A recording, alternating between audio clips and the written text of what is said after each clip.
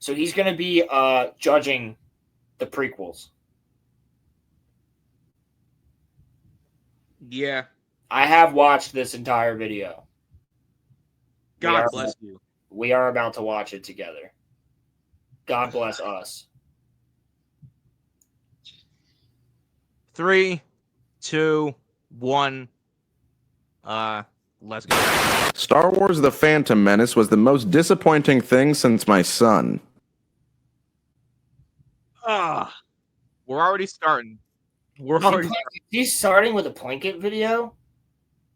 He's starting it with a Plinkett video from Red Letter Media. So I watched this video a while ago, but I'm pretty sure that's Plinkett from Red Letter Media. Yeah, I'm pretty sure that's. If I'm not, yeah, that's Plinkett right there, clearly. But he's starting his video with a clip from Plinkett. Okay. Yeah. So wait. Before I start this break. Oh. So therefore, he's probably going to regurgitate a lot of Plinkett's points, which, if I remember correctly, he does. Some of which are some of which are very stupid. Some of which are very on point. So I will tell you, some of his points make sense. Some of his points, utterly retarded. Yeah.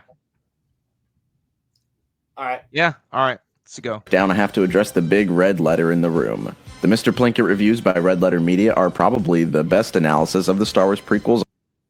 No, there we go. No, I wouldn't say that they're the best analysis of the Star Wars prequels. They are taking the piss out of the Star Wars prequels for fun. He takes every single shot he can possibly take to tear the movies apart. They are a fun watch, for sure. Even if you are a prequel fan, they're a fun watch because you have to admit, like, yeah, some of this shit's really stupid. But because we can all admit, like, if you are like really a prequel fan, you can admit like they're not the best movies, but we love them. You know, it's like Revenge of the Sith is my favorite movie, but I can tell you that Empire is a better one. Like Revenge of the Sith is my favorite movie, but I can tell you that Citizen Kane is better.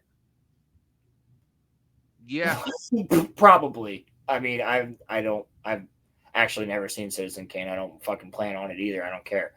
But my point being is that I can tell you that certain movies are probably better than Revenge of the Sith. And I still love it. So I can admit when something's shit. So watching the Plinkett reviews of the prequels is fun. It's they're taking the piss out of it and it's enjoyable. But I think he also knows that he's going overboard. And yeah, Pod Racer was a legendary arcade game. You are correct. Yeah. The prequels are fucking amazing. On the internet. I think they're good, Muffler Tape. I do. I really think they're good. I love the movies unapologetically, even Attack of the Clones. So it's fine. Like, but I can also admit that like they're not as good as they're not 5-star movies. But before they're good. We go further in, they're way better than the sequels, and I have to say that Cosmonaut has defended the sequels before. Before we go any further, do you think The Phantom Menace is better than Attack of the Clones? Yeah. Yeah. Yeah. Oh yeah. Yeah, I think The Phantom Menace is better than Attack of the Clones. I think in terms of like least to best, it would be Attack of the Clones, Phantom Menace, Revenge of the Sith. Because Phantom Menace's third act is great. I mean, I still think that like Attack of the Clones still has some really good like things in it though. But I'm not saying it doesn't. Yeah. I'm not saying it doesn't. It has some awesome shit in it. But yeah, it's really weirdly paced. True. Like really weirdly paced. It's like Obi-Wan's on Kamino and now they're on Tatooine and then they're on Geonosis and then they're on Tatooine and then they're on Geonosis and then everyone's on Geonosis and then like it's very strangely paced movie, but like it gave us Dexter Jester, so yeah. That's worth it. And unfortunately for me, they are incredibly in-depth. These movies have been around for a while, and there's almost nothing I can say that hasn't already been said by someone. But you guys have been demanding that I review these movies for years now, and I do have a lot to say. So I'm just going to go True. You're absolutely right. With a clear mind and put the good old cosmonaut spin on things. Because I do not like these movies. I barely even like them ironically. All right, but look, I barely even like them. Shut the fuck up. Also, he's doing the Plinkett voice. The voice of like, I don't care. I'm just gonna watch these. You can have ironic fun watching these films. These movies are not fun. These movies suck. I'm not having. Nah, you can have a blast watching them. Yeah, everybody has fun.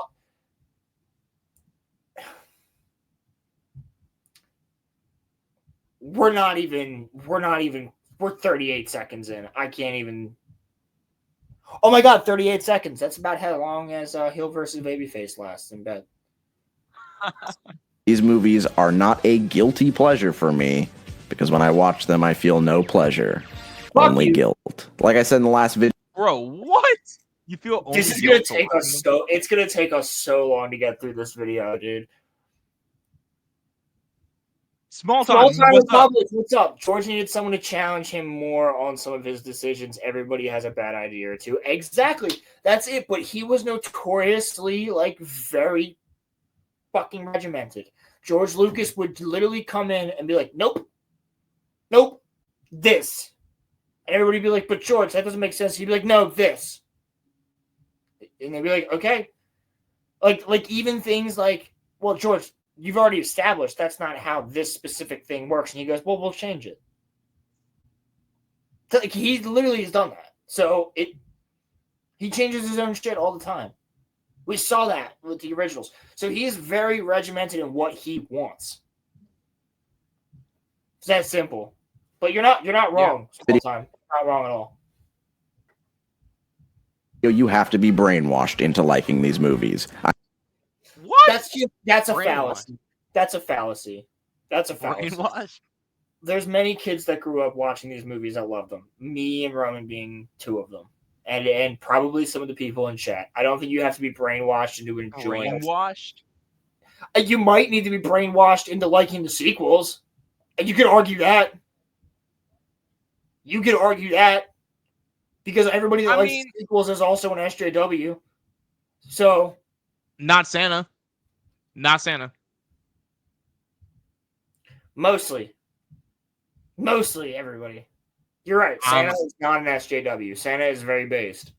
But he likes the sequels for some reason. I don't understand that. But shout out Star Wars Santa. I do like him. He's a good person. He's very wholesome. Yeah. Love that guy. I know this. Because I was brainwashed. They came out with these boring ass movies with a racist Jamaican caricature alien. Whoa! A racist Jamaican caricature alien. I never picked up that Jar Jar was Jamaican. I never picked up that Jar Jar was racist either. Like a racist portrayal. Watto, yeah. Yeah, yes. Watto's racist, yes. Watto's a Jew. Yes. Watto's a Jew stereotype. Yeah, but not Jar Jar. That's dude. Are Jar Jar's ears supposed to be dreadlocks? Like, bro, they're just one octave off of him being like Misa Jar Jar Binksa.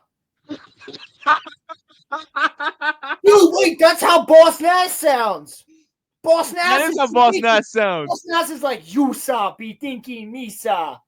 Be Watto's a Jew. Yo, the Bambo Clate. Yo, tell me how Jar Jar be like, we taking the bongo. We taking the bongo through the we taking the bongo through the planet core.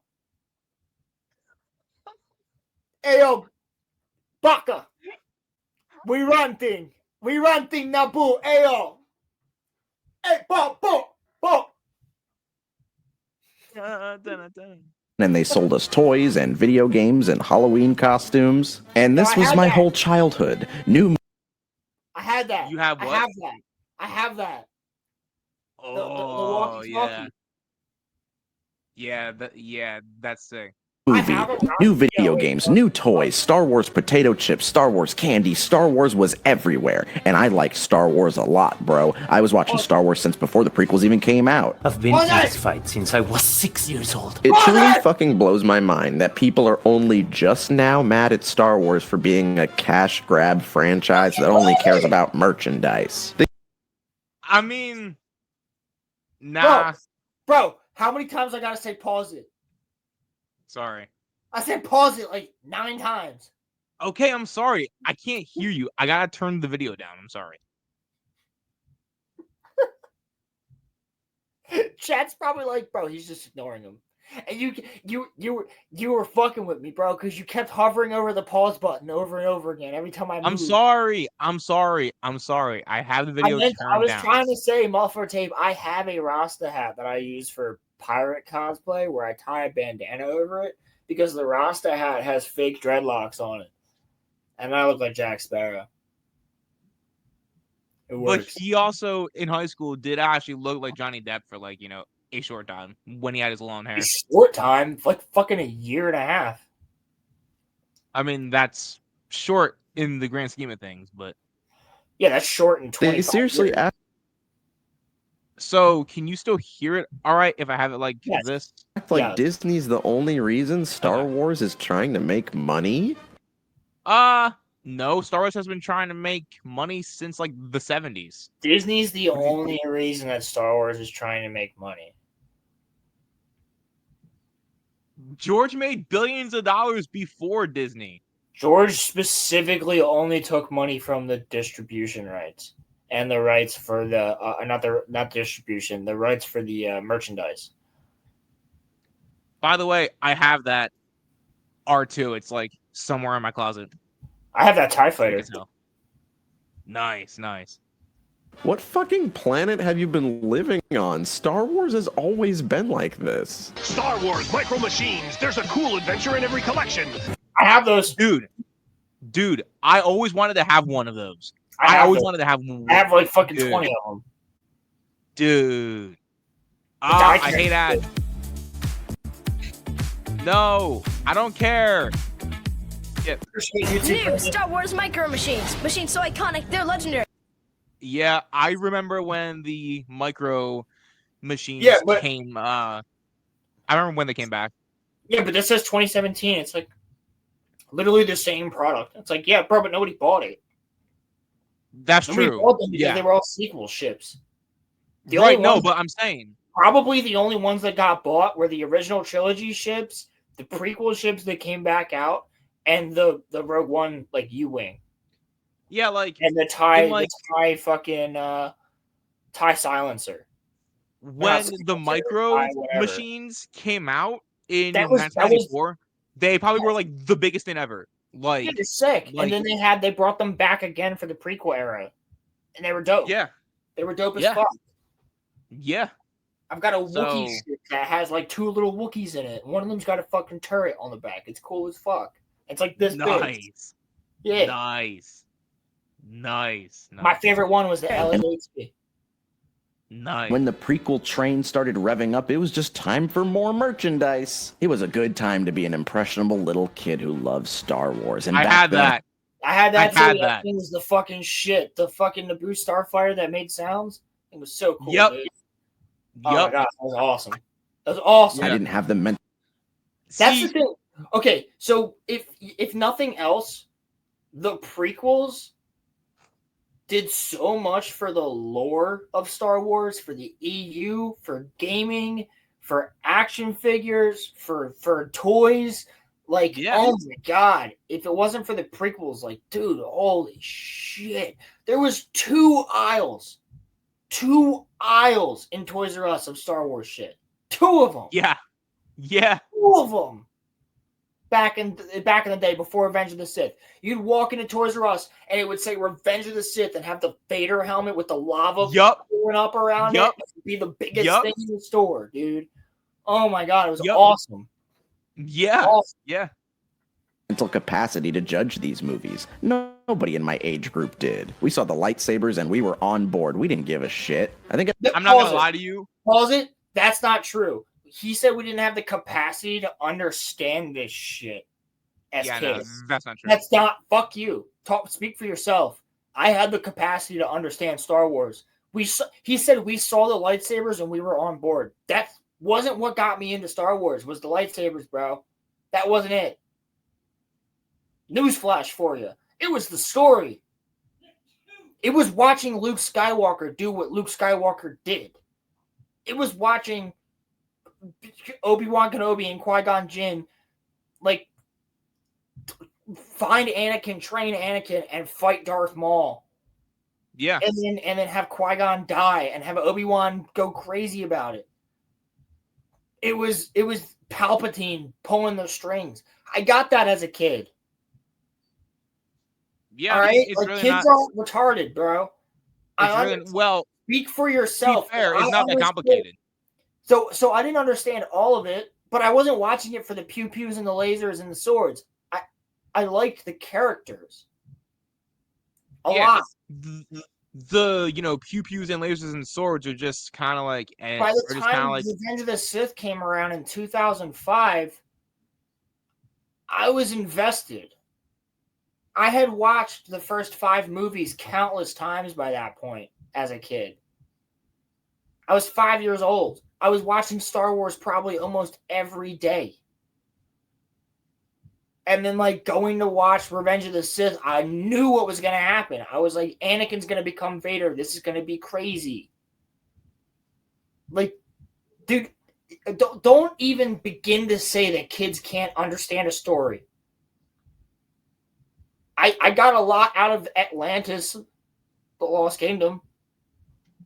It's still one of my favorite movies to this day. I got a lot out of The Incredibles, which we talked about earlier. I got a lot out of Nemo. I got a lot out of Toy Story. Kids get a lot out of movies that you show them, dude.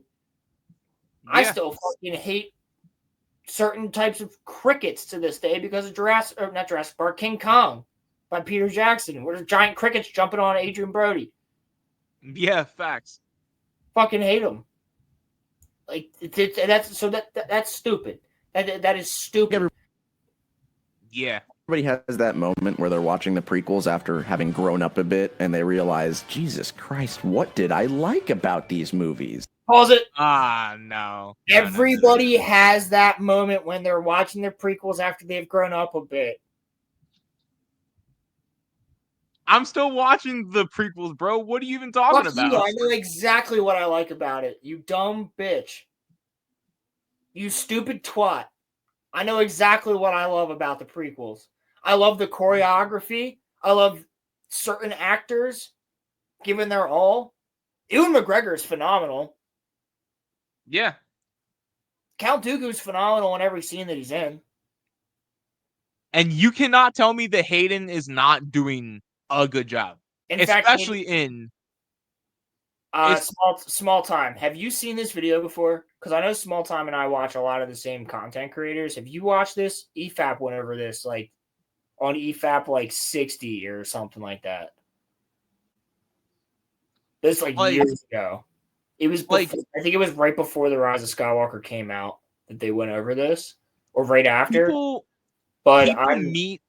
I found it. I found it again recently. I was reminded of this video recently, and I was like, "Oh my god, Roman and I should go over this." Because even though this video is 5 years old or 6 years old, it's still relevant to how people argue that the prequels suck to this day, and I think it's retarded. We haven't even gotten into arguments yet. Sorry. People meme Hayden Christensen for how he was acting in the Attack of the Clones, but bro, he's still doing a good job in both that and also in Revenge of the Sith. He's doing exactly what he's told to do. Exactly what he's told to do. It's not his fault he had A-list actors around him.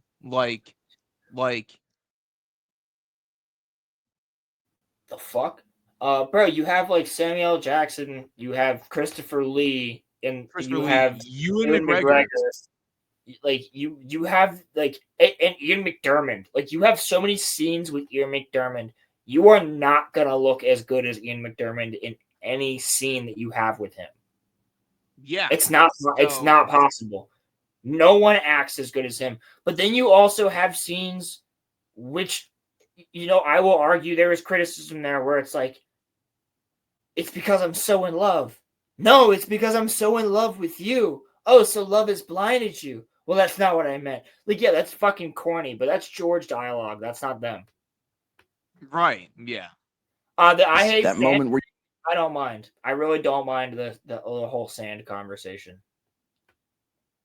I mean, it's a meme, but like, I don't mind it. I don't hate it. No. I think it makes sense for a slave kid that grew up there to be like, yeah, I fucking hate, like she's talking about how much she loves the beach, and he's like, I never want to be on a beach.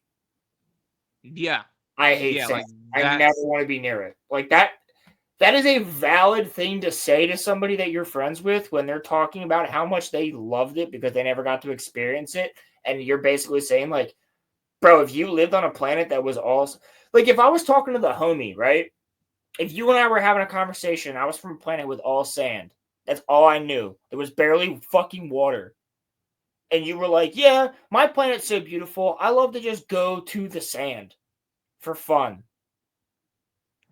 I'd be like, bro, I lived on a planet of only sand. I never want to see sand again. Right. Yeah. I hate it. I never want to see it ever again. It fucking sucks. It is irritating and it does get everywhere. It fucking sucks, dude. Yeah. Is he wrong? Has anybody ever argued that Anakin is wrong about that? Because he's not. Well, let me ask you in the chat. Let me ask anybody who's watching this to comment. Do you actually like sand? Like, can you sit there and tell me, I like sand. No. I prefer sand over soil. Hell no. No one will say that. It's not even fertile. You can't even grow shit in it. All right, continue the video. All right. Where you realize that you don't actually understand the plot of any of these movies, that they're boring and the acting is bad, and there's just no good aspect to enjoy. Once my generation got older, and we go back. You don't even understand the plot of these movies. I'm pretty sure everybody in chat can tell me the plot of the prequels. Hold on. The fall of Darth Vader. The rise of Darth Vader, the fall of Anakin Skywalker, the taking over of the Republic by the Emperor. It's very on the fucking nose. Yeah, it's not really that complicated. Plot of any of these movies, that they're boring and the acting is bad, and there's just no muffler tape. To your point, it exfoliates. It's not the worst for all things. You know what exfoliates your skin better? Mud masks and mud things. They have exfoliate way better than sand does. Just had to make that point that if you were to ask your girlfriend or a woman, hey, would you rather have a sand exfoliation or a mud mask exfoliation? They're going to go with that because that's what the Kardashians use. All right, anyway. I only know this because my ex-girlfriend was super into that shit. Good aspect to enjoy. Once my generation got older and we realized these movies were bad, there was peace on the internet. They're not bad, though. That's the thing that we have to get over. They're not bad. Don't lump us in with you. Well, I don't know how old the COSMONAUT is, but yeah, no. Like we're all still... He said my generation. That would be us. We are in that generation. That would also be like... Well, no, it wouldn't. We're right before... No, yeah, it would be our generation. Yeah. So, I don't get it, bro. Don't lump us all in with you. Yeah, because most of us still love the prequels, bro. So, well, here's the thing. Even if we don't, we fucking appreciate them. Like even if you don't like the prequels, you can appreciate their existence. A lot of people do. I have people in this chat right here that don't love the prequels. There's people in our chat that do not like the prequels, but they appreciate them for their existence and what they did. Oh my god. Roman, We're gonna be here all night, bro. Yeah, we are. Let's just go. For a brief time, it was widely accepted that the Star Wars prequels were not good movies, and there wasn't anybody. No, it wasn't. Who said that? No, it wasn't. Who said that? A lot of people said that, but it wasn't widely accepted. Within the Star Wars fan base, there was a lot of problems, but outside of the Star Wars fan base, the normies were not accepting that. All right, continue. Alive who unironically liked them. There was Roland and I did. And there was nobody alive. There was nobody alive that unironically liked the prequels. That's just not. That's literally not true. That's just literally not true. There was no more world hunger. Racism was over, and we as a species had finally achieved world peace. And then Disney started making Star Wars movies. This is a nightmare! And now all of a sudden people are saying the prequels are good? But the prequels were never bad though, bro. And they're better than the Disney movies. They're better than the Disney movies by like 1,000%. Because I'll tell you what, the prequels look, I'm not gonna sit up here and say that they don't have flaws. They have them, but there's passion in those films. Disney movies are corporate slop. They are corporate slop. Until you get to the point where he talks shit about the choreography and the fight scenes. I've seen this video. I think I remember that. Yeah. What the fuck happened? I've seen so many people unironically defend these movies and then turn around and shit on other bad movies like Suicide. Suicide Squad sucked. Fuck off. Batman v Superman is bad, bro. Yes. They're both bad movies. They suck. Yes. Suicide Squad sucks. Batman v Superman, I've never even fucking watched it because everyone told me it sucked.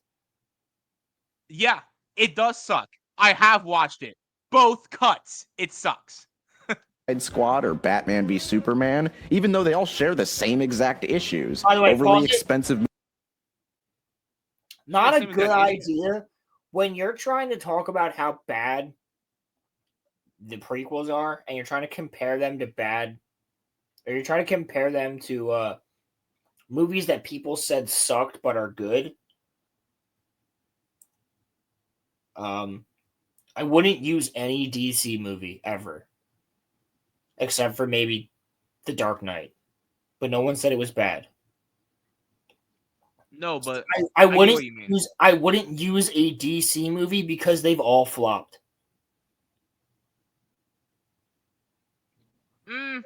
Yeah, true. Most of them. Except for most of them. Suicide Squad and Batman v Superman both flopped. So I wouldn't fucking use either one of those as an example.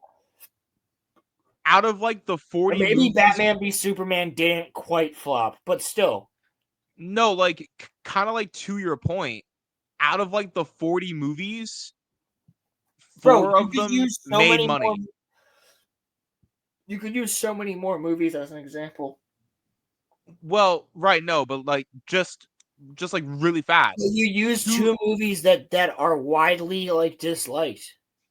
For valid reasons. 2 just like really fast. It's like, and they didn't do good. They didn't do good. It wasn't like people were bullshitting like, oh, these movies suck, but the movies are actually doing really good. No, like they did bad. They did poorly. Both of them did poorly. Yeah, no, they both like got ran out of theaters in like, I don't know, a month maybe. Like they were not in theaters for that long. Movies with bad effects and worse writing. And way too many people are saying that the prequels are redeemed because they're better than the new movies. They are better than the new movies. There's no redemption, bro. People are just realizing now that like they're not nearly as bad as they thought they were because they didn't think it could get as bad as the sequels. By the way, what a fucking pause. I know, right? Sorry about that. Now, first of all, the new movies aren't even that bad.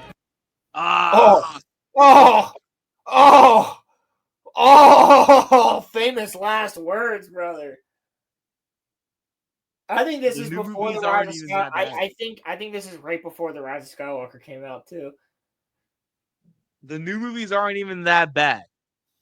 Yeah, because he was doing every Star Wars movie reviewed before the Rise of Skywalker came out, because Part 3 was going to be all three of them. All right, I'll grant him Rogue One, and I'll grant him like half of Solo. No, I won't grant him Solo at all. That movie sucks. It is poorly executed.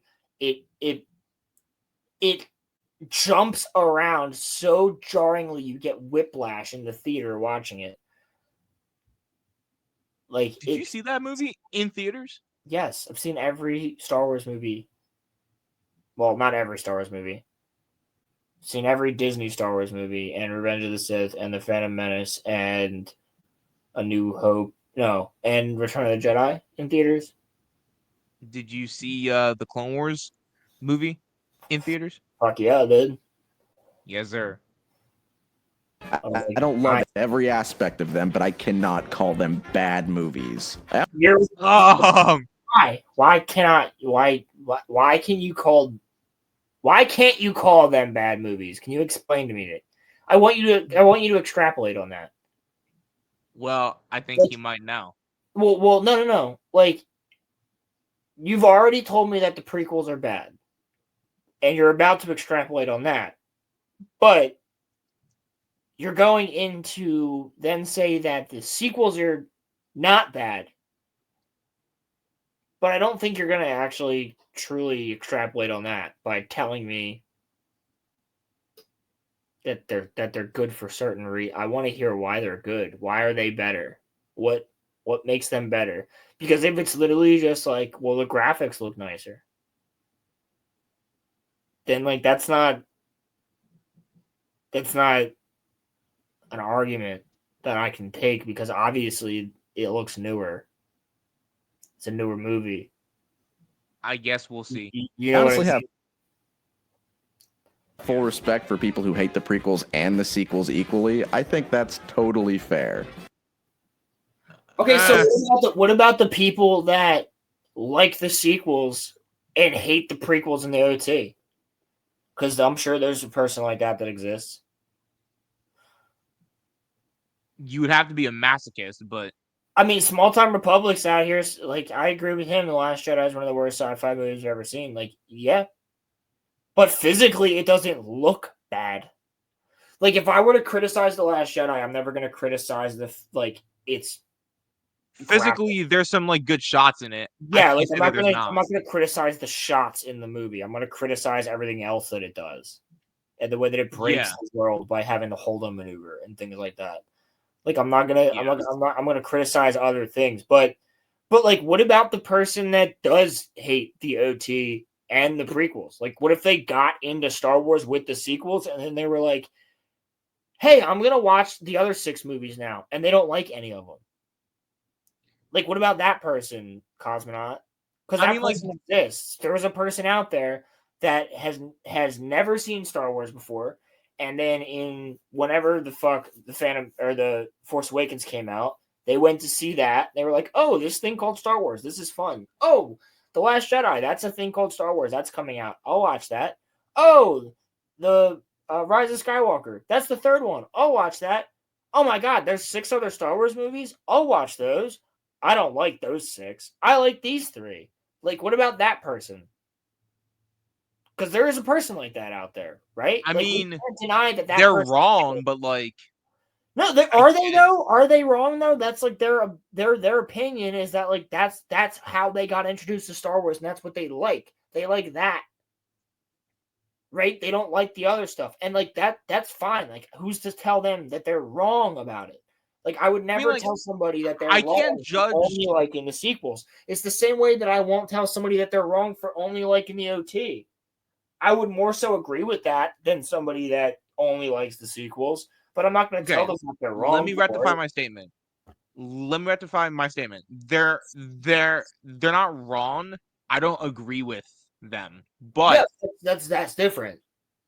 But they love the same thing that we all do. They just love it They just love it different. No, they don't though, right? Because they love something different. They love the sequels, which are very different. Well, yeah, but a whole different world, right? So like it's the same world, so it's a different era of said world. Like they like that era. That's fine. That is more than okay. But for me to say like those people don't exist, like he's basically saying like there's these people that only like the OT and they're cool. Okay, what about the people that only like the prequels? Like they exist too. I know they exist because I know some of them in real life. I know friends that only like the prequels of Star Wars. They don't like the OT because it looks too old. Right. Or it just doesn't hit them the same way that it hits us. Right? But they love the prequels because they love they love a certain character, or they love certain fights, or they love certain story elements of the prequels. Like they love Palpatine, right? I know somebody that fucking loves Palpatine, but he only loves Palpatine because of the prequels. He doesn't like he'll watch like the OT, but he's not a big fan of it. Like if he's gonna pick a movie, it's gonna be one of the prequels. We have friends like that, and that's totally fine. Yeah. Yeah, but for COSMONAUT to make that, bro, there is some people out there that like now this is before Andor came out, right? But there's people out there at this point in time that like the OT and Andor only. Right. That's it. There's people out there that like the sequels and the Mandalorian only. There's probably a set of Star Wars fans that only like the EU.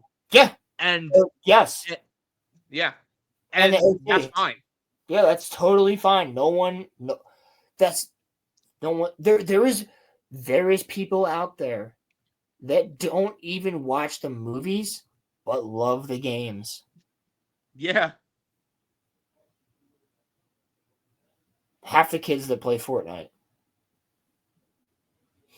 Hey, people that play Fallen Order that aren't Star Wars fans. But by those kids playing Fortnite, they might get into Star Wars. Yeah, or by those people playing Star Wars games that they really enjoy, because their friend told them, like dude, it's the same thing with like. I don't mean to get on this tangent, but it's the same thing with Halo. It's like people will like play Halo with a friend and then like actually get into it and then be like, oh, I gotta read the books. Right, yeah. Yeah, no, Ronnie, I've heard great things about it, Star Wars Fortnite. I've heard fucking awesome things about it. Everyone says it's amazing. I was even tempted to download it, but I didn't. What kills me is when people these movies are good and these aren't. Oh, at least the prequels had some original ideas. He said what bugs me is when people tell me that these movies are good and these movies aren't. What if I prove it to you with actual fucking statistics and data?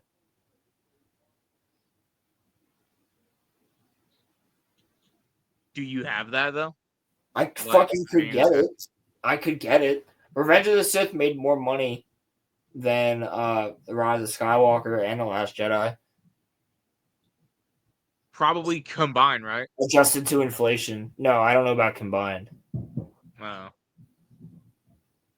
The Force Awakens obviously made way more because that was the return of Star Wars.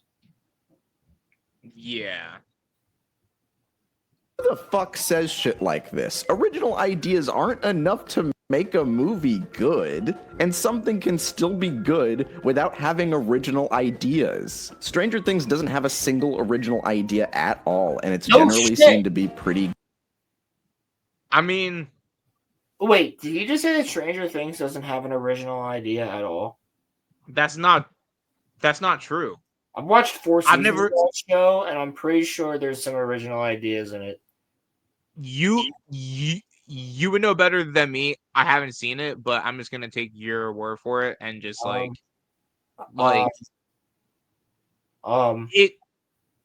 Upside Down's pretty original. But like if you were to boil it down, I suppose not. Like, a kid with magic powers hangs out with these other kids and is fostered by these people in the town, and the government wants the kid, and the Russians are involved in these crazy experiments because the kid has powers. Okay, so if you were to boil that down, yeah, there's a lot of stories like that. Okay, but it's like successful though. But like that's I could boil Star Wars down to farm boy wants to live a better life, and so therefore he meets old man who's a wizard, and old man who's a wizard teaches him how to use magic, and he becomes a savior. How many stories are like that? A lot. So don't tell me that Stranger Things is like redundant or whatever. I'm not even defending it. I'm just saying like yeah, is there tropes in it? Of course there is. But like you can't say that while you're talking about Star Wars, because Star Wars quite literally is the biggest trope of all time, which is the hero's journey and or a tragedy, which is the hero's downfall. By the way, so I wanted to ask you. Literally, it is literally the oldest trope of all time. Yeah. Is the hero's journey in this movie. And if you argue that Rey has a hero's journey, then that too, but she doesn't. But like, what do you think about Netflix splitting the final season of Stranger Things into like 3 separate parts? That's fine. It worked for Cobra Kai. You don't mind that? At least we have dates for it now, right? Because like you were saying that like. Well, I just want it to be over. Like I am this invested, or like I'm not even like I'm this. I do like the show. I will be honest with you, but like I watched 4 fucking seasons over the course of like 10 years. I just need to see what the fuck happens at this point. It's like Game of Thrones. You know what I mean? It's like I've watched 7 seasons of Game of Thrones. Like season 8, I'm on season 8, episode 5, and I'm like, this sucks.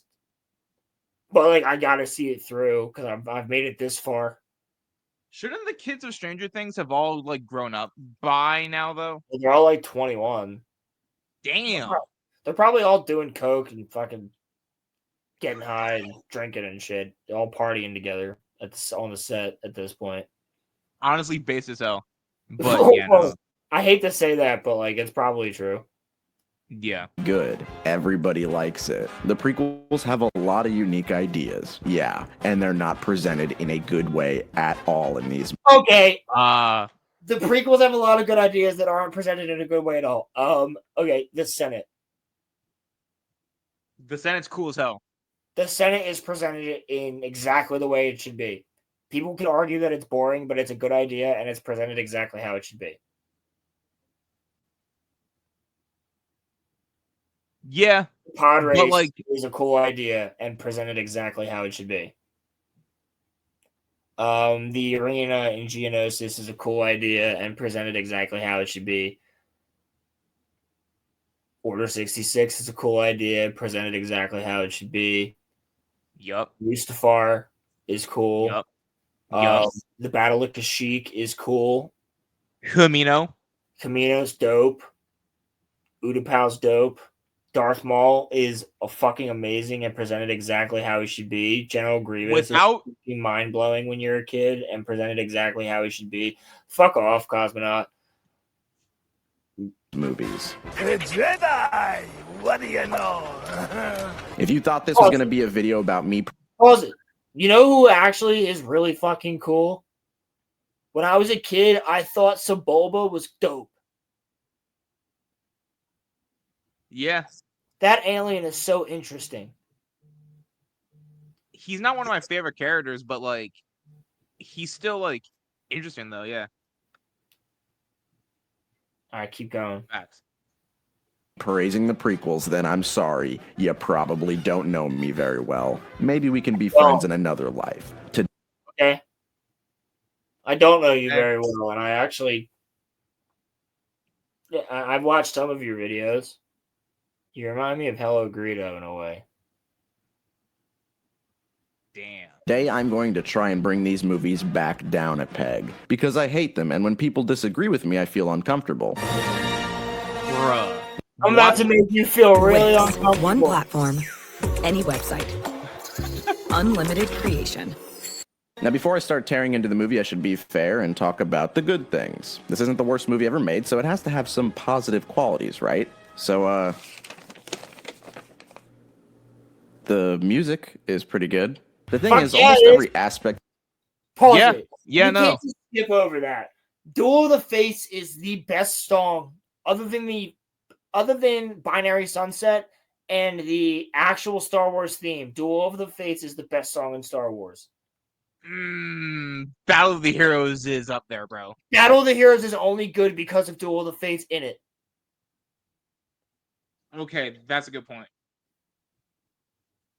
You don't like Battle of the Heroes? Battle of the Heroes has Duel of the Fates is better. Listen to them both. Duel of the Fates is better. Duel of the Fates is mixed in with Battle of the Heroes, by the way. But Battle of the Heroes wouldn't be good without Duel of the Fates. You can't just skip over that. You can't just be like, okay, well, the music's good. Bro, you're reviewing the movies. Like, you should talk about the fact that the Duel of the Fates is one of the best fucking songs in the entirety of Star Wars. And also, that's one of the coolest scenes. The only song from the sequels that I really like is Rey's theme.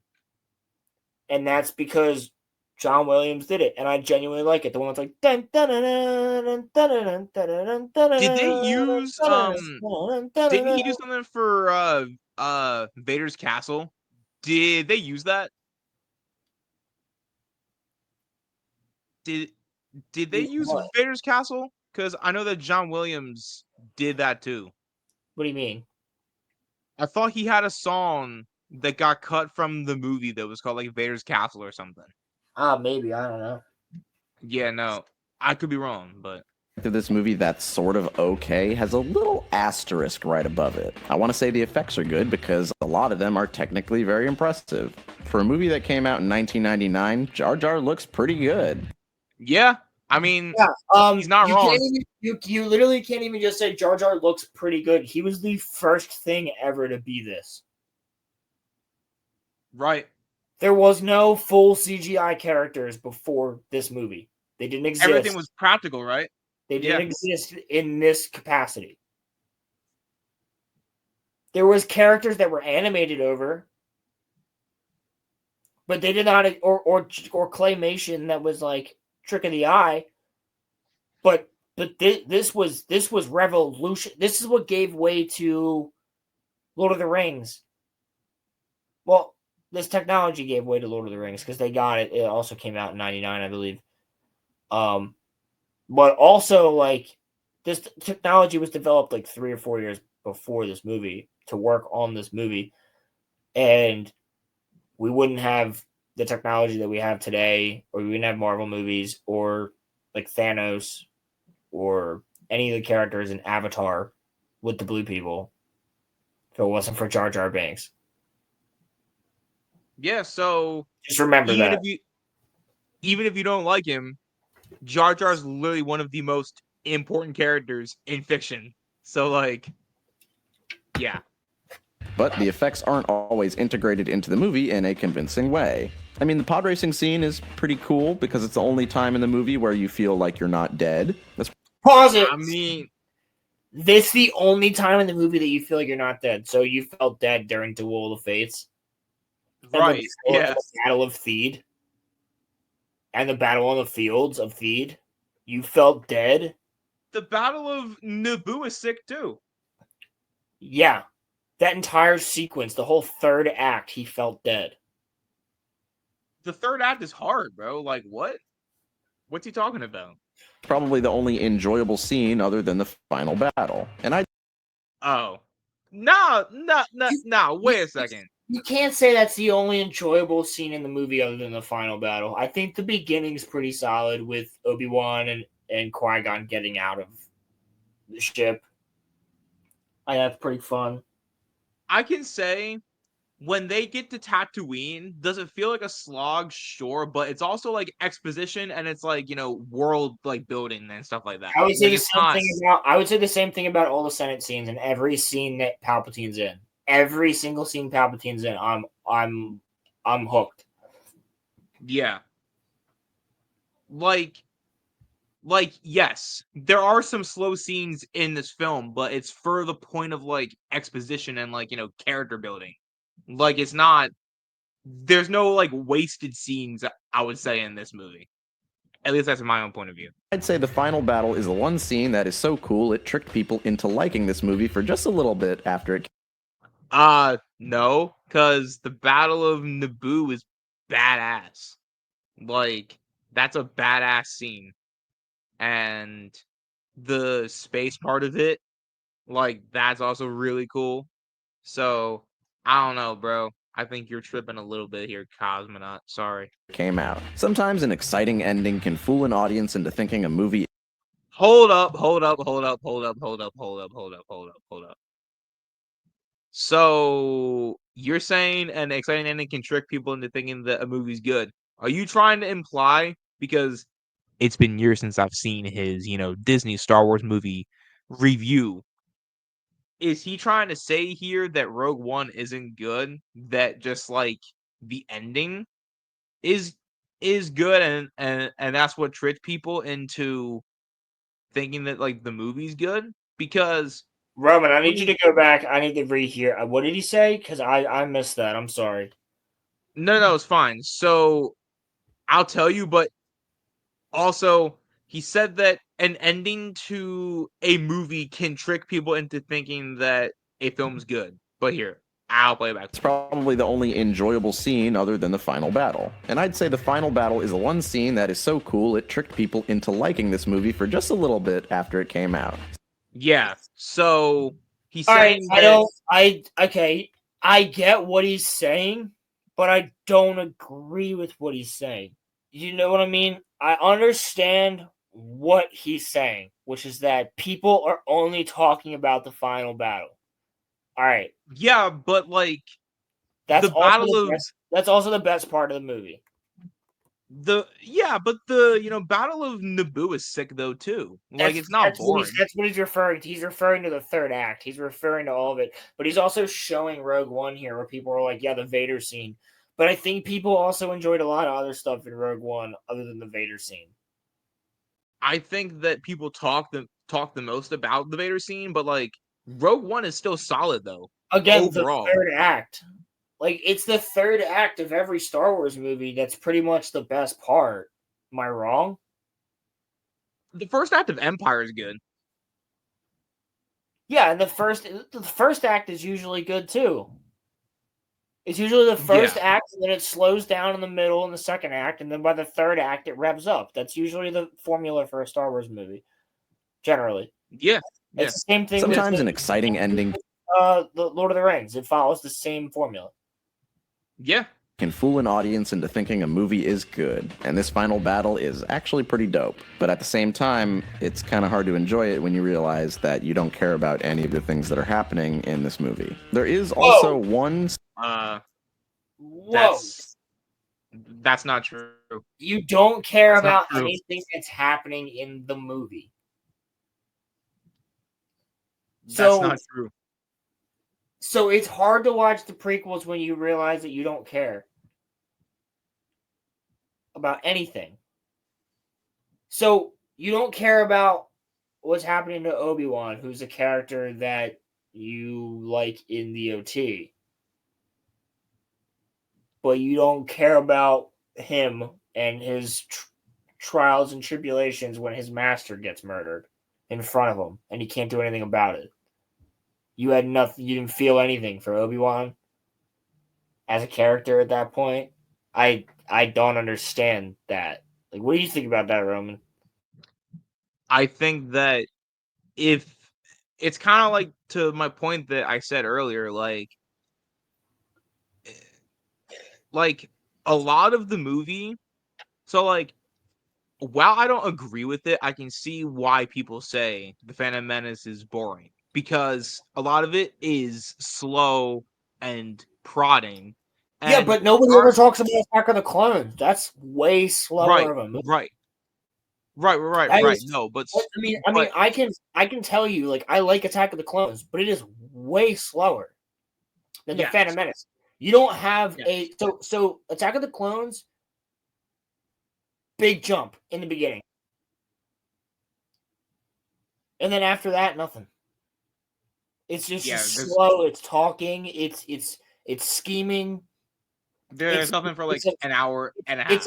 It's a mystery, and then it's a big finale. Boom, bam, bang, bang, and then it's over.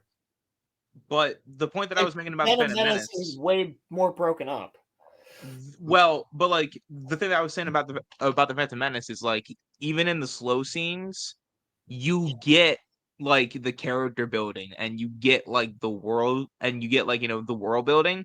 So you feel invested for Anakin's journey and like him having to leave his mom and like all of that stuff and the internal struggle that he is feeling, and then you feel about how like you feel about how like Qui-Gon is trying to take another like Padawan under his wing and how he's going but he also says that Obi-Wan's ready. Obi-Wan's done. He's for the trials. He can make the trials. Yep. He's fine. Yep. Yeah. So Zach, what's up? Roman, finish. So there are things to be invested in, but yes, you can think that if you're not actually watching the movie. If you're hate watching, yeah, there's nothing to be invested in. But I was invested as a kid watching it. Single line that I kind of... Hold on. Zach, you here? Let's see. Oh, there he is. Zach. Yo. Switch them. Hold on, I got it. What's up, B? Why do you always have to join two of them? Yeah.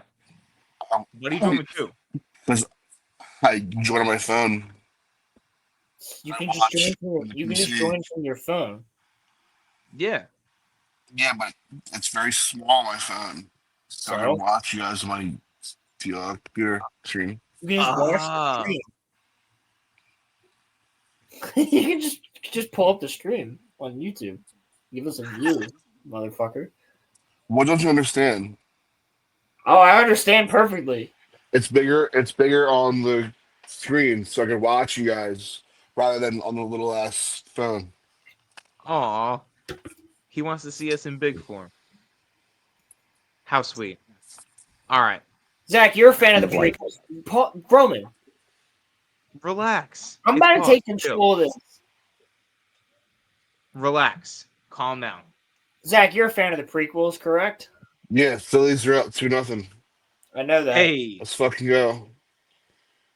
You're a fan of the prequels, though, correct? Yeah, Phillies are up 2-0. Dude, we're talking about Star Wars. Taiwan Walker is doing great. All right. Well, we gotta keep it on topic, bro. Yeah, no way. Come on, bro. In this movie. Perhaps I killed a Jedi and took it from him. Hey, there's me. I don't think so. No one can kill a Jedi. I wish that was so. No. I kind of like the subtle foreshadowing. Wait, go back. What'd he say? What'd he say? Go back. I want to hear his argument. You can just hit the back button, bro. But okay. Relax, B. I'm not used to doing this. Okay. That's why I should do it. I don't think. All right, then do it, Roland. I will. It's now 2-1. I will. We're at 5. We're at 5:22.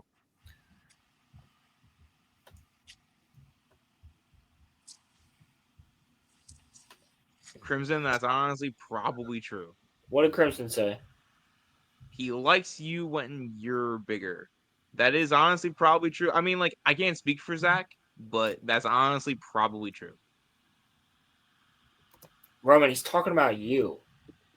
He's not. Oh shit, he is talking about me. No. Weirdo. He's talking about you talking about Zach. No, that's Yes. That's yes. That's it's cap. It's not. That's it's not. It's not. That's. All right, what happened? I just heard my dad scream "fuck" downstairs. Is the game tied, Zach? Yeah, it's tied. He said now it's tied. I heard my dad say it downstairs. Motherfucker. That's important because both us and the Mets are tied for first place. So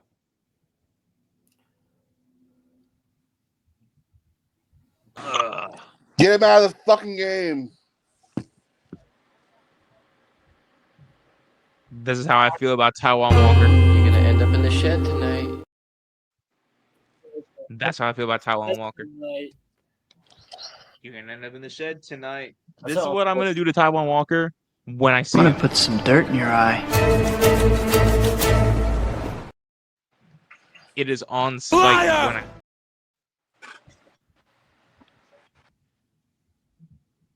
when right now. It's disgraceful, Joe. We spend $4.9 trillion every year on healthcare as a country. Imagine if instead we took that money to the casino and doubled it. Then we could give that money to the Department of Education to build casinos in all our schools. Gambling is a basic. Why do you have that? I don't know. You don't even know. I don't know. Bestiality should be illegal.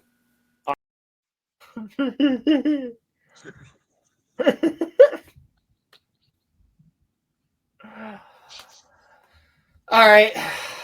I got pussy. There's a video that we're supposed to be going over.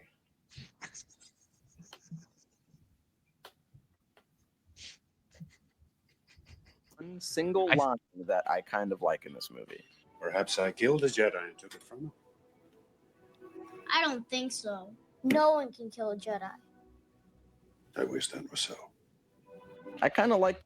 That's the one single line that he likes in the movie. That's the line that he likes. Shadowing in that line, and that's one of the only times I'm ever going to call these movies subtle.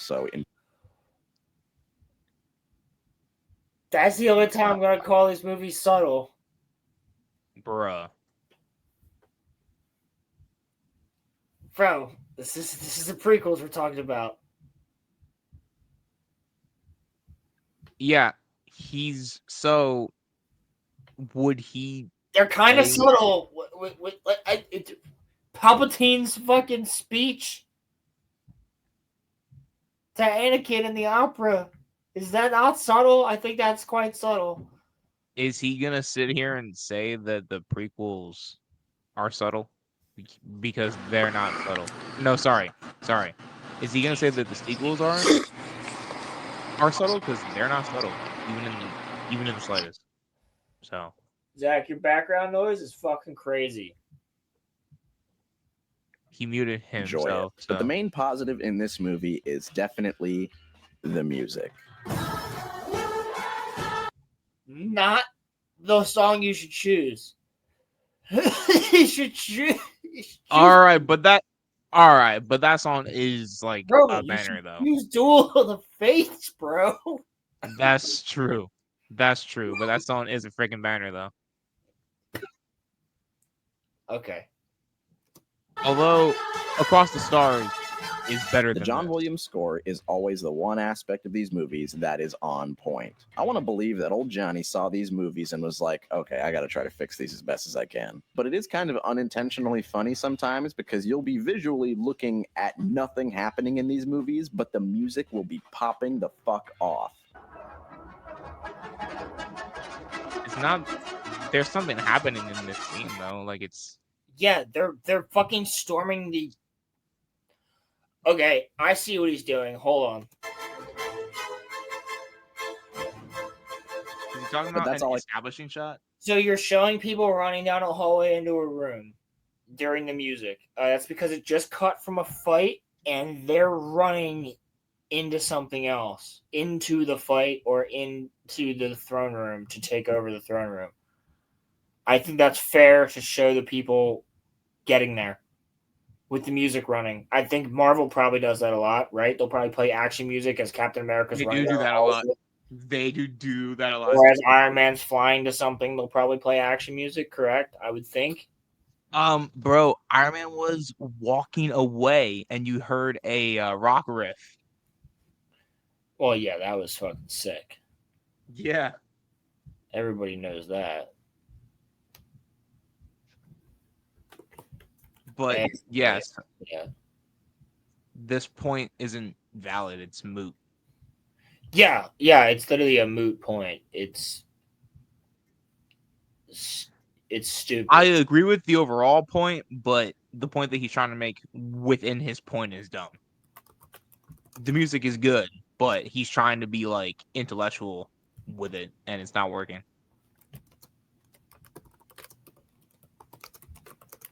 Sorry, I'm setting something. You're fine, bro. Don't worry about it. I got nothing but time here, dog. I don't gotta be up early, so I'm chilling. I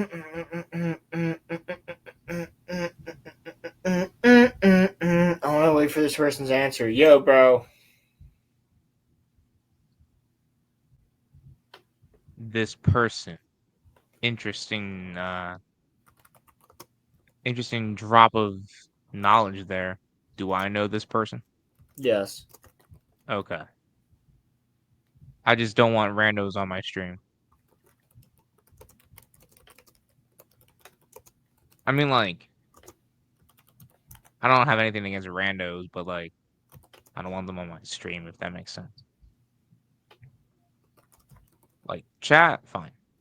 But not. Alright. Hold up.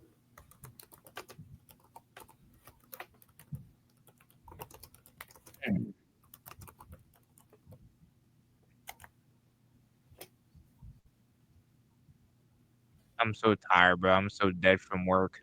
No, you're not. It's too late. Man, I'm not leaving. I'm just saying I'm tired from work. I can be tired. I'm allowed to be tired.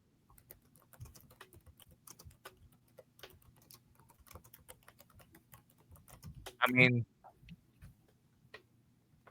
working in a hot kitchen for the whole day, like it can be kind of tiring a little bit, especially when you don't go out of it and you're like out there for the whole. I feel that, bro. I spent a day in a fucking 85-degree room with fish. When I walk outside, Okay. it's fucking 95 degrees. Okay, I mean, it's good. It's a good point. It's a good point. I understand. It's hot. That's facts. I mean, I'd rather be in a kitchen than a fish room, so I kind of don't blame you.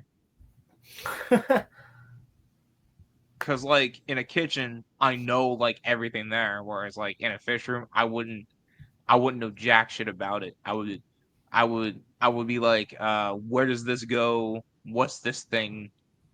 Like, I'm just trying to imagine what your fish room looks like, and then, like, picture how, like, I would do in it. Surprised you haven't like been to No, like, so I would just, like, assume, like, it's probably a circular room, fish are on, like, display. Nope. And you just said circular. Incorrect. Oh, okay. All right. It is rectangular. It's okay. split in half. So, is your store just like one giant room? No. My store's 2 giant rooms.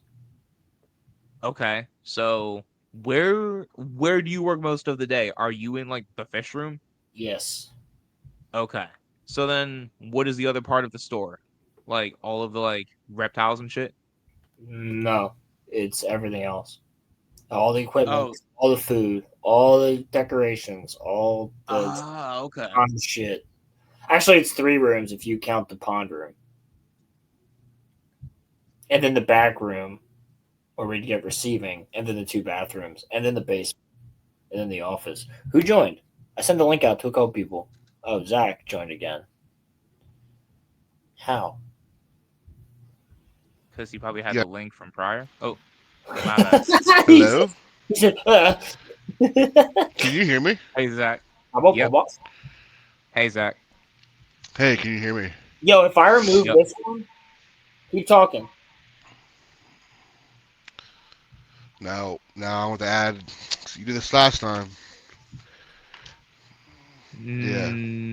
No, I heard you before. You were fine, B. Hey, good catch. It's such a Hey, what's going on, Zach? My dad just called. He wants to go see 28 weeks. I'm sorry, 20 years later. Yeah, I want to go see that too.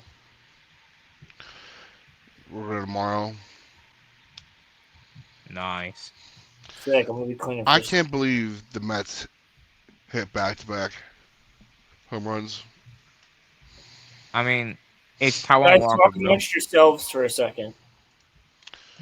Okay. Robin, what you do all day? Worked, bro. How's that?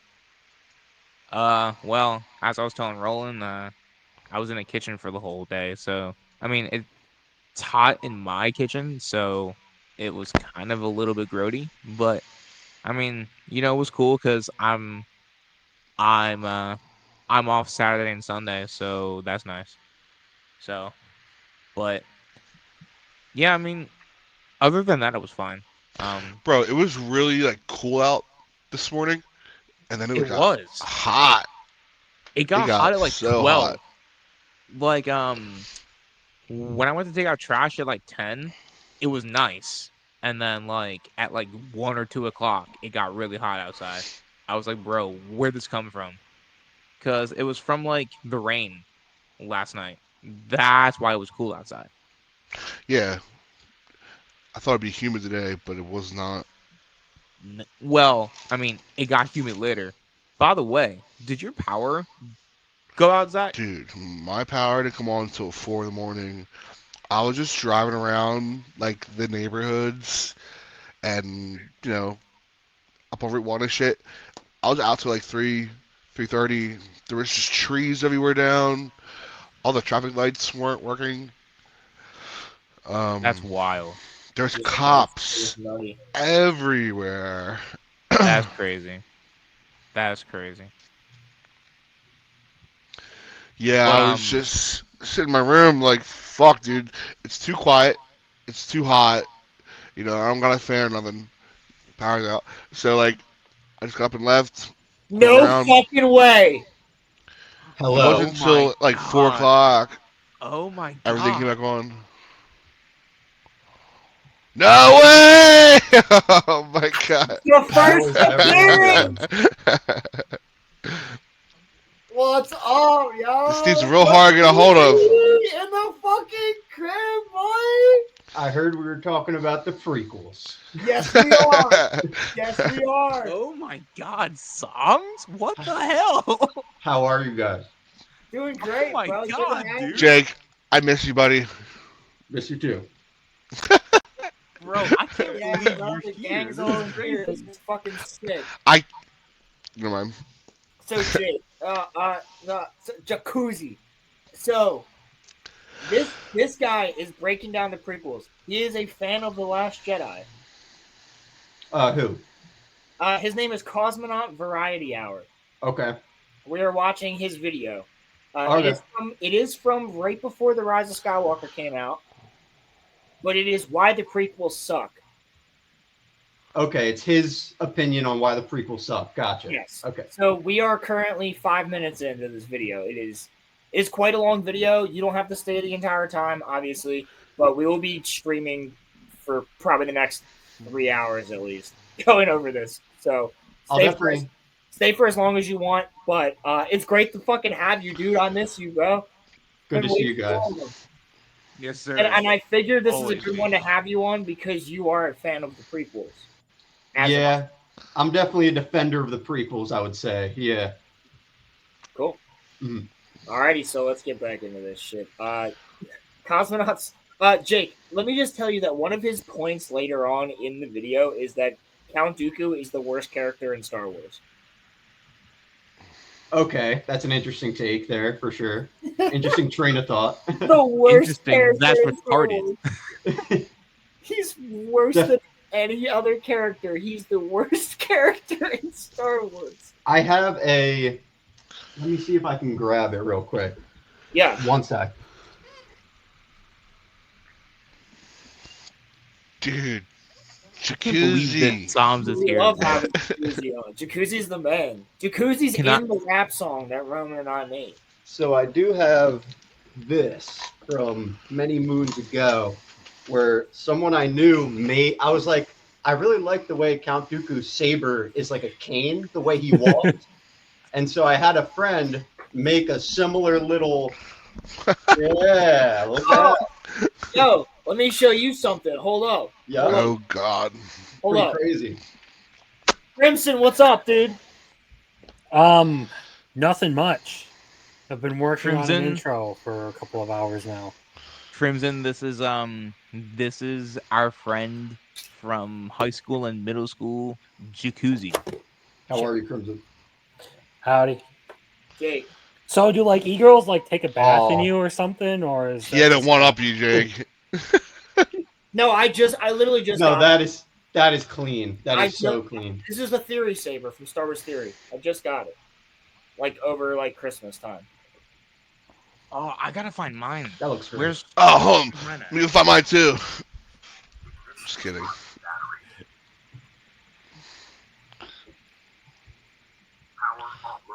Crimson, where's your lightsaber? It's up on the shelf. Okay. Qualification Mine number doesn't have the one. blades in it, but it is I got two of them with a connector, Mine's in my shorts. so that I can basically do the Asajj Ventress thing and have two sabers or put them together. Yo, Crimson, That's I've been wanting you and Jakuzzi to fucking meet each other for the longest time because you guys are both anime heads and you guys would hit it the fuck off. I am willing to pause this video currently that we are going over in order for you two to talk about anime for a minute.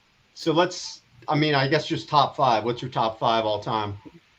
Ooh, interesting. I would say I haven't been watching anime all my life, but from the ones I have watched, I would do Naruto, Re:Zero, Cowboy Bebop, Frieren, and Mob Psycho 100. Those are great picks. So this is the guy, Crimson, that got me into anime with SAO. Nice. Sword Art Online when it first came onto Netflix in 2012, 2013. What a outrageous time. Yeah. I mean, that's one like from all I haven't watched it yet, but from all the study I've done on just like isekai in general, that's one that a lot of people seem to say was hated on just because it was popular to hate on it. So I'm really interested to see whether I end up liking it or not when I eventually get around to it, because knowing the people that I am friends with, I eventually will have to get around to watching it. I think you're really going to like it. It falls into, without spoiling, of course, I think it gets a little bit tropey at times. Yeah. Yeah, no, that's for sure, especially in Alicization. Well, Alicization. I can handle tropey. That's fine. I watch like 30 at this point. I watch like 30 seasonals in a quarter because that's what I cover on live streams now. Amazing. Yeah, Crimson has a great show on Saturday nights. And actually, Roman and I will be discussing Death Note with him on Wednesday on his channel. Death Note. Oh, shout out the channel. What's the name of the channel? My channel is literally just Crimson Law. Okay. So yeah, Fictionology is Wednesday, and that's what I've been working on while I've been listening to you guys rip this person a new asshole over a shitty fucking prequel takes. Actually, Jake, the last Fictionology we did was on the original Clone Wars from Tartakovsky. I'm trying to fit some of that footage into this intro because it's just too much fun not to have some. The issue is I got to figure out what like the limit is on it. Yeah. It's like you can show 3 seconds, but I've seen people post the clip of the clone trooper firing a rocket out of the elevator at Grievous. Yeah, and you can also do Fordo when he's killing all the droids by himself. Oh, that's for the chorus of the intro, dude. That's what I'm kicking. I was gonna say you can use that. That one's fine. That's copyright free. There's some live action ones in here. There's some other things that we probably will end up discussing in the future. Cool. But we'll just leave that for the foreshadow. Dude, I'm excited to see it. Yeah, same I'm excited to see it. All right, let's get back to this video, guys, because I want to get your takes on this guy's take. I've seen this entire video, so I already know what my takes are. Nobody here has seen this video, but we are all fans of Star Wars, and we are all fans of the prequels. So this will be fun. Let's see. Also, Jake, before we get back into this, I wanted to say to you, did you see the Avatar announcement? And Crimson, did you see the Avatar announcement? Which Avatar are we talking about? That's Good Avatar or Blue People Avatar? Last Airbender. Okay. Good Avatar.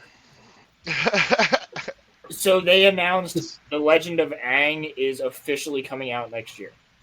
Right. It's a movie that will be in theaters, and it's about the adult Team Avatar. The thing is, those movies were supposed to start in like 2023, I think. I know, but it has an official announcement, and Paramount Pictures officially announced it, so it's all on. I'm kind of my faith in that whole franchise is kind of shaken at this point after having. Oh, of course, dude, because I'm scared about the Seven Havens. Jake, Jake and I text each other about Avatar like specifically because him and I are massive Avatar fans. Well, just like Korra, I haven't watched it, can't really say much, but I don't ever like.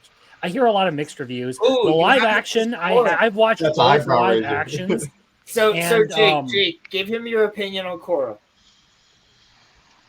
So I have rewatched Korra probably more than the original. I own both of them. I've watched tons of times. Jake and I have rewatched this show together probably 4 times. Season 3 of Legend of Korra will change you. Mark my words if you've never seen it. It is one of the most legendary seasons that explores some of the themes that the first one can't because it was attached to Nickelodeon and being on TV. Whereas Legend of Korra actually did go online halfway through after season 2.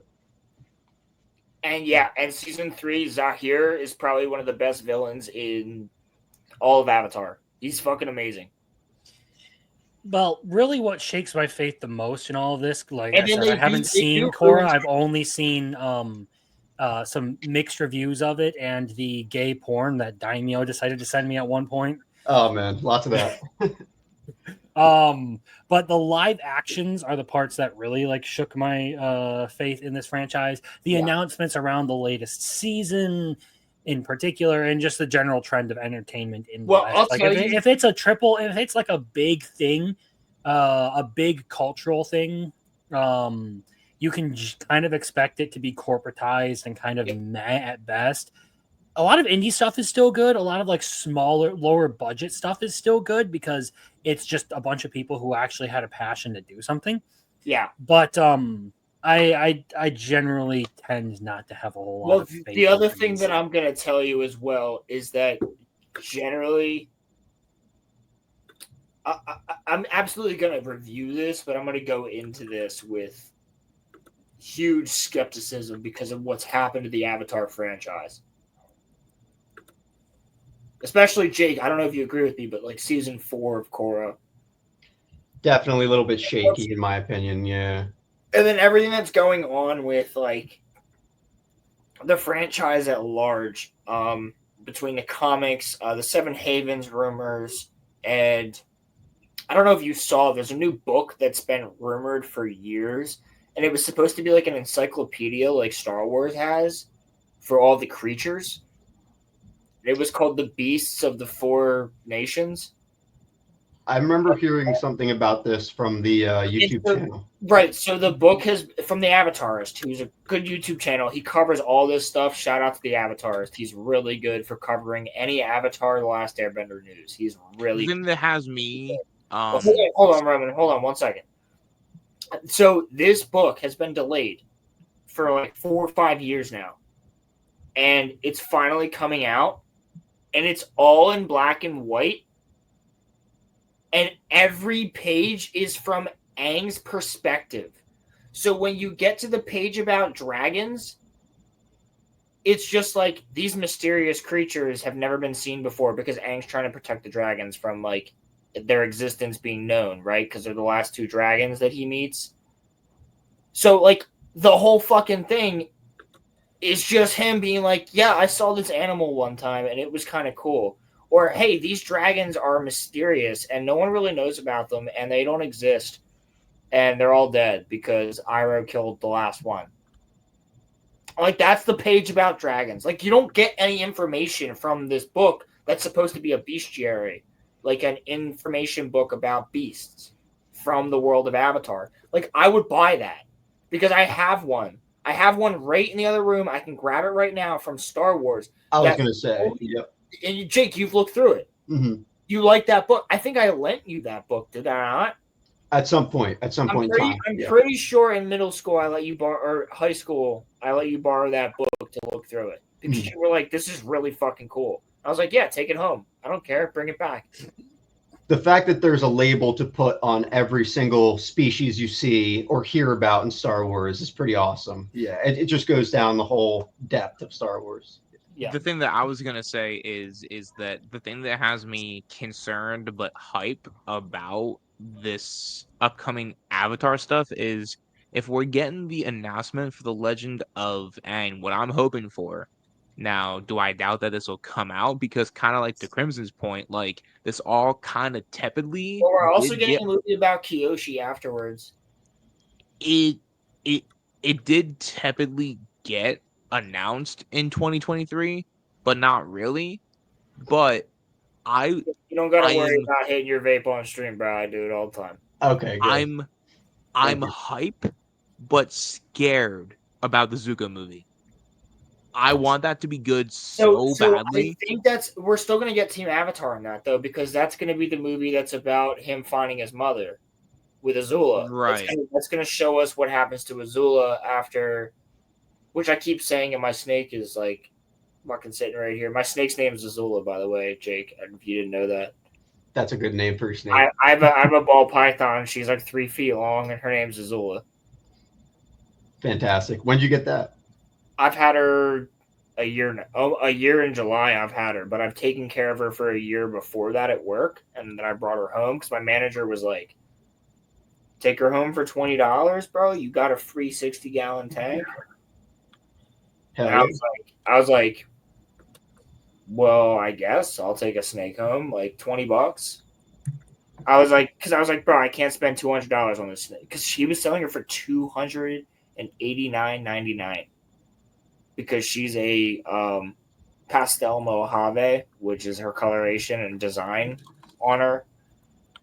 And so she is like a special snake. But she was already like 2.5 feet long, and she was there for like a year, and I took care of her at work, and she liked me, and he was like, bro, you have that tank now, you should take the snake home.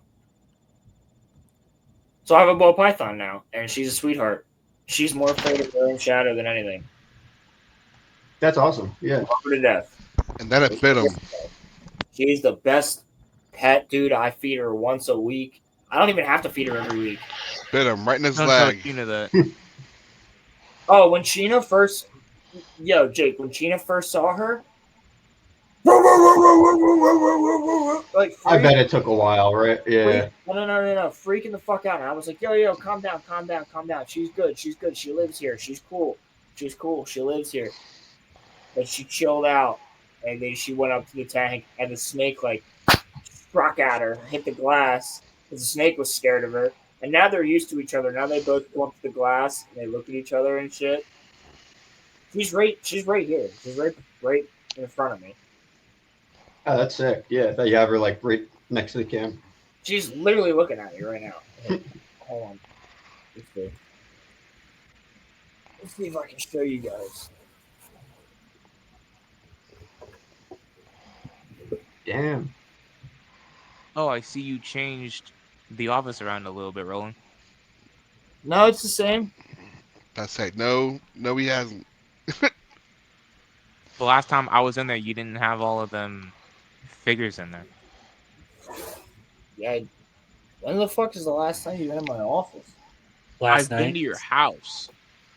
I've been to your house, but I haven't been in my office though. Like if you haven't been in my office since a year ago, because this has been like this for like a year. Bro, you need to redo that whole room. Yeah, we know. I know, Zach. All right, we've had this conversation today. We're watching Andor. Bro, we're trying to watch episode, like the TV faces this way, and we're sitting like on the side of the wall. I don't know. Huge glare. Yeah, but the TV's big enough though. Like let's watch this guy's video because we got to get back to this fucking shit. Roman, TV's amazing, but if it turned and you were able to like look on it, straight on, even better. Shout out Andor. Shout out Andor. Jake, he's on season 2, episode 3 or 4? Just you wait. Just you wait. Yeah, he has no idea that he's about to see the best thing ever. Jake, idea. See, guys, Jake loves Andor. I really do. I think I don't know if this is a hot take, but I think season 2 is better than season 1, and I really like season 1. No, I agree with you. Season 1 was very good. Okay, the only thing I will disagree with you on is that season 1 has 2 episodes that are phenomenal, and that's One Way Out, and then that's the finale. Also, Roland, nothing has wowed me yet in this season like season 1 did. Yeah, because you're on episode 3. You haven't even finished episode 3. Trust me, you will get wowed in episode 8. Brandon Marsh. Jake knows. The double. Jake knows episode 8 is crazy. You're going to love it. Roman also knows episode 8 is crazy. Shut up, dude. No, Zach. You're going to love it. I promise you. I don't want any spoilers. You're not going to get any. I'm just saying. Everyone explodes. The whole gang blows up. Chewbacca shows up and just kills everyone. Gets killed. Yeah. Jihadi style. Wait, wrong kind of blowing up. That would be quite the twist. Cassian Andor gets killed in Rogue One. The whole series, the whole story, it just ends with Allahu Akbar.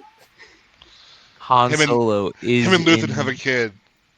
Han Solo is in the Solo movie. That's crazy. Him and Luthen have a kid. That's crazy, dude. I think if that came to be true, I think we knew who made that decision from the Star Wars end. Yeah. Yo, Zach. Yeah, Roland. Look at the screen. Muffler tape. Ditka Durka. Durka. Muffler tape. You have no idea, but Zach says that all the time. Durka. No, I don't. Yeah, you fucking When's did. the last time I said that?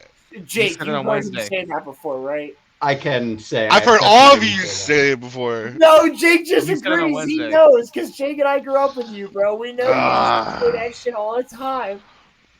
Durka. Everyone Jake, is it bright in your room? No, but my eyes hurt from this camera ring light. Oh, shit. Jake's I bet you it's 100 degrees in your room. It was earlier. My God. It was earlier. Do you stream? Is that why you have the camera set up? Yeah, on occasion I just play League of Legends, Counter-Strike, or it's like a watch-along. Jake, can we please Counter-Strike? So you don't shower. Got it. Yeah. You got it. Can we Counter-Strike? Go! Yes. Philly score, baby. To what Roland said, yes. Can we Counter-Strike, sir? Dude, we gotta play Counter-Strike. I would like please. to Counter-Strike with you, my lord. Can we? Would you partake of the Counter-Strike? Me, you, and Hector. Me, sir? Kind sir, would you gentlemanly partake of the Counter-Strike with me? Me, you, and Hector. We can Counter-Strike together. I don't want to hold you up. Last thing I want to say is that I did actually, just out of the blue, haven't played with him probably in a couple months. Me, Hector, Keyshawn just played a couple games of Counter-Strike the other day.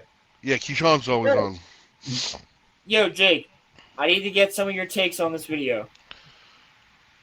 So we're gonna get into this. All right, guys. Let's see. You said that 20 minutes ago. Let's see if we can get a minute. I can say in the way of praise, these movies honestly fail at almost every level of filmmaking. So we are going to watch this movie with the same framework that we watched A New Hope in. For the first time, I'm going to try to watch this movie with my fully evolved film brain. I'm going to pretend as if I have never seen this movie before. And right off the bat, the opening title crawl is just too much. Shut up, dude. What do you mean it's too much? It's explaining what's happening. He's just trying to find something to complain about. His pussy hurts. That's what's wrong. Yeah, who is this guy? Cosmonaut reviews. If there's some actual reasoning, Cosmonaut Variety Hour. Durka. If there's some actual reasoning, maybe like he doesn't like how this is worded or that, but you can't just say it's too long. It's setting up the movie. Exactly. It's doing. And what this is like, you know, it's telling you Star Wars right here. It's telling you that this is something. This is a simple trade dispute that's about to go out of haywire. Like. The classic Star Wars intro. Haywire is a mixing of phrases. Out of control. I know. Haywire. I knew it when I said it. I knew you were gonna say it, Crimson. I knew you were gonna say it. You're correct. I know. I will not do the part of this. I was about to say I won't do the part of this that gets your channel demonetized. But yes, I am a grammar Nazi. Grammar Nazi or just a Nazi? Remember when I talked about how perfect the title crawl is in A New Hope? It's simple, effective, and it doesn't throw too much information at us. This is the... I think that can be said for most of them. It doesn't start with somehow Palpatine returned or whatever the fuck the other one says. No, it literally... No. The start of The Rise of Skywalkers is the dead speak. The dead speak, yes. And it's just talking about a message. Yeah. So is that not too much? No, that's too little. That doesn't tell you anything. In the Phantom Menace title crawl. Turmoil has engulfed the Galactic Republic. Yeah. Everyone is calling this the new billion-dollar... F off. Whatever. Mute it. I hate ads. I'm not paying for it. Not yet. I do, because I'm not flying poor. Star Systems is in dispute. This is the first indication of the tone of the movie. Okay, but that sets up why the Jedi are here. Yeah. Am I wrong? The title crawl's not like supposed to give you the entire synopsis. Generally, it takes you into the start of the film. That's what it's meant to do. It literally just says like, "Hey, these people are doing this thing, and this is going on in the galaxy, and that's why these people are here." Yeah. It's fucking boring. There are no... It's not, though. They literally start with getting gassed out, and then they kill battle droids and fight droidicas and sprint down the hallway and have a whole fight. That's not boring. No signs of life in this movie. Okay. Does he mean the pacing of like the first couple minutes of this film where they're just chilling as a family? Because maybe I could understand that angle. No. That's he's like, talking about Tatooine. He's talking about like that's like 30 minutes into the movie. Right. No. Here's the thing.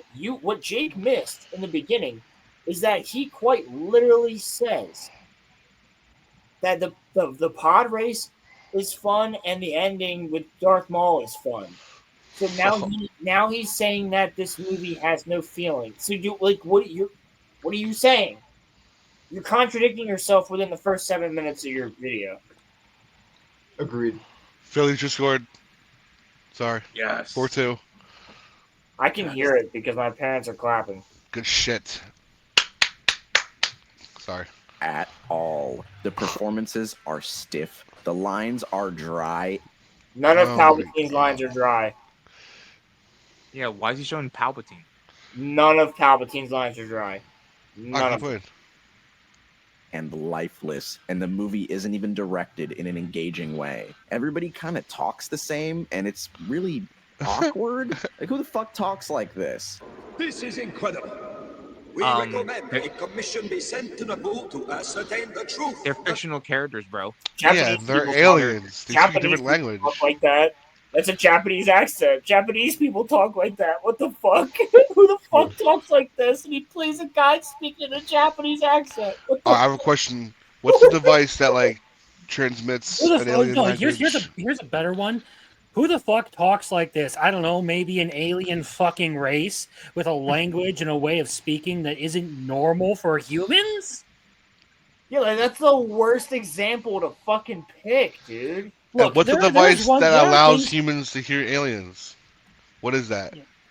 A transmitter? No, they speak English. They speak Basic. Everybody so Basic is English. So everybody in the galaxy speaks Basic to some degree. Most of them.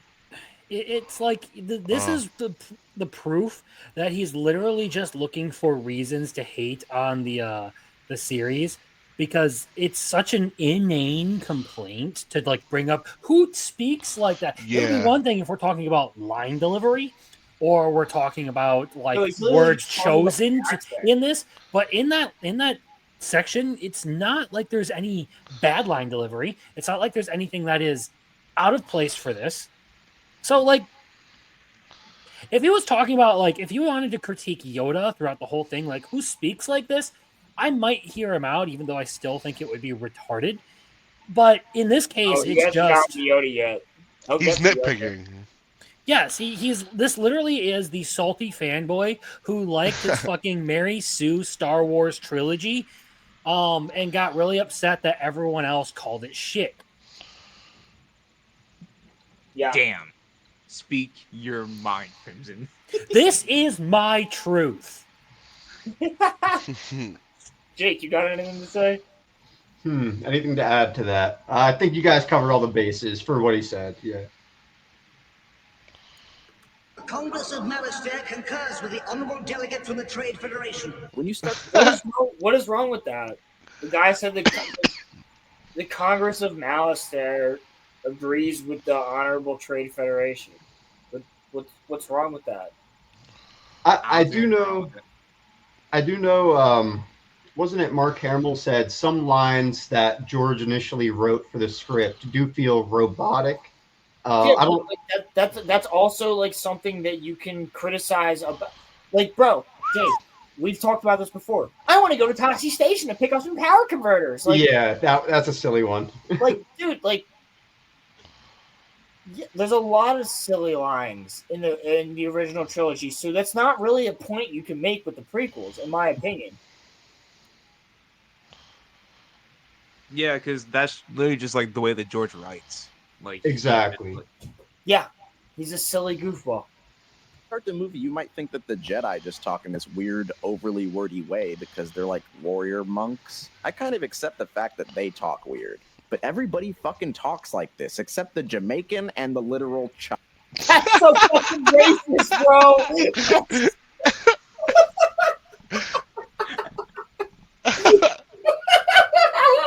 This is like the Freerin Demons discourse, where they immediately associate a like evil race or like some race with a negative stereotype, and it just kind of tells on them and what they think of these people, rather than what the people they're accusing of being racist actually think of those people. The Jamaican. What do you mean, those people? Why is Jar Jar Binks Jamaican? Because Jamaican me crazy, man. He says Misa, so he's Jamaican. His hair, his ears are supposed to be like dreadlocks. I mean, and he always seems like he's stoned. That's absolutely true. You know, actually, COSMONAUT might actually be onto something. Pretty way because they're like warrior monks. I kind of accept the fact that they talk weird.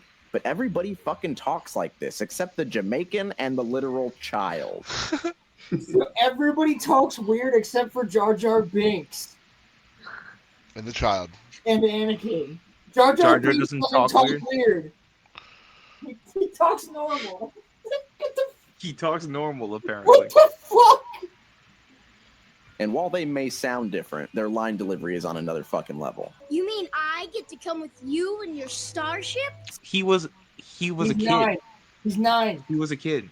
That's a child. All child actors suck ass. Yeah, exactly. All you're gonna, I mean, the number one thing you're gonna get from a child actor is high energy, but it's not gonna be as masterclass as like an 18-year-old or like a 25-year-old. Not everybody can be as good as Macaulay Culkin was. Yeah. Like that's right, Roman. That's right. Yeah. Oh no, dude! Not even that. The kid that voiced Aang in The Last Airbender was 12. That kid did a great job in voice acting. Great job. I feel bad that I forget his name, but he fit that role, like the 12-year-old Aang. Something? I know about him. He played Pablo in the Backyardigans too. Oh. I did not know that. Yeah. That's insane that you know that. I do have a fun fact. I only know that about him. because Liam knows that. Roman, that's Roman, you know that because you're a fan of the Backyardigans. Don't Roland, I was. OG. What did Roman say that I did? Like, I don't know how many streams ago. I don't know. I'm gonna go. Remember he remembered something. Oh yeah. What were we talking about? Hold on. I'll be right back. Roland is leaving us. Roland's leaving us. No, but So Jake, what's been new with you, Holmes? It's been years since I've seen you physically. I miss you, bro. I miss you. He wants to see you physically. And yes, that'll have to happen. He desires that physical relationship. He wants your. You don't get it, Crimson. I have not seen this man physically in like 3 years. Well, I'll tell you. So you need him to fuck you good next time, huh? Oh my god. I'll tell you what. We do have Fantastic Four coming up relatively soon. Maybe we could all see each other for that. You know what? It's a whole freaking bet, bro. The movie's gonna be ass, but I would love to hang with y'all. The movie's gonna be ass, but your ass is gonna be good. The only thing I saw, like the main thing that I saw that I think I'm gonna like from that movie, because I watched the trailer many times, the one that they dropped on YouTube. Galactus, of course. I'm very excited to see his Bigfoot walking through the city. Well, I'm excited to see how they're going to realistically have these four take him down, because they're not going to. Because he's fucking huge. They're not going to. Exactly. That's what I think, Roman. It's going to end in failure. I think it's something to do with Silver Surfer. Mm-hmm. And why is she a girl? I don't know. Yeah, well, they like to gender bend on certain characters. Yeah, I don't know why. Like, Captain Marvel, we have female Marvel, and then this time around, the Thing should be a woman. Interesting. I mean, that's funny. Roman would be into it. Bro, Big are you rock kidding me? titties? Who wouldn't be? As long as I can find for a pierced nipple, I'm fine with that, bro. Oh my god, dude. Hey man, look. Jake, you haven't even rock pierced titties. You probably haven't seen, but I've been on a Goth Girl arc, and I am. Oh my god, dude! I leave for 1 fucking minute. You're talking about Goth Girls. God damn it! He's really trying to distract everyone from his 3 exceptions. Dude. Oh, Jake doesn't even know about that. Jake Summer doesn't know about your Goth Girl arc. That's for sure. I'm just hearing a bunch of funny words that I have no idea what is behind the meaning. Yeah. Roman said there are 3 dudes he'd fuck. Okay. Well, out of what context did you say this? Where's the clip? It was taken out of context. It was it was not. You literally said, "I'm not gay except for Palpatine and Andrew Garfield." No. Where's Robert Pattinson? The clip? In terms of their achievements. No, and then he added Captain Levi later on. From AOT? Yeah. Roman, is this true? Yes. I'm literally on the video. Wait, I can find it. All I have to do is look up Crimson Law, and it'll take me straight to Ronnie's channel. You just really love. Why? Because when you look up Crimson's channel, it takes you straight to Ronnie's video on. The first thing that comes up is Ronnie's video. The dark truth of Crimson Law. And I cannot tell you the number of times I've mentioned that to my family that I have a YouTube channel. They look it up and that is the first thing that they find. It's so funny. By the way, y'all, if there's anyone here that's not subbed to Crimson, go and sub. He's almost at 1,000 subs. Yeah, you better shout out Ronnie. He fucking deserves it, you meanie. I'll definitely be the next sub. Yeah, Crimson, I haven't subbed either. Is it part 1 or part 2? I think it's part 1. It's I think that the exceptions are part 2. Wait. Jake Summer, I don't know if you've seen this. This is Why are you showing him this? Because this is phenomenal. No, you're diverting. Stop. I am diverting. Also, he doesn't need to see this. He does. Drop 8-2.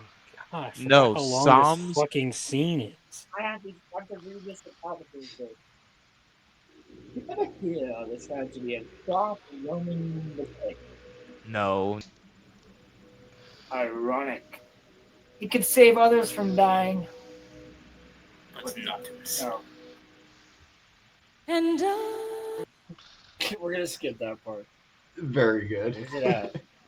I'm pretty sure the exceptions are in here. Who's trans? What was that? Roland is trans. I don't know. It might be part 2, but we'll play this part. I told you that it was part 2, Roland. I told you it was part 2. No. I was not need to see this. No. You mean like it's like the same thing with fish. You mean like when we like go into Target and we see them take like the hot dog and it like comes off of the stand and it comes like out of a box and it's like when like you go into Target and you're like asking for a hot dog and then like the hot dog comes off of that conveyor belt, John. It's like continue. That's how. So like when a slug bangs, it's kind of like it's kind of like the hot dog shit coming out of the shit at Target. It's like that. Oh my god! When that little when a slut bangs, he just goes into when a slut bangs. I said slug, not slut, you asshole. I said slug. Wait, we do have to show Jake the lore. Like it matters. No, we don't have to show him anything. Okay. We do. Here. This is part of the lore. The lore doesn't matter. The lore is bullshit. Okay. I love that Ronnie used the Star Wars Theory intro for this video. We would be honored. He would join us. They're so different. This is their biology. So here's who gives the best head biologically. Keldor, 0, because Keldor's can't take their mask off. You know what I mean? Who knows? Maybe a Norland? They got the tentacles in the back of their head. I don't know.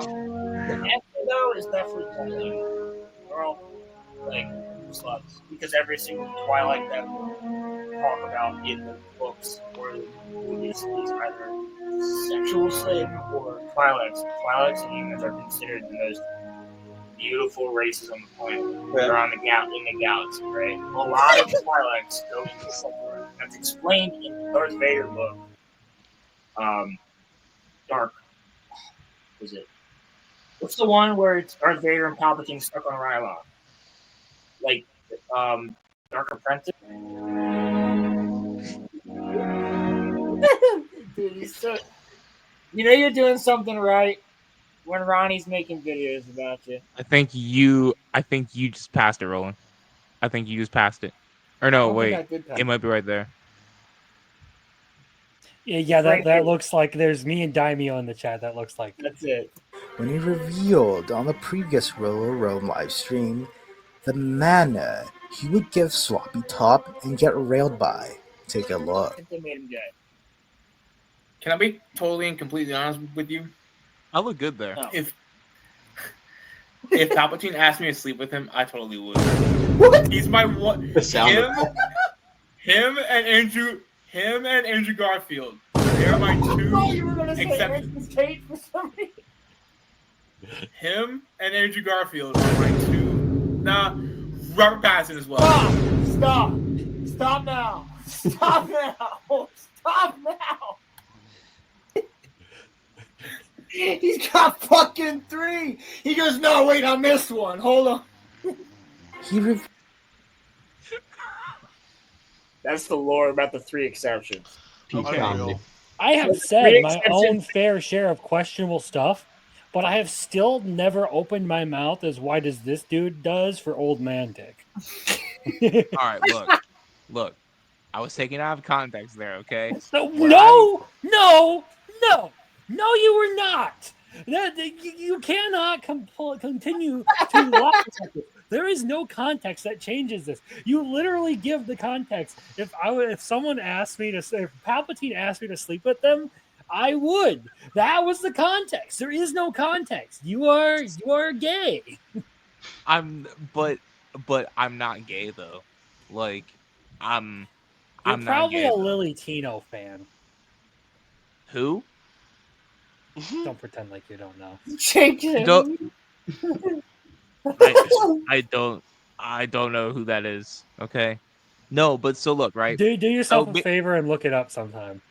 So basically what happened was that I was hyped up on pain pills and my mind was not exactly in the best mind frame at that time. It's a fair excuse. So the pain pills turned me gay on that day. Okay? Since that day,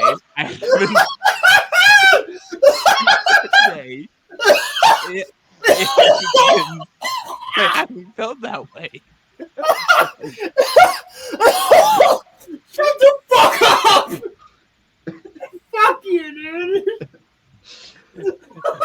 And with the pain pills turn me gay is a line almost on par with me doing nothing but argue about hot dogs and Uranus for 40 minutes. Thus, another clip has been created. The pain pills turned me gay.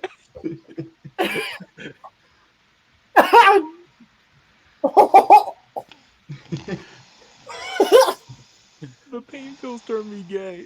I didn't even mean to do that. Oh my god, you can't do that to me when I'm taking a sip of water, bro. Holy shit. That's not fair. That's not fair.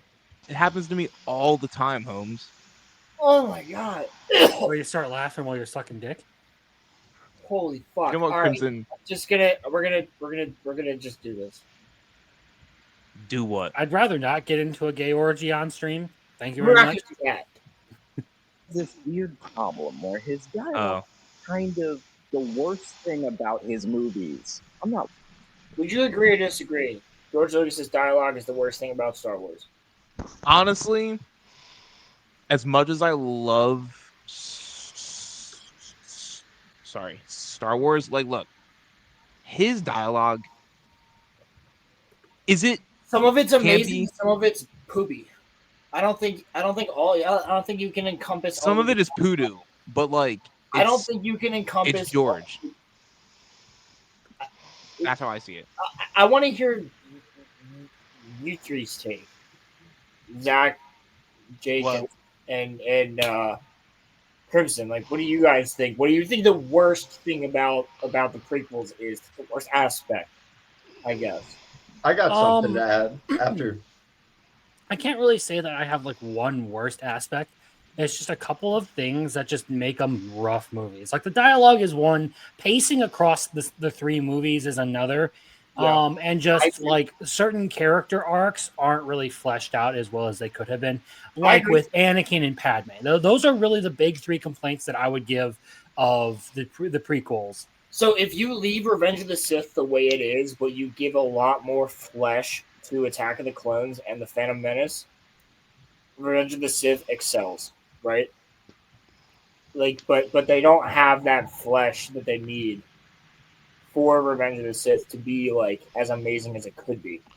Also, Roland, I think for when those movies came out, graphically they were pretty enhanced. Probably a little bit. Absolutely, no, they were amazing for the time. And then you could see as the other movies were made, they were really, really well done, as far as how they were shot graphically and all that shit. CGI just took over throughout the years. So the one thing I will take away from the prequels or the sequels is like visually the sequels look great, right?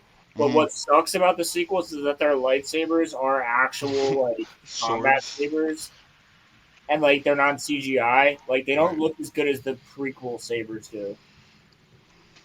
Well, they don't feel as light, right? The choreography's off. It's kind of like they didn't have Nick Gillard, so the choreography is not the same.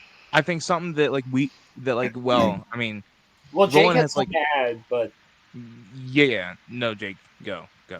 So on the topic of the dialogue being like bad in the prequels, I guess, I would say, one of my favorite characters, Anakin, of course, during this time is he delivers some lines that are lackluster, to say the least, right? Some pretty not memorable lines, but I really do feel like it's a double-edged sword because sometimes you'll get the robotic response answer where it's like how Roland was talking about earlier, where just no real person would ever say that in passing dialogue.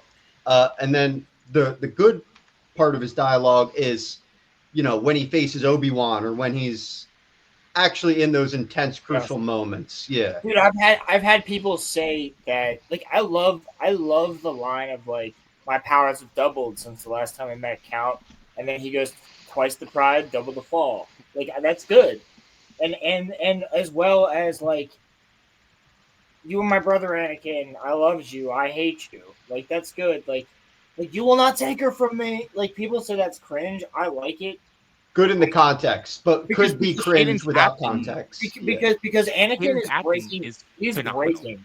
He is breaking as a human. I feel like the thing about that line that I don't like is really just his delivery of it. Sure. No, I like it because, dude, it sounds manic.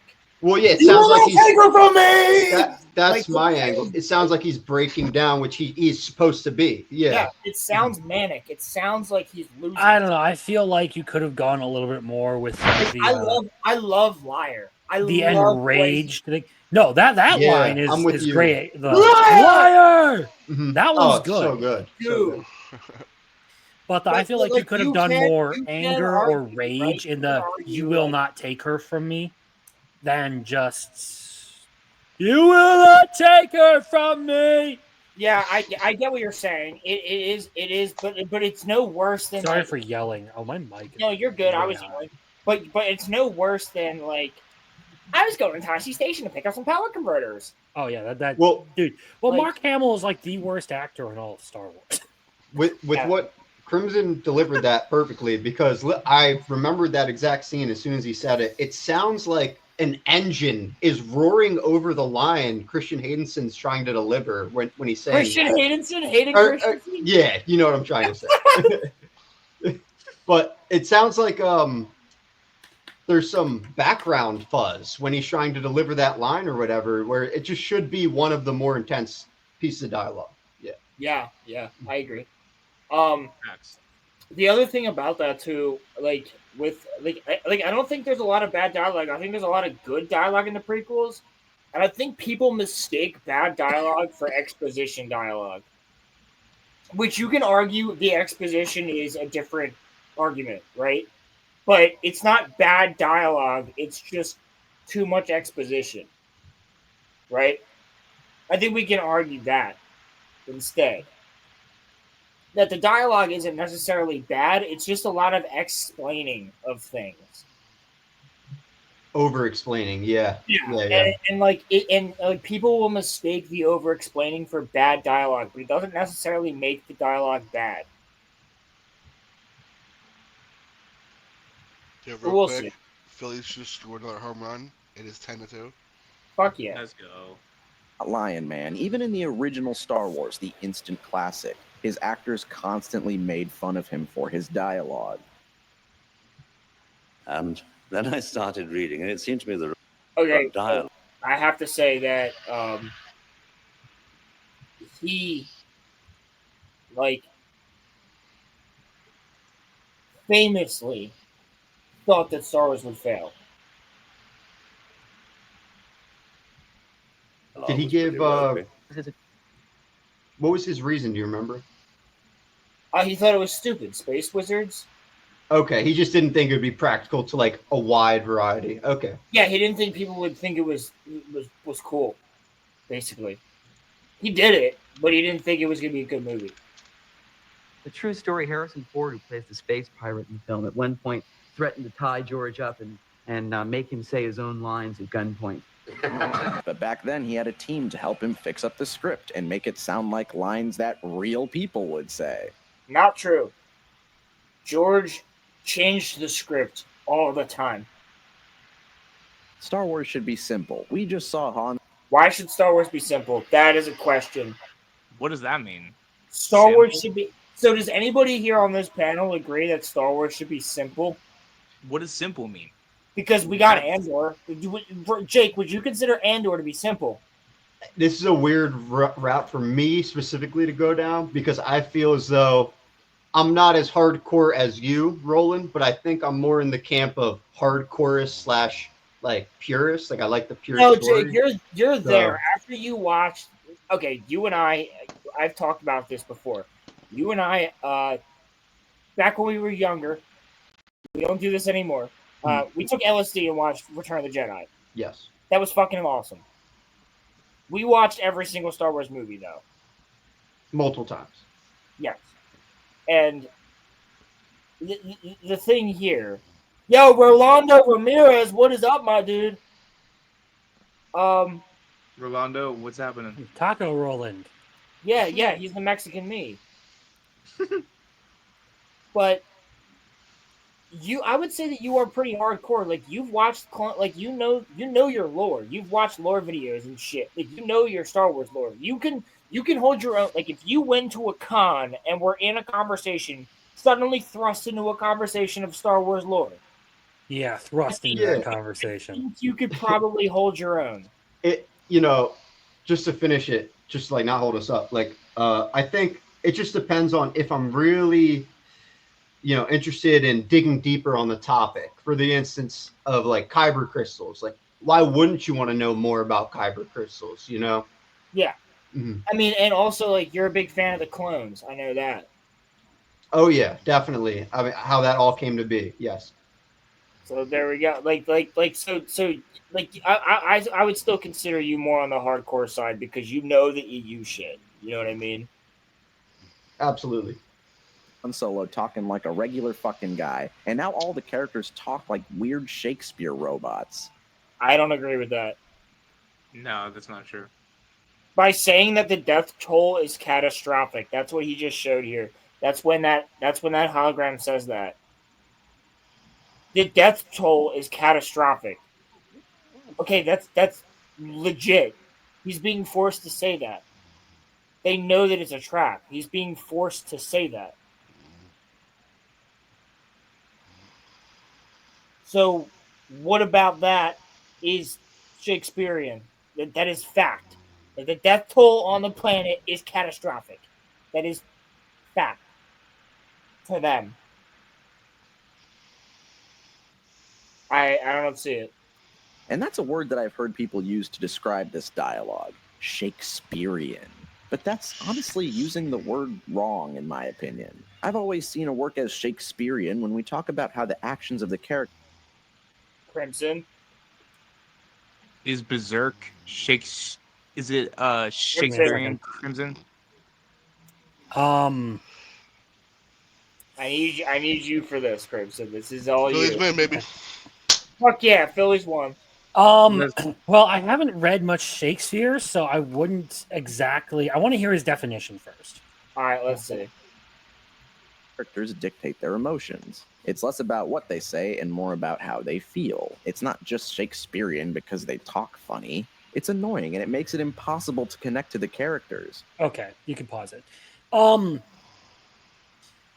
I would agree to some extent with that assessment, that Shakespearean. That would basically just be what I would call, show, don't tell. It's really that simple. This is just a pretentious way of saying it. Show, don't tell. Berserk does a lot of that. You do have to read between the lines on a lot of things that happen in that manga. They don't really directly say it, and I do enjoy that sort of storytelling, but there is a level of bluntness that is required for certain audiences. I would almost say Star Wars is a much more family-friendly thing, something that you could watch with kids, and thus requires a little bit more of that bluntness. Because kids are smart. They'll still pick up on messages and stuff, which is why Batman the Animated Series is one of the greatest cartoons ever created. But they aren't going to be able to put everything together when they watch it. And you want this movie to be enjoyable to all ages. You want people to be able to follow the story. So some level of bluntness is afforded to Star Wars as compared to, say, Lord of the Rings, where Lord of the Rings is written much more in a classic high English literature style, where it's kind of written to be the more mature sort of long-lasting, although Tolkien didn't really intend for that. He didn't want people to... Crimson, something happened to your mic. Something happened to your mic, bro. Can you hear me? I hear you better now. You got like, it sounded like somebody put a glove over your mic for a second there. I think it's a StreamYards thing because something like that happened to you earlier. Okay, that could be it. Either way, that's definitely it. Like Lord, there's different styles of writing that are afforded to different series based on what they are for. And I'll go to like my field of expertise with manga and anime. You have different ways things are written depending on the demographic. Really, shonens are very blunt. Seinens are a little bit more read between the lines. That's why you get stuff like Berserk, Sword of the Demon Hunter, stuff like that. Shoujos are very focused on the touchy-feely aspects of it. It's delivered in a way that is more emotionally appealing because they're aimed at teen girls. Same with I forget what the adult women's demographic is called, but there are different ways you write things and deliver them based on who your target audience is. This is effectively the bottom line. Couldn't agree more with what Crimson just said. Like the shoujos having tons of emotional intelligence, like purposefully. Yeah. It's all about that emotional experience. It's an action movie for a family to enjoy. That's effectively what Star Wars is. It's a space opera action movie. Actually, that's what Star Wars is. Yes, it is. It is a space opera that's supposed to teach you some values throughout the way, and it's supposed to be fun with action. But I think that was a very succinct and good point, Crimson. I wouldn't call it succinct, but it was a point. I'd say it's fairly succinct. And this manner of speech makes it so that we never really know who these characters are on a deeper level, because that's not true. None of these characters have character traits. They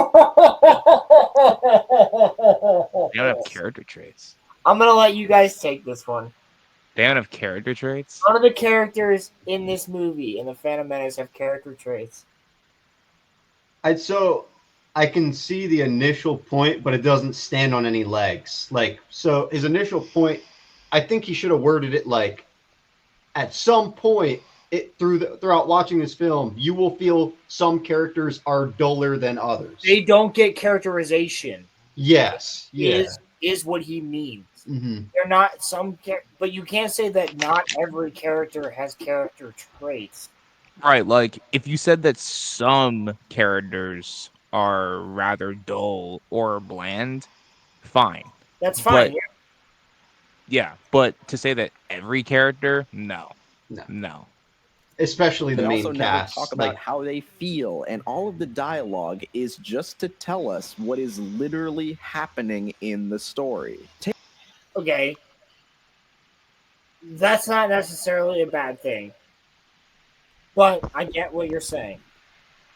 Yeah, like I do get his point here, but that's not a bad thing. That's just how this particular story is told.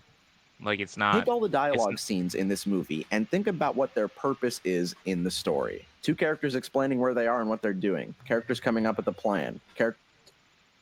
Okay, I gotta hear this out. Characters coming up with a plan. Characters coming up with a plan and meeting someone new. Characters making a deal and coming up with a plan. Characters talking about the plot and what's happening. Characters coming up with a plan. Characters coming up with a plan. Inappropriate flirting. We know that... Okay, so... I fucking hate that form of argument of characters doing this, characters doing that, and give me a second, because I shut down that for a second because of the ad. I'm gonna bring this back up.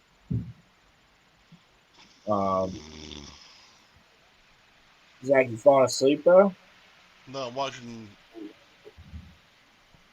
soccer right now, to be honest. Yeah. You're watching soccer. Bayern Munich. How can you watch soccer? It's the most boring sport. Just like wrestling, everyone pretends to be injured. Ha! Characters coming up with a plan. They Inappropriate actually get flirting. injured in wrestling, though. Funny little boy. Characters coming up with a plan. Sure. Do you see the fucking problem here? Okay, so his argument right there was characters talking about a plan, characters coming up with a plan, coming up with a plan, coming up with a plan, coming up with a plan, coming up with a plan, coming up with a plan, inappropriate flirting, coming up with a plan, coming up with a plan, coming up with a plan, coming up with a plan. You see a problem here? I can describe Game of Thrones the same way. That's true. I can describe so many I can describe Pirates of the Caribbean the same way. I can describe Lord of the Rings the same way. A lot of dialogue in movies. Like that's what I exposition. hate about some of these arguments is that it's like all they do is talk about plans. That's not an argument. There's so many movies where this happens. Like it's the same argument as like, oh, it's the movie about space wizards doing magic. Okay, well I can say like people will be like, oh yeah, The Godfather. I'll be like, oh yeah, it's that movie about that guy who's a monster. Like, what kind of argument is that? Talking about Phantom Menace, I mean, it's the one that I appreciate the least, I think. But I still have many nice things to say about it. Yeah. I mean, Duel of the Fates, we were talking about it earlier. Duel of the Fates is the best song in Star Wars, next to Binary Sunset and the original Star Wars theme. Hard agree. There are very few scenes of our characters being normal people and expressing emotions in this movie. There is legitimately only one scene of Obi-Wan and Qui-Gon talking to each other about anything that isn't the immediate plot. Why would there be anything else? But okay. Like they do have conversation about stuff that doesn't influence the immediate plot, but but what else are they going to talk about? So why would we show them talking about? The movie's not about Obi-Wan and okay. It's not about Obi-Wan and Qui-Gon. They're not. Qui-Gon's just there as the mentor figure, dude. I don't think this guy understands the movie that he watched. The only time they have a fucking heart-to-heart is at the end of the movie. For 99% of the runtime, these characters have no relationship to one another, and we never learn how they feel. Right there! Right there! They have a conversation about how they feel about each other's positions. Yeah, how much of this video is left? 30 minutes. Wow. A lot. You're showing about each other. Yet we're expected to care when this happens.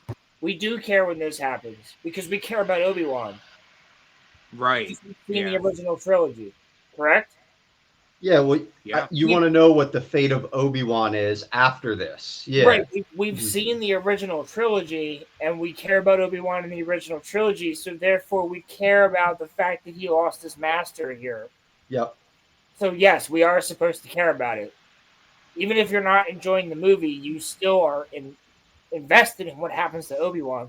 Build-up was there, and definitely a reason to care afterwards, yeah. This movie also has some of the most flat performances I've ever seen. I don't fully understand. She is 17 and he's fucking like 10. This is a strange place to me. There is zero chemistry between any of these actors. That's not true. Zero. I mean, literally no chemistry. This is a bad example. Not fun. That scene was a bad example because he's talking to CGI characters. Yeah. So he's not looking or talking to anyone real. Right. Yeah. To watch. It's not even fun to make fun of. Now, people have been making fun of this new scene. Yeah. Why would you not? Because it's fucking retarded. Why? Why would the First Order use a fucking ground vehicle when for thousands of years in Star Wars they've had floating vehicles? That's a fantastic point. Yeah, I didn't even realize that when watching. Why would you use a vehicle that Yeah, drives I just on the noticed that ground? actually. Why would you use a vehicle that drives on the ground? And you could argue that they took them from the place that these people work. Okay, so then why is there a launch pad on the back for a fucking jump trooper? And then why do they go? Oh, they fly now. Like clone troopers didn't do that fucking 60 years ago during the Clone Wars.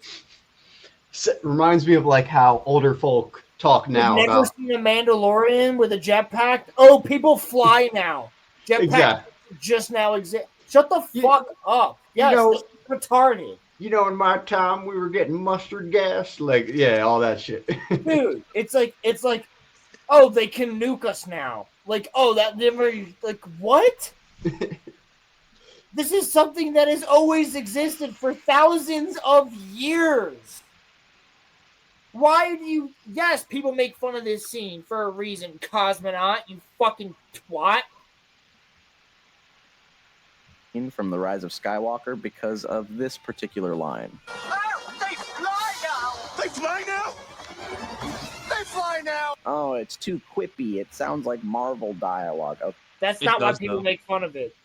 Well, that's not why people make fun of it. People make fun of it because they've been fucking flying for hundreds of years. Okay, yeah, whatever. Let's talk about this for a second, though. Compare this chase scene to a chase scene from this movie.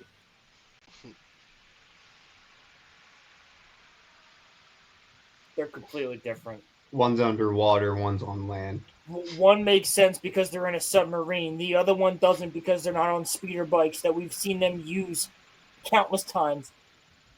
Granted, you can do so much more underneath water, too, in films. Like, oh my god, yeah. It's basically space. Yeah, yeah. And, like, you could just have ginormous creatures you've never seen before and all these beautiful backdrops, just like space.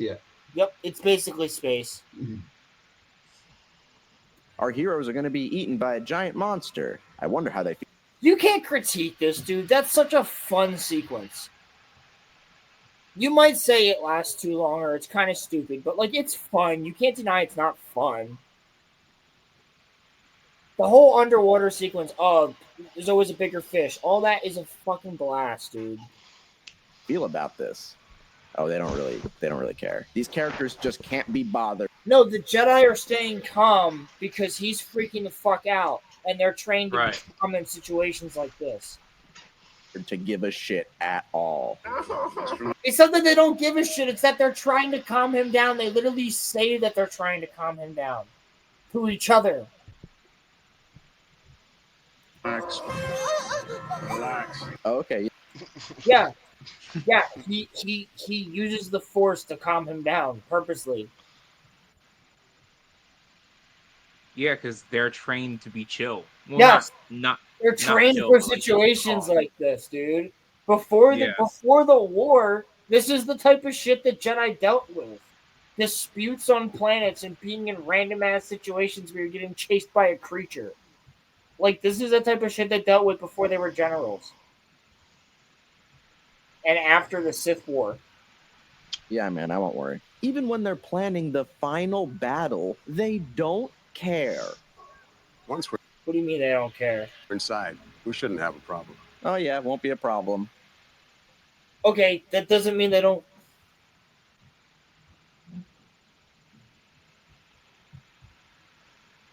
Yeah, this guy failed at, making reasonable arguments, because it's just not reasonable. That doesn't mean that they don't care. Mm-hmm. That just quite literally means that they think that once we get in, once we do all the things, once all the things are in place, it should be a straight shot. That's what that means.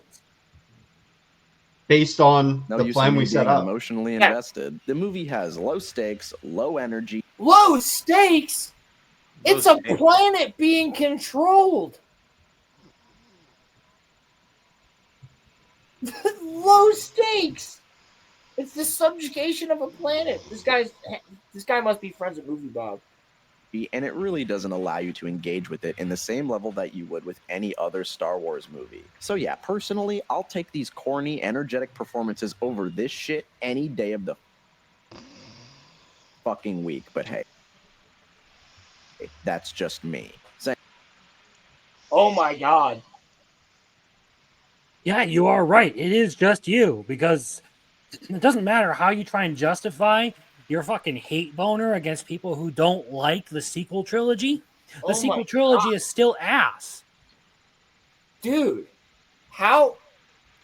Oh my god. A lot of the criticisms that people will lob against the prequels are similar to what they lob against the sequels. It's just that the prequels were still something that like offered some level of enjoyment, some level of storytelling people liked because it tied into the greater series and didn't do a whole lot of damage. For example, you brought up the whole thing about they fly now, like they've been flying like for years, for decades now. Like it's a continuity error there. A lot of people lobbed like similar writing critiques about midichlorians and all. Well, Crimson, here's the other thing. The prequels did, the sequels did not. They expanded the fuck out of the lore and the universe. There's nothing to expand. That's my point. Is the prequels actually brought a lot of writing and stuff to the universe? Gaming. And they brought a level of storytelling to like just the mainline 3 movies that did the original trilogy justice. What the prequels or the sequels did was fuck all that up. Yeah. Very true. Anyway, let's talk about the actual plot. And I'm going to... Now you're going to talk about the plot. But you said there was no plot, though. He said there was no plot. Be honest with you guys. I have never known the plot of this movie until now. Yeah, he just has... You can't say that because it takes away your credibility when you're... When is the last time that you watched The Phantom Menace? Hilariously enough, 2 nights ago, I was... No. I didn't rewatch it, but I had it in front of me. And because I was choosing between that and Lord of the Rings, the very first one, Fellowship of the Ring. I went with Fellowship of the Ring, so I did rewatch that a couple nights ago. But I literally was going to, unironically. Yeah. Okay, so when is the last time you watched it? What did you say? Months, not even years. Months ago. Yeah. All right, give me the plot of The Phantom Menace. The Phantom Menace? Yeah, in short words, give me the plot of The Phantom Menace. He's a kid, pod race, fucking family issues, fucking... What happens after that? Jar Jar, tons of Jar Jar. Maul. That's not really the plot of the Phantom Menace. What you're more looking for is there's a conspiracy to take over a planet, and 2 Jedi warriors find something much deeper than they had expected when coming across it. Right. Yeah, there you go. So there you go. In one sentence, that's it. There is a plot, though. And he said there is no plot. He has not understood the plot of this movie until now. It's not that hard. It's not that really complicated. Simple. It's called The Phantom Menace, and there's a guy that they introduced within the first sequence that's a phantom in a hologram. Yeah, exactly. You have to like piece it together, which is hard for newer like Gen Z audiences, I imagine. If coming you back watch the original trilogy, you know it's Palpatine, so it doesn't matter. Yeah, exactly. Most of the times when I watch this movie, it's with friends where we just quote the awkward or funny moments until we get bored and turn it off halfway through. But as far as the plot goes, I am only just now piecing it together after having watched this movie for 20 years. Well, then, frankly, sir, you are, without a doubt, the most lobotomized reviewer I have ever heard of.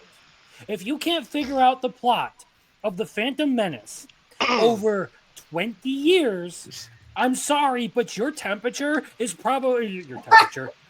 Your IQ is probably room temperature in Celsius.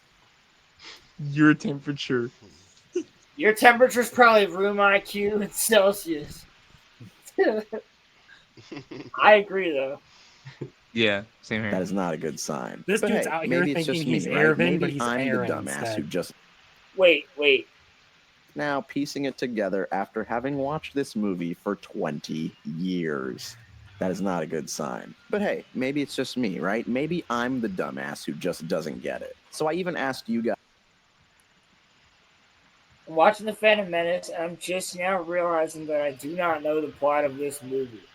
Could you guys actually explain the plot if you were asked to? Be honest. Yes. Guys on Twitter if you knew the plot of this movie, and most of you didn't. No blow is not a good answer, though, because that implies a joke. Yeah, it's yes, I do, or no, I don't. It's one of those. It's a weird comparison for me to make. It's like certain Pokemon games for me. It's like, okay, gym leader there, Elite Four next. The progression is simple. You know what I mean? You just have to read the progression. Yeah. I actually expected most of you guys to lie or just check the wiki, but no, you guys were pretty honest for once. And I don't think this is because the plot is overly complicated. I mean, it is, but that's not why we don't understand it. It's not. How? It's not that complicated. How? It's literally what Crimson just said. Jedi uncover a deeper conspiracy. It's really not all that complicated. Jedi have their first encounter with a deep conspiracy if you want to take over the galaxy. If you want to go deeper than that, you could also say that they haven't quite uncovered it, but they are trying to solve a dispute between the Trade Federation and a planet, and they, along the way, rescue the queen of said planet to get her off world so that she can speak her truth. And there's a kid that they meet when they're stopping for gas, and this kid is super strong in the Force, so they bring him with them because he wins a race and he gets the money. And then they go back to that planet and they liberate the planet at the end, and they find out that there is Sith involved. So was that the most like spectacular way a Jedi has ever been drafted? Like win this glorious race and then like is there a more crazy story than that on how a Jedi got drafted? Probably not, because they'll get taken as kids. Okay. I guess Luke Skywalker. Yeah. Oh yeah.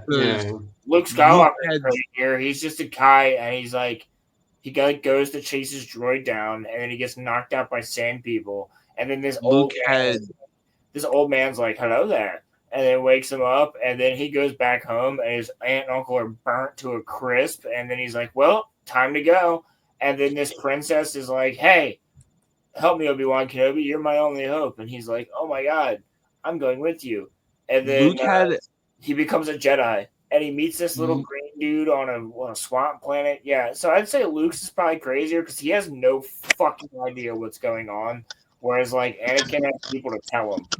But Luke also had the unique disposition that he wasn't a kid when he first became a Jedi, so it was neither was Anakin, technically speaking. He wasn't like the right age, but you're correct. Yeah, Luke was like 18. There's supposed to be there's a cutoff age. The cutoff age is like 3. You are not allowed to become Jedi if you are at least this tall. Literally, that's what I'm thinking. Pretty much. Yeah, no, the cutoff age is like 2 or 3. Like you can't remember your family, basically. So yeah, Jedi are evil. No, it's just they're all about no attachment. There is so much. From my point of view, the Jedi are evil. We could have an entire conversation about the hypocrisy of the Jedi, but the intention was so good by them, but for obvious reasons. Yeah. I mean, again, Kuzi, we could have an entire conversation. Like we could do a whole stream about the hypocrisy of the Jedi Order. Yep. Like it's long, but not as bad as the Empire. It's because the plot is not conveyed properly to the audience. I disagree. For a movie that's mostly just our characters telling I think it's pretty fucking easy to understand what's going on when you watch this movie. us what they're going to do and then doing that thing with no... Yeah, they tell us what they're going to do and then they do it. That's pretty fucking easy. That's the plot. Yeah, that's not that hard to... It's not that it's a good thing or a bad thing. Like, I'm not even saying it's good that they do that. I'm just saying they do that and it's fucking easy to understand. No diverging paths, this movie is really bad at conveying what the story is. The story is presented to us in a way where we cannot understand it unless we can read the minds of the characters. In this movie, information is conveyed in a very strange and vague way. Take, for example, the scene where Anakin is being interviewed by the Jedi Council. They ask him some random questions, and then they say, sorry, he's evil, we cannot train him. That is not what the fuck happens. At all. Yeah, because Qui-Gon wanted they literally to take him on. Like, they test him, and he fucking passes with flying colors. And then Yoda gives him the speech about fear and how it leads to the dark side. Fear leads to anger, anger leads to hate, hate leads to suffering. And then they conclude that he's too old because he talks about his mother. His thoughts dwell on his mother. They don't conclude that he's evil. Did you watch The Phantom Menace, bro? Yeah, I think he's purposely being as pedantic about it as possible because he just wants to prove a point. Yeah, also, this is like, you know, you see some people do it on Instagram where I don't know if they actually hold this opinion. It's just like they're trying to get this reaction out of you. Which is because it's a dumb opinion. It's like what he's saying. It's a dumb opinion. Yeah, I mean, it makes for good content. Mm-hmm. Say they sense fear in Anakin, and that is the main reason why he's not to be trained. That's not the main reason. The main reason is his attachment to his mother. They do sense fear in him. But that's not the main reason. So you're telling me you expect the kid to... Actually, the main reason, if you were to break it down, is that he's too old. That's the main reason. And by being too old, he now has attachments and fears.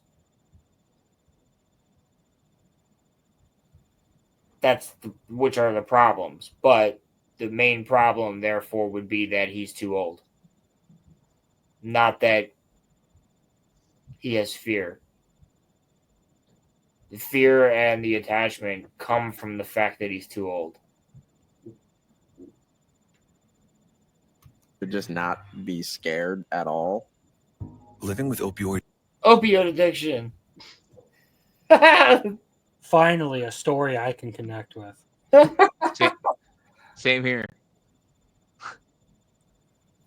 Man, I love me some fentanyl. I'm going to take these fake $20 bills and go try and buy me some CDs. I need me some heroin, Doug. Low key. Oh my god, dude. Stop. I don't think you can actually even say that. Especially when you're... bro? Come on, man. In honor of Juneteenth, I was making George Floyd jokes. What are we talking about here? But it's not Juneteenth anymore, Holmes. Oh, this is a completely kind of related to Juneteenth, but like unrelated to anything we were talking about previously. I literally was out shopping that day, and in the Walmart, I passed by this black dude who he must have been doing this as a gag because the only things he had in his cart were a watermelon, a 2-liter of grape soda, and some fucking fried chicken.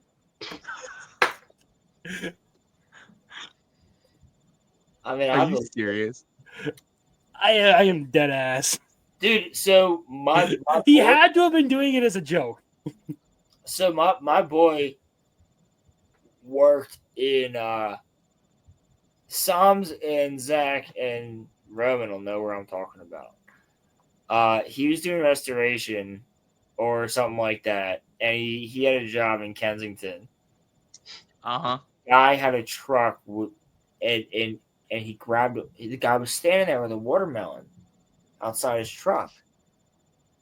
This is a black dude, and he was trying to sell watermelons, and he opened his trunk, and it was just full of watermelons.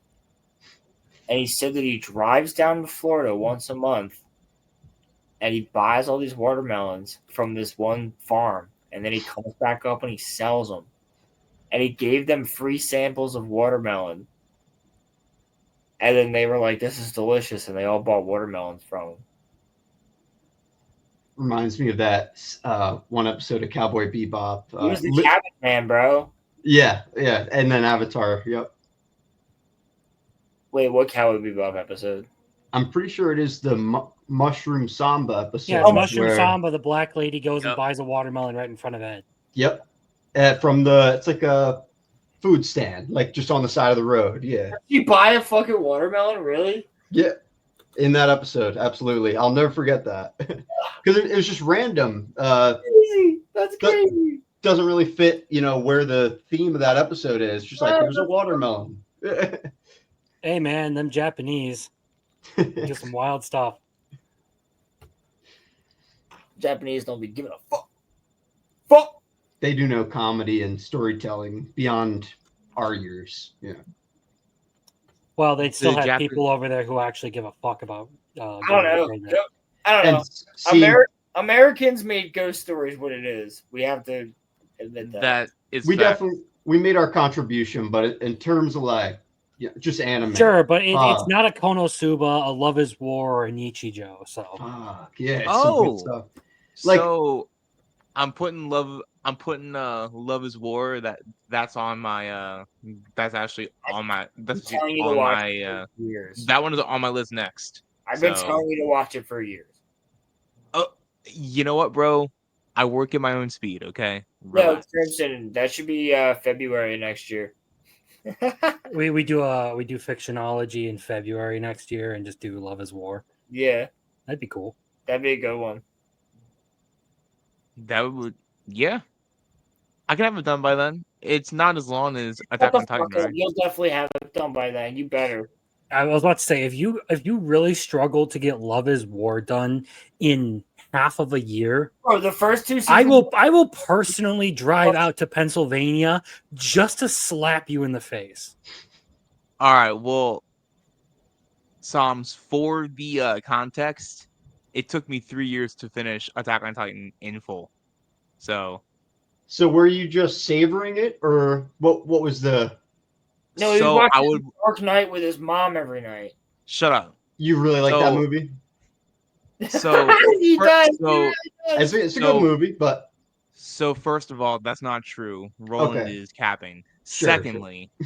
Secondly, I would watch it in chunks, and then I would forget about it, and then I would go back to watch it in chunks, and then not watch it for like 6 or 7 months.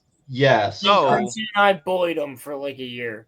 I've had that problem with certain animes, like where you just let it linger. Like you finish a little bit, let it linger, and then you're like, well, I forgot where we started. Time to restart again. Yeah. Right. So, but then when Crimson was like, I want to do it for a Fictionology, I was like, oh shit, I have to finish it. So I didn't finish it until like a week before, and it was still like fresh in my mind. But bro, there was a time where I got really, really deep into work, and I think everybody here has watched Attack on Titan too, right? Like we've all finished it. Yeah. Zach and Crimson have. And so like I was low key worried that I wasn't going to be able to finish it before Fictionology because I don't want to go on Fictionology if I haven't finished something. So I'm not even kidding. And if my boss or my coworkers see this, please don't get mad. But I was literally see this, then like you're not gonna like me very much. I assume. I was literally in the kitchen binging Attack on Titan when I should have been cutting shit. So like, hey, look, I had to do what I had to do, and yeah. So yeah, I'm actually wondering if any of my coworkers are watching this because I do know that some of them pop in here sometimes.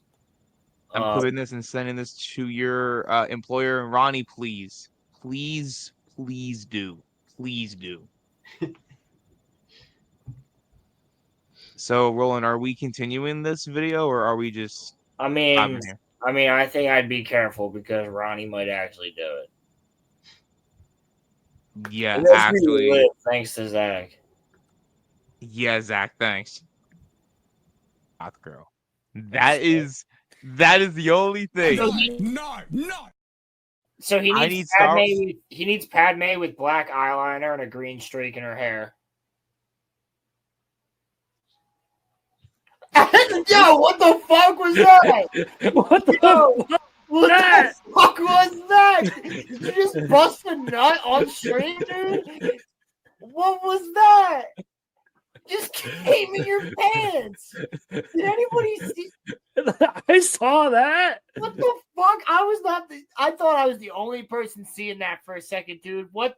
No, that was a thing we all saw. The nut, dude. He was like, I can see Roland peeking over the top. He full on. The thought hit him, and he just god, where's? What if? Oh, we lost Jay and Zach. About that stream, by the way, Biggle still refers to you guys as the two dudes who don't know the touch of a woman. Oh, I know. Every time I talk to him and you guys come up in conversation, you're like, "Oh, the two guys who don't know what the touch of a woman is." Oh, I know the touch of a woman. I do too. The two dudes who have never touched a woman. Roland, that's funny that you want to play that though, because you said that's funny that you want to say that though, because you said this. Basically, if you don't have a penis, don't hit on me.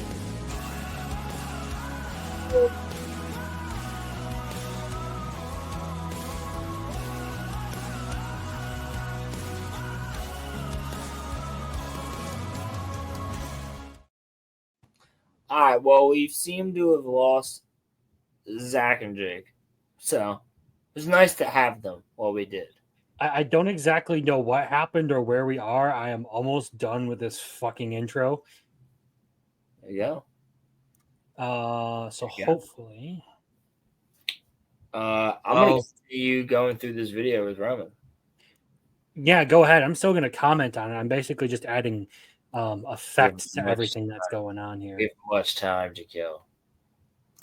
Too much time on my hand. Just expect them to have the emotions of a Jedi once they get here. They know he's strong in the Force, but they still tell Qui-Gon that he can't train him. But what's the alternative? Just send him back home and hope he doesn't harness his inherent Force powers?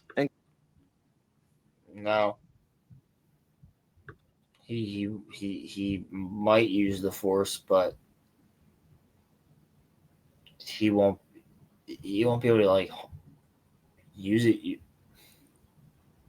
don't know, bro.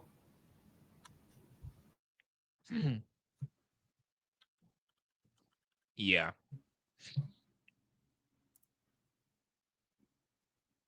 Continue.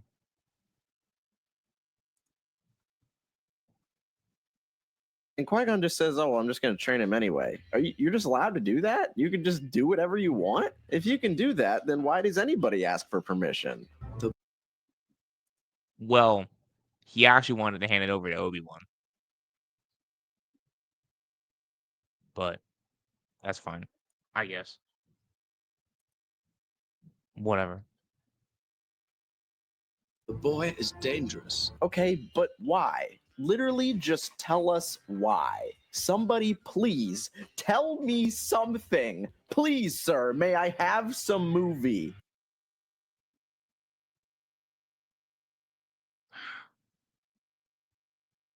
Man,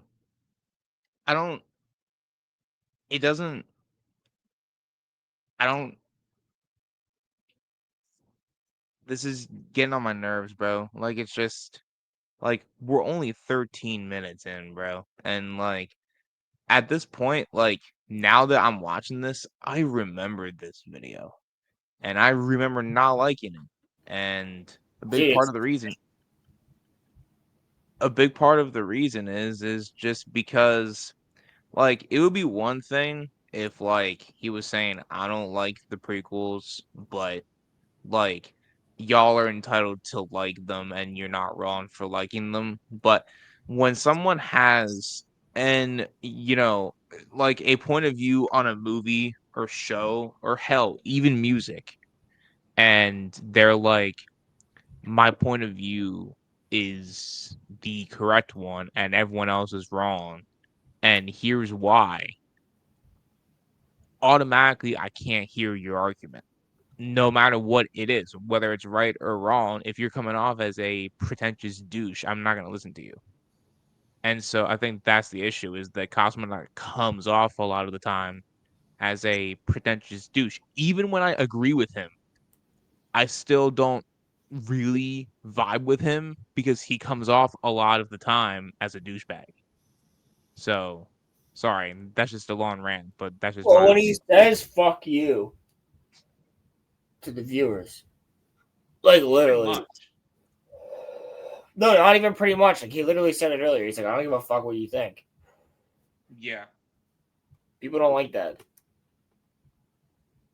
I mean, I'll say that to you guys, but I understand that you're not gonna like it.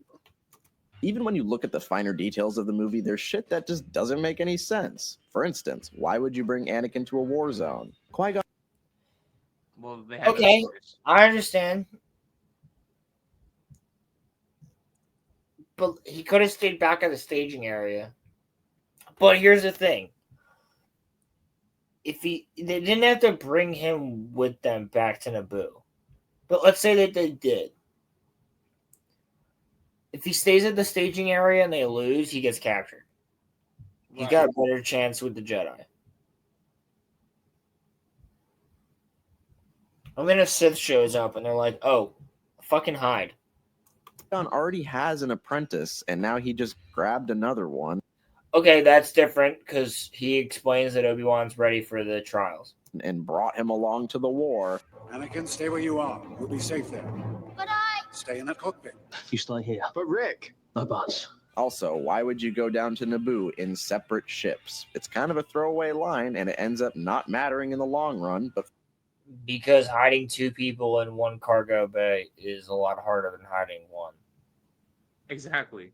So they go down in two ships that should be quite near each other, and also they're Jedi, so it shouldn't take them super long to find one another because they can sense each other because they're very close and they have a bond. From a logistical standpoint, it doesn't make any sense. You guys could just go on the same ship. You're really fucking lucky. Now, I will say, yes, those ships are like miles away.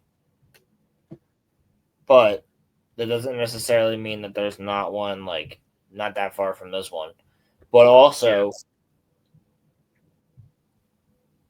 they don't seem to find each other till the end of the day when it's like dusk. Yeah. And if they're just sensing each other and trying to make it towards the same point, then they would eventually find each other. So I don't have a problem with that. Lucky they parked next to each other. They didn't park next to each other. They didn't find each other till the end of the day. What does Palpatine want to accomplish with this fucking trade blockade? Oh my god! Does he not understand that it's all just a show? Like, it's all just a ploy? No. What does Palpatine accomplish with the trade blockade? He's able to separate, or, like... Roman and Christian, think about it. What does he accomplish with the trade blockade? This is the event that eventually triggers the Separatists and ultimately the Clone Wars. Exactly. And before that, what does it accomplish? It gets him into power. Exactly. Because Padme votes in no confidence on Chancellor Valorum. Valorum, yes. He cannot dissolve this dispute. And Palpatine gains the power of Chancellor through this. That is what he gains. This is his most roundabout. Okay, hold on. So then in episode 2, Jar Jar, what exactly does Jar Jar do? He basically gives him unlimited power. Unlimited not emergency powers. He gives him emergency powers, which means he can stay in office until the war. Just wanted to keep that straight and make sure we had this under control. Basically, what it means is that he can make more clones, keep the war going, and stay in office until the war is over. That's what it means. Plot ever, and he's already known for those. This is his most roundabout and complicated plot ever, and he's already known for those. He has no problem with killing the Jedi in the beginning, but he's just going to try and convince Padme politely to accept his terms. He doesn't have any problem trying to kill her in the later movies. I don't understand this man. What is it? Because she is about to show up to the Senate in Attack of the Clones and speak on the Separatists, right, to stop a war, and he wants the war. This is being purposely obtuse because you want to prove a point. That's all you really need to say about this video. You don't even need to go any further into dissecting it. You just need to say, like, this dude is purposely being obtuse because he wants to make a point. He wants to pretend like there's all these critiques he can make. Yeah, because he likes the sequels and he's upset that everyone else doesn't.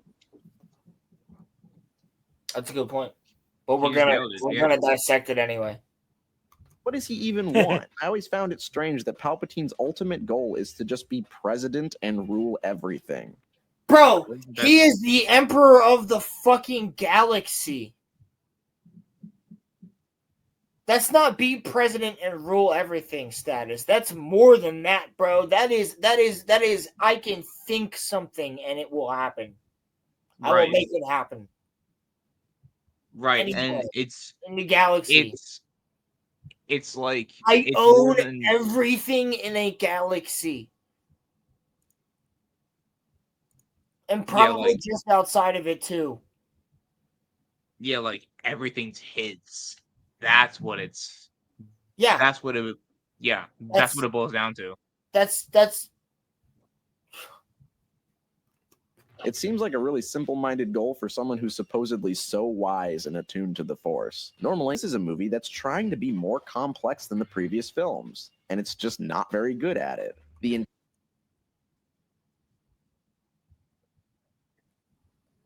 Is it though? So no. I'm stuck on the villains in Star Wars being simplistic.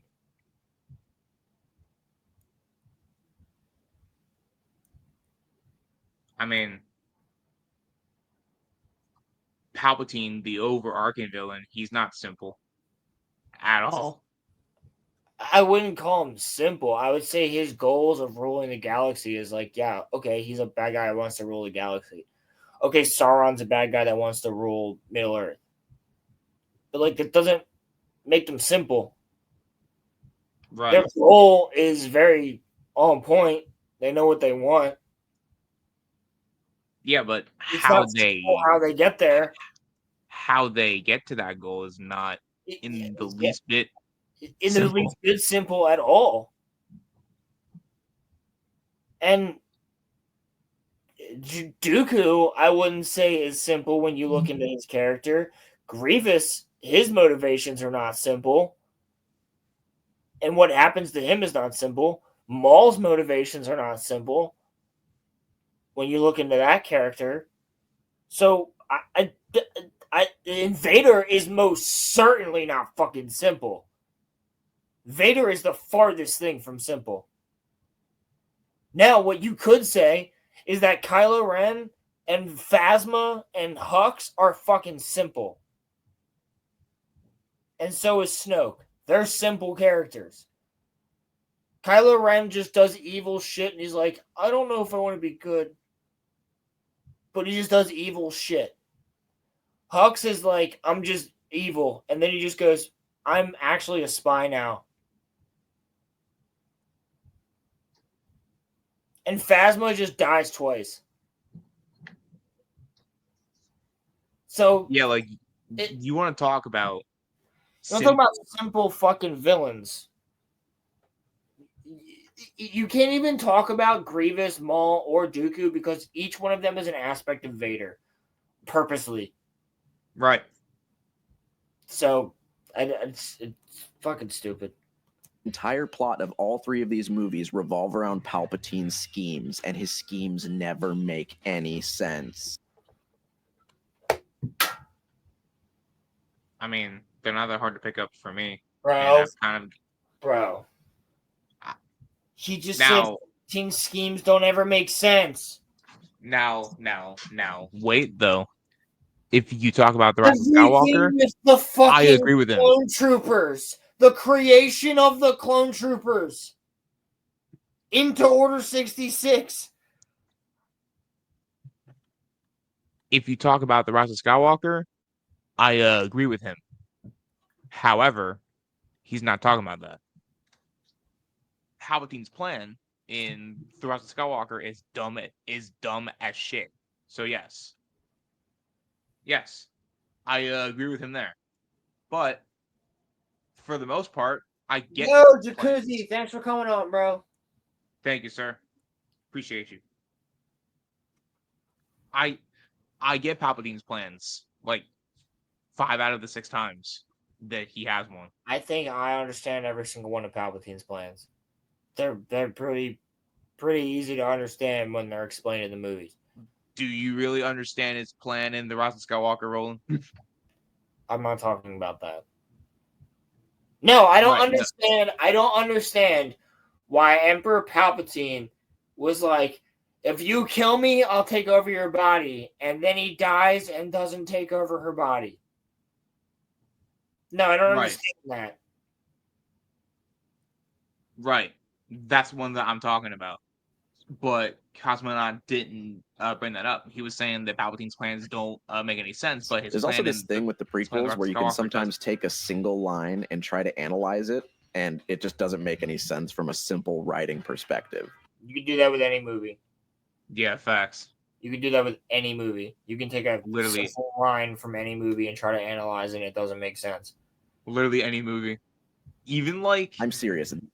Even like a movie that I think is like very tight knit. They're taking the hobbits to Isengard. Yeah, you or can like take that out of the movie and analyze it. This is stupid. Or like there's lines in like Godfather that like you can like I was thinking that exact movie. I was like, you can take a line out of The Godfather and be like, that's a stupid line. Oh shit! Okay, cool. Intro's done. This is in every single. Hey, fuck yeah. One of these movies. And it's clear checked, so there's no copyright on it. Ooh, okay. To analyze it, my man, and it just doesn't make any sense from a simple writing perspective. I'm serious. This is in every single one of these movies. A communications disruption can mean only one thing. Invasion. Why is that a stupid line? A communications disruption can mean only one thing. Invasion. Why is that a stupid line? That's exactly not. That's what it means. I don't understand why that's a stupid line. It's not. Invasion. No, it doesn't. You're telling me that if your communications get messed up, the only reason is that you're being attacked? If the entire planet is jammed, then yeah, probably. Yeah. Yeah, probably. Psalms, that's a fantastic idea. Almost forgot to mention. How would you all feel if we made each other watch our favorite movies and react to it? Just thought. We could do that on Patreon. Yeah, that's possible. So I make Crimson watch Tusk. That works. That's fine. I'm sorry, who's forcing me to watch what? You're watching Tusk. Go fuck yourself.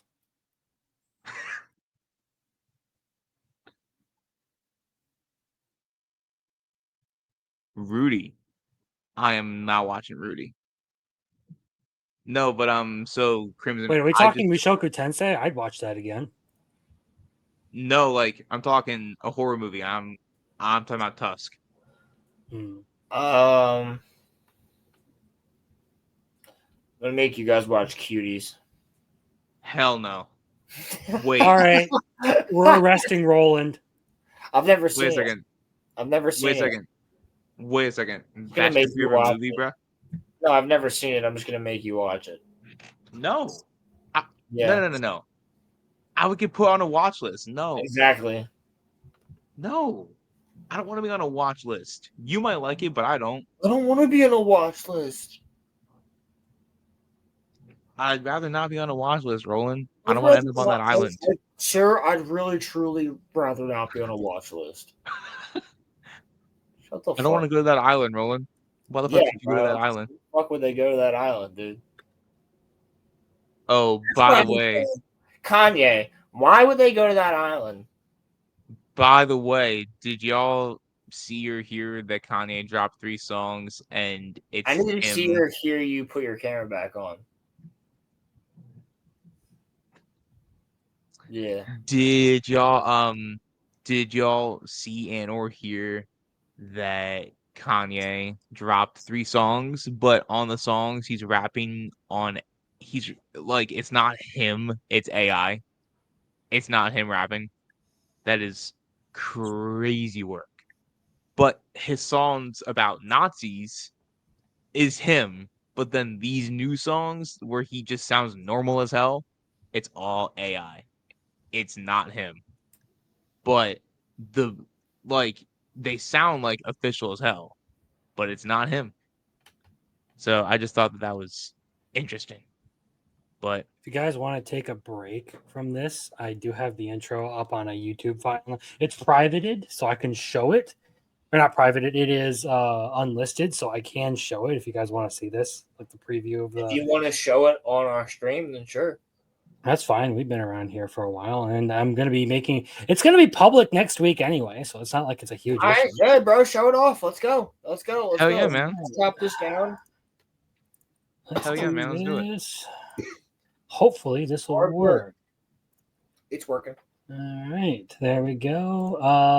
Hopefully, audio works. Ooh.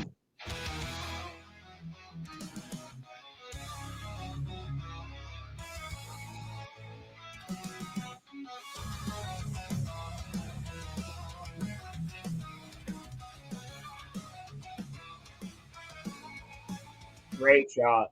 Just turn, the show goes on, but what we learn is never gone. Heroes new and heroes old hold the power of stories told. Forge the fiction, wield the flame, stories carved into the page. Worlds forged by mind untamed.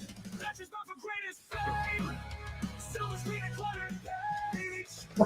Yeah, bro, the real hero. Fuck yeah. The day.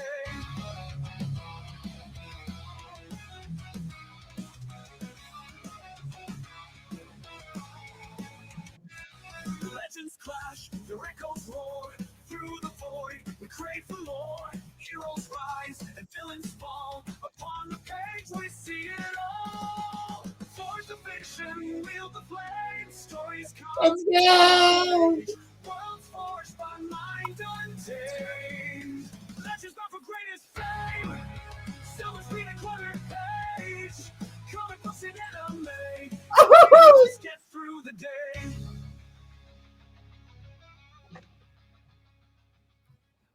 Fuck yeah, bro.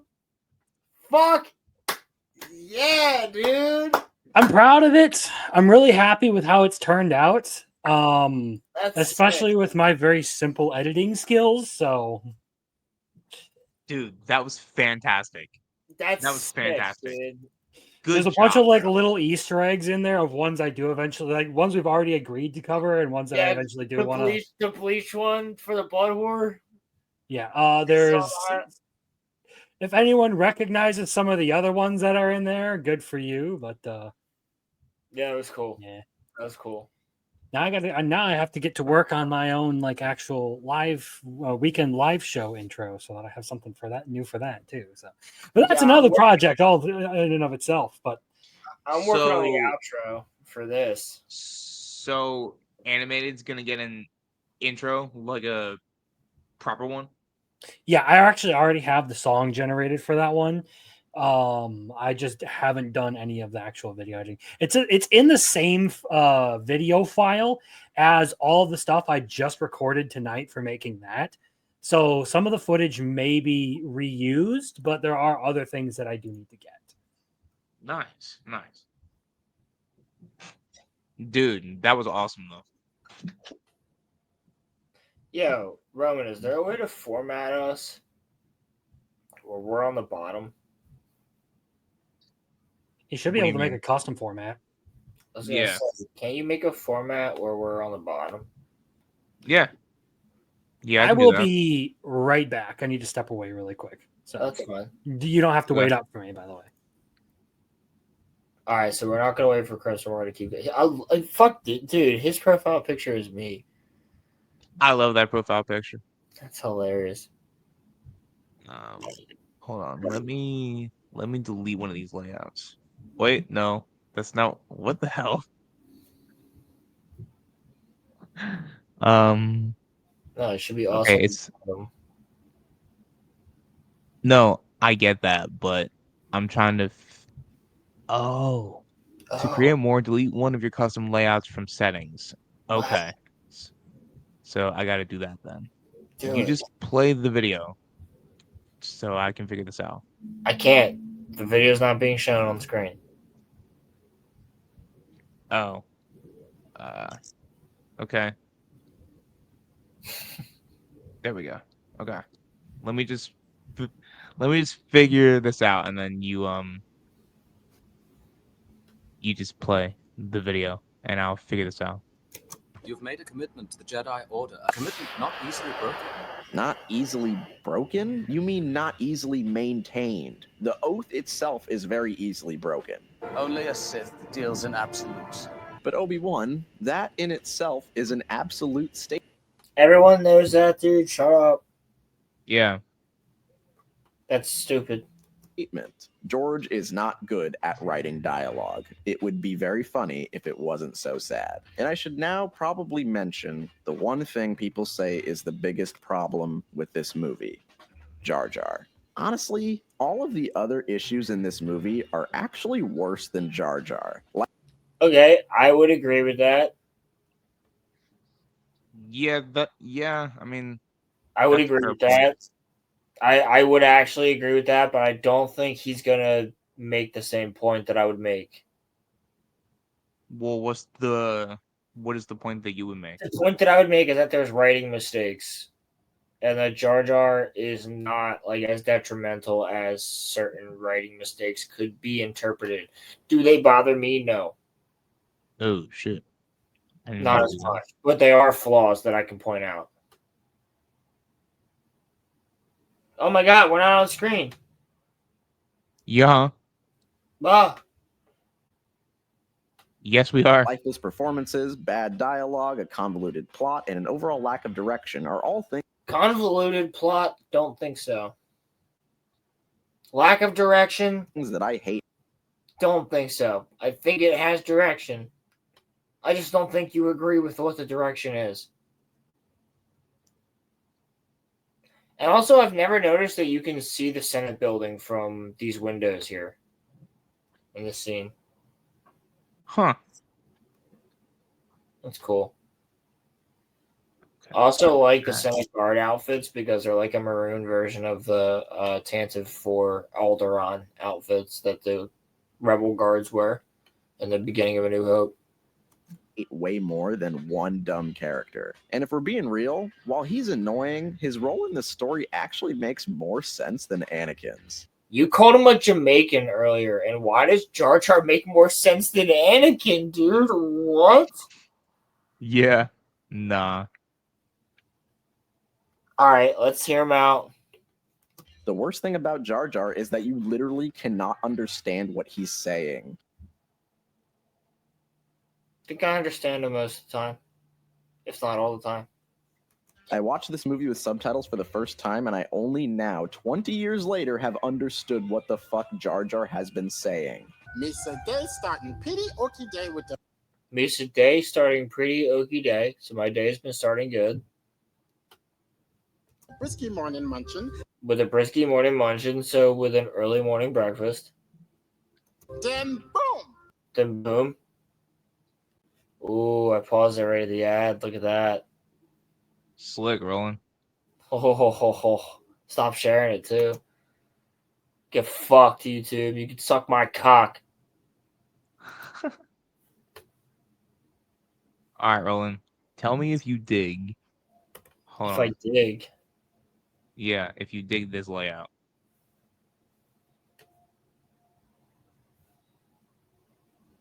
Hold on. I have to present it. Hold on. Yeah. Once we go back to sharing, I'll show it to you. Okay. Do you dig this? Yeah. I did something right. Yeah. I did something right. For the most part, that's pretty good. Yeah, I like this better, actually.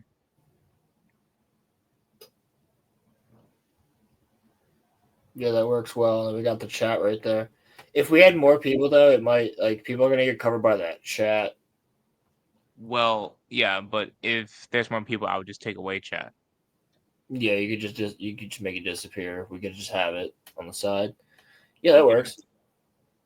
Yeah, look at this. Consistently, 5 of you have been hanging out. You guys made it through. So there's at least one of you here has made it through the movie Vob video, and I salute you for making it through the movie Vob video with us. Also, I salute whoever is on Twitch and hasn't said like a damn thing the whole time.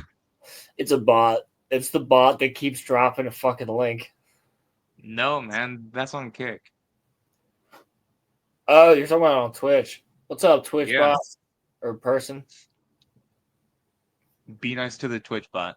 I mean, no, Twitch person. You should make your name Twitch bot and say something in chat, and you can be our Twitch bot, but like the cool one. Yeah, I guarantee you that somebody in this chat has been here for the whole movie Bob video and everything else, and I salute you for that. Yeah, 5.5 hours is crazy. Let's continue. Yeah, let's. Oh my god, no. I have no. Day starting pretty okie day with the brisky morning munchin. So the brisky morning breakfast. Then boom. I have no fucking clue what you just said, but hell yeah, man, I'm gonna speak my truth. But that made sense. That was not a good example of Jar Jar not making sense. Despite this, they actually need Jar Jar around for most of the movie. I really hate admitting it, but he's so integral to this dumb-ass story that you kind of need him here more than you need the other characters. However, it doesn't make... I don't think you need Jar Jar more than you need the other characters. I was about to say, I think Qui-Gon Jinn and Obi-Wan are probably more important than Jar Jar. Yeah, Jar Jar Binks never actually sees Darth Maul. Make any sense that you bring him into Mos Eisley with Qui-Gon and not Obi-Wan Kenobi. Look, I'm not saying that Jar Jar and Darth Maul are the same. He said, why does it make sense that you bring Jar Jar and not Obi-Wan into Mos Eisley? Because Obi-Wan is also not Mos Eisley, that's Mos Espa, so get it the fuck right. But Obi-Wan is supposed to stay back and protect the Queen, and Qui-Gon is going out as the master to figure out what the situation could be. Again, I'm not saying that Jar Jar and Darth Maul are the same person, but they've never been in the same place at the same time. That's true. Crimson, do you buy into the Darth Jar theory or no? The fact that he was the one like behind everything? No. It's like that's like a chemtrail level conspiracy, dude. That's flat Earth retardation. Mm-hmm. I've heard that theory so many times. Actually, I take that back. I can't even say he's a main character in this movie. It is truly baffling to me how small Obi-Wan's role is in this movie. I think What? Obi-Wan's role is not small. Obi-Wan's not a main character in The Phantom Menace. Dude, we're 17 minutes in, and he's only been talking about the Phantom Menace. So I don't know how long he's going to spend on Revenge or Attack of the Clones. So, just to be quick, I do kind of see his point on the Obi-Wan thing. Obi-Wan doesn't do much advancing the plot in and of himself. He's just kind of there being dragged along with it. But to say he's not a main character or that this isn't like a setup to the backstory of his dynamic with Anakin and their relationship, like nothing that happens here is important to Obi-Wan and you can remove him from this movie and still have the same thing. That's bullshit. Because it plays out over the next 3 movies. Or the next 2 movies. Technically 3 if you want to include A New Hope.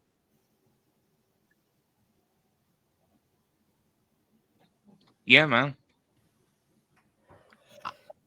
Technically speaking, Obi-Wan and Anakin saved the day in this movie. Obi-Wan saves the day on the ground, and Anakin saves the day in the sky. Obi-Wan defeats the Sith. Anakin blows up the fucking droid tower or control ship and shuts down all the droids on Naboo. So, technically speaking, the two of them do the same job. They just do 2 different ones that are both difficult. And Anakin does it accidentally. Obi-Wan actually does it out of anger.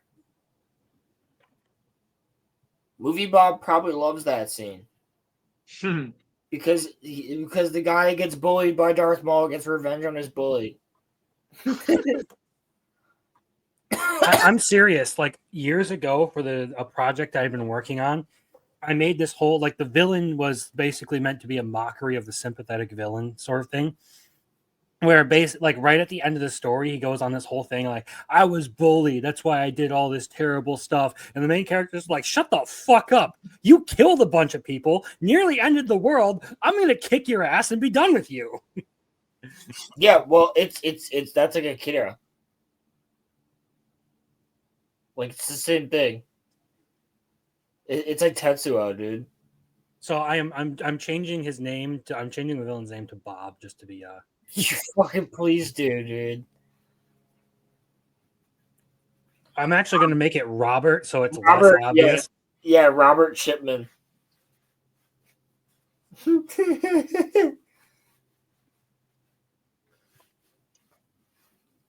Movie Robert. His name will be Robert Chipson. Robert Chipson. Robert Chitlin. Robert Chiclet. Robert Sicklins. Chiclet? Is that Robert is Chiclet the like female version of a manlet? That's a candy. The only reason people are moved by Qui-Gon's death is because Qui-Gon gets way more screen time. He's close. That's the only reason that we're moved by Qui-Gon's death is because he gets more screen time. Hold on. Let's hear this. Closest to being the main character. And just think about how much characterization Obi-Wan has in episodes 2 and 3. All right. I don't think the only reason that we're moved by Qui-Gon's death is because he has more screen time. I think that we're moved by Qui-Gon's death because we already care about Obi-Wan as a character because we've watched episodes 4, 5, and 6, and his master just got slain in front of him while he was helpless to do anything about it. And I think we care about Obi-Wan, and that's why we care about Qui-Gon's death, not because of Qui-Gon's screen time in the movie. Exactly. Like, Qui-Gon could have had less, like, way, way, way less screen time. He could have only been in the end in that one fight. And just knowing that that's Obi-Wan's master that trained him. Like, Obi-Wan could have filled all the other roles of Qui-Gon throughout this movie, except for the beginning, where the two of them are together. And then you could have split them up. And then just had Obi-Wan do all the shit for the rest of the movie. And then Qui-Gon shows back up because maybe he's been on Naboo the entire movie. With the Gungans or something. And then Qui-Gon shows up with Obi-Wan and they both meet up. But then you don't get the whole thing with Anakin, but that's This is a different storyline. But even still, if you got way less Qui-Gon in the movie, it would still be impactful because you care about Obi-Wan as a character. You care about his emotional impact from what just happened. That's like his father figure getting slain in front of him. Like, you care about that. Even if you don't know the character. Dude, we barely know Uncle Owen and Aunt Beru. But you care when Luke goes back home and his aunt and uncle are dead and burnt to a crisp out on the lawn.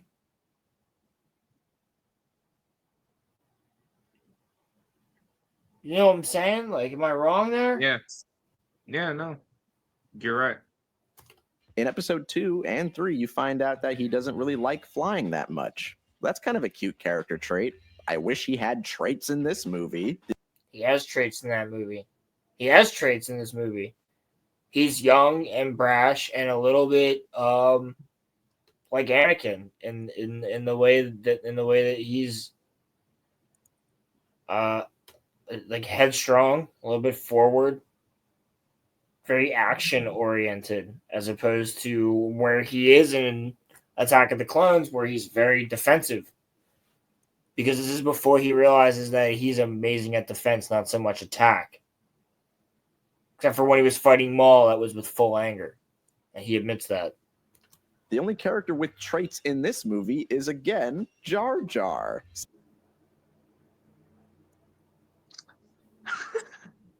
Roman, you can take this one.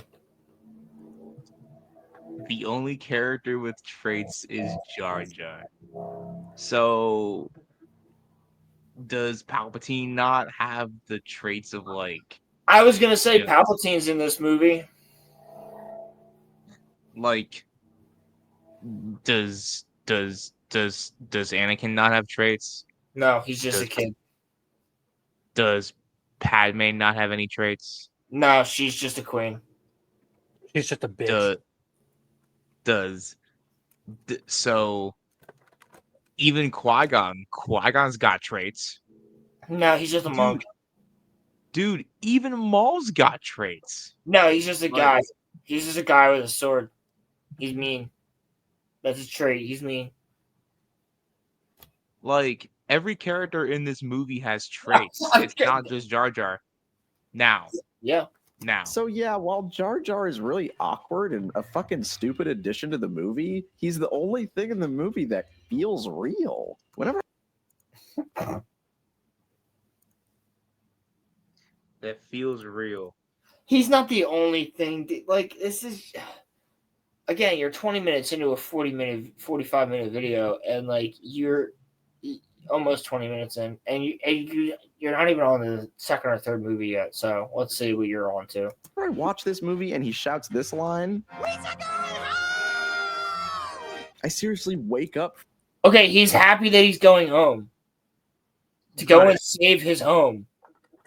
He's happy that they're going back to his homeworld because they're going to liberate his homeworld. If you were trapped in another country and America was fucking under siege and you were able to help in some way and they were like, yo, we're going to take you back, you'd be like, fuck yeah, bro, we're going back to America. Like, what? Yes, that's fine. That's totally fine that he's like, we're going home. He doesn't know what the fuck this place is. He's never been to Coruscant and shit. This is way out of his league. Plus, he's worried about his homeworld and his people, which are under siege currently. And there's people with him that are willing to help that. It's totally valid for him to be excited to go home. From the coma that this movie... What was that? I'm saying, like, if I was in Jar Jar's shoes, I would be happy to go home too. Like, I'd be anxious to go home. Yeah. I seriously wake up from the coma that this movie put me in. If he wasn't in the movie, I legitimately think the movie would be worse. Think about it. It would just be these dry humor. Well, you're correct. The movie would be worse without Jar Jar Binks, but I don't think I don't think you're going to say the same reason that I'm going to say. I think Roundabout is needed for the story, but I think what he's going to say is something completely different as to why the movie would be worse without Jar Jar.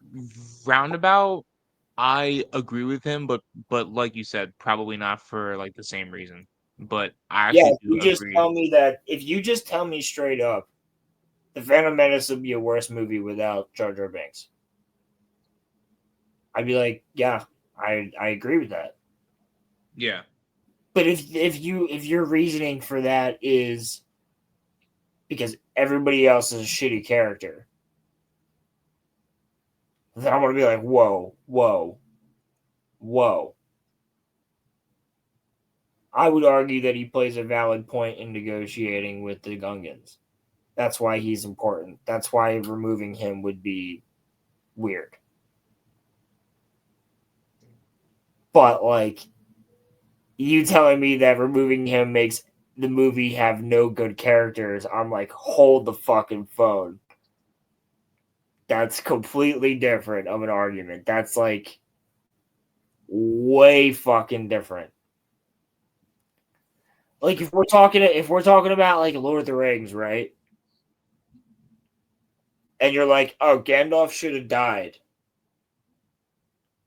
I'd be like, okay, that's an interesting take, and like I understand that. Like, yeah, that's really good. And it's like, no, I hated him. He sucked.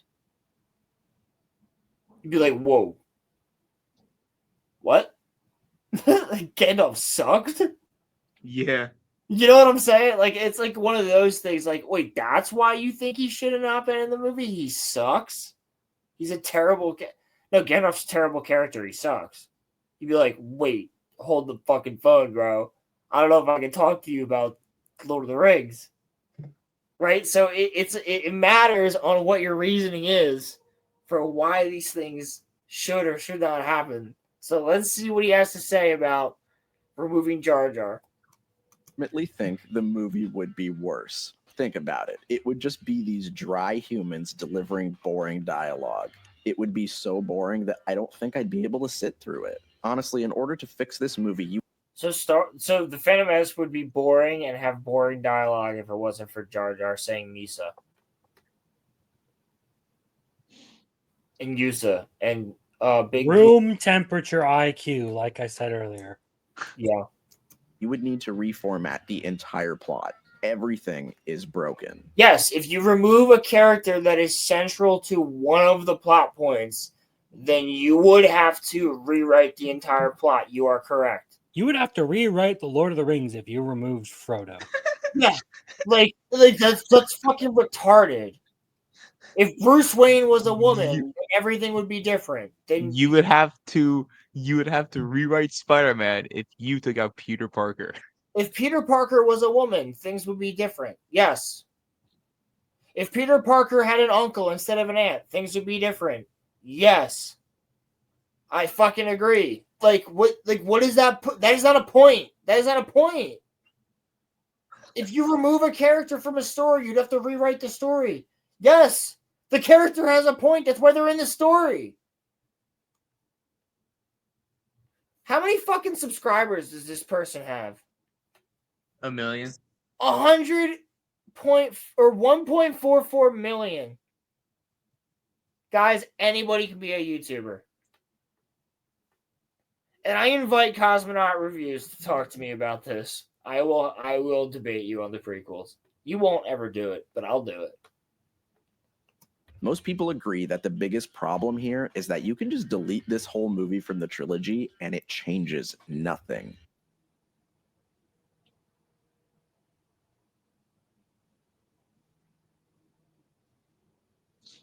I'm sorry, but isn't the whole reason that Palpatine comes into power and that we're introduced to many of the characters who become important players, this movie particularly?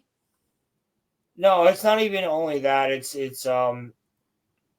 Qui-Gon Jinn, his influence on Anakin, the loss of him and how that affects Anakin's training. Because if Qui-Gon had trained Anakin, then everything would be different. Because Qui-Gon was actually the perfect master for Anakin, because Qui-Gon didn't quite feel the way the Jedi did. He probably would have been okay with Anakin having a wife and wouldn't have told anybody. Like, Anakin could have confided in Qui-Gon about that, and Qui-Gon probably would have been okay with it, because he himself was entangled with a woman, and she ended up dying. So I think Qui-Gon probably would have been the perfect master for Anakin. So yeah, all of this shit matters. Not only what happens on Naboo to cause him, Palpatine, to go into power, but Qui-Gon, Padme meeting Anakin, Anakin's mother, him leaving his mother, Obi-Wan losing his master, Darth Maul being killed.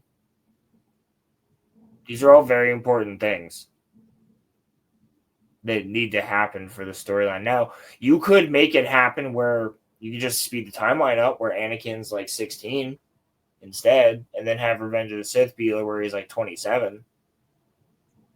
But like the same things still need to happen. You could change them, but they still need to happen. A lot of Star Wars viewing guides actually recommend that you just don't watch this movie. Actually, that's not true.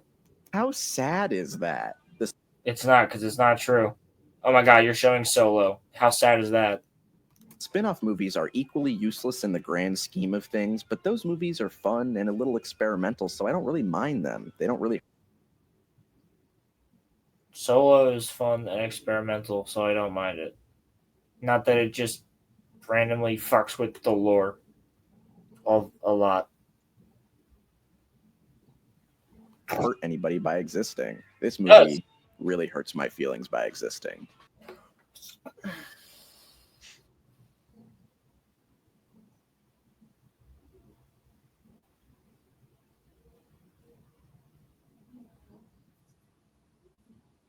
I don't know why you're torturing yourself like this.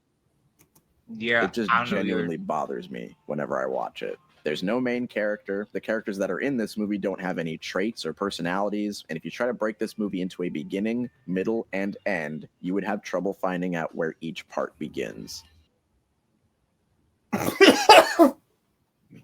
No.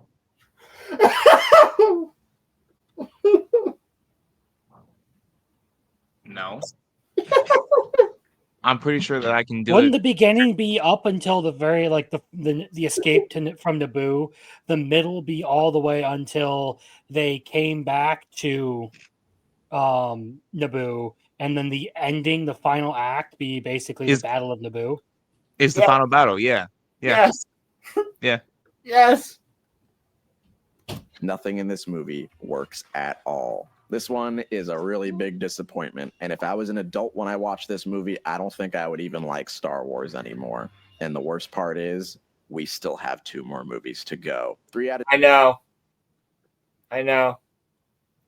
That is the worst part. I have 2 more movies to watch you. Do we have to watch the other 2? I guess we promised the chat we're going to do it. We have to do it. I hope it doesn't get any worse than this. Fuck. How many fucking ads do you put in your fucking video? I almost called him a French or a fucking British cigarette. Hey, look, it's us down on the bottom. Oh my god, we're just down at the bottom in general. Yeah, I can fix that.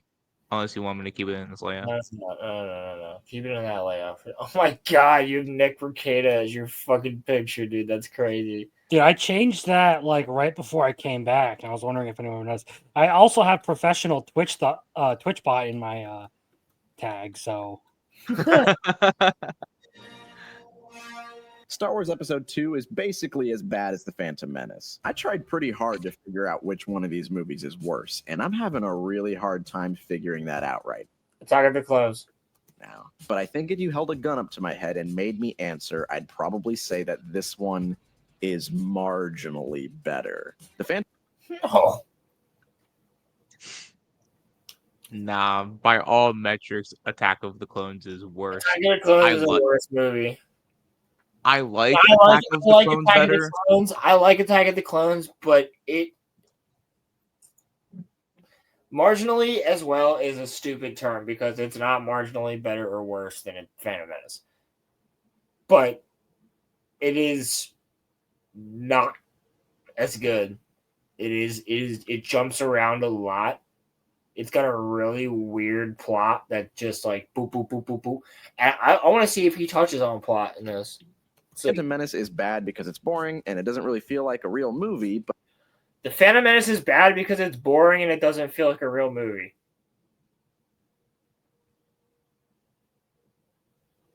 Okay, dude. You review movies and that's your take at the end of the day. The Phantom Menace is bad and it doesn't feel like a real movie. Gotcha. But technically, once you figure out the story, it is sort of comprehensible. Once you figure it out, it's fucking easy. Then you compare this to Attack of the Clones, where structurally it feels like more of a real movie. The characters have traits. There's a few cute interactions. The characters have traits. Roman, the characters have traits. I know, I heard. But nothing the characters do make any sense, and the story is absolute nonsense. But Nothing the characters do makes sense. Okay, I 25% agree with him, but that's also kind of a stupid point. Like, there is some... Let's hear it. Let's see the argument. So, I do feel like, while it's not, like, unnecessary, like, there is just, like, and it's... I don't know how to explain it, but like I feel like there's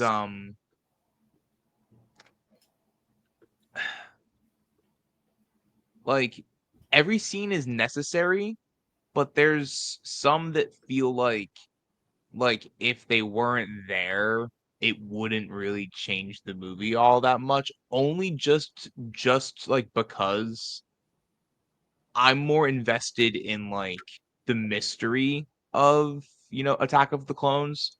And while I get that like Anakin and Padme's love and the start of their relationship is like crucial to Anakin's downfall, I didn't need them rolling around in like, the grass and stuff like that. Like that, like I'm just saying that's not for me personally. I think that there's too much of like the love stuff. 3 or 4 scenes, fine, but there's like 6 or 7 of them, and they just go on and on and on. So I would get rid of them rolling around in like the grass and then keep their, argument scene. Keep the scene where it's right after Anakin slays all of the Tusken Raiders. I would keep that. I would keep the scene where they kiss when they're like, looking at the water, and I would keep the truly deeply love you.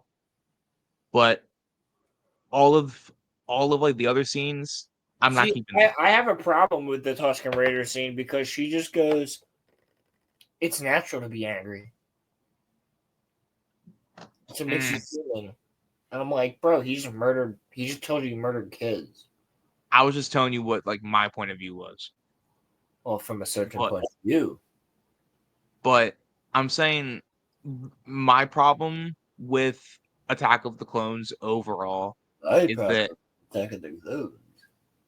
that I feel like, and like it doesn't ruin the movie for me, but there's too much love stuff in it.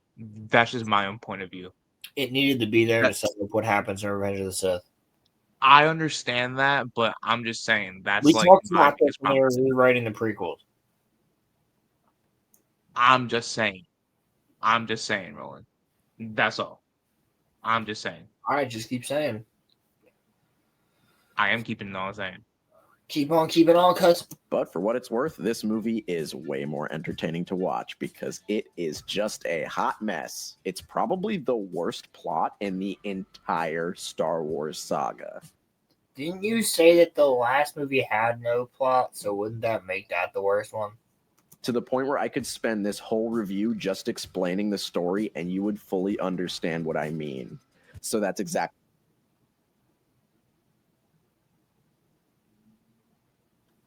What?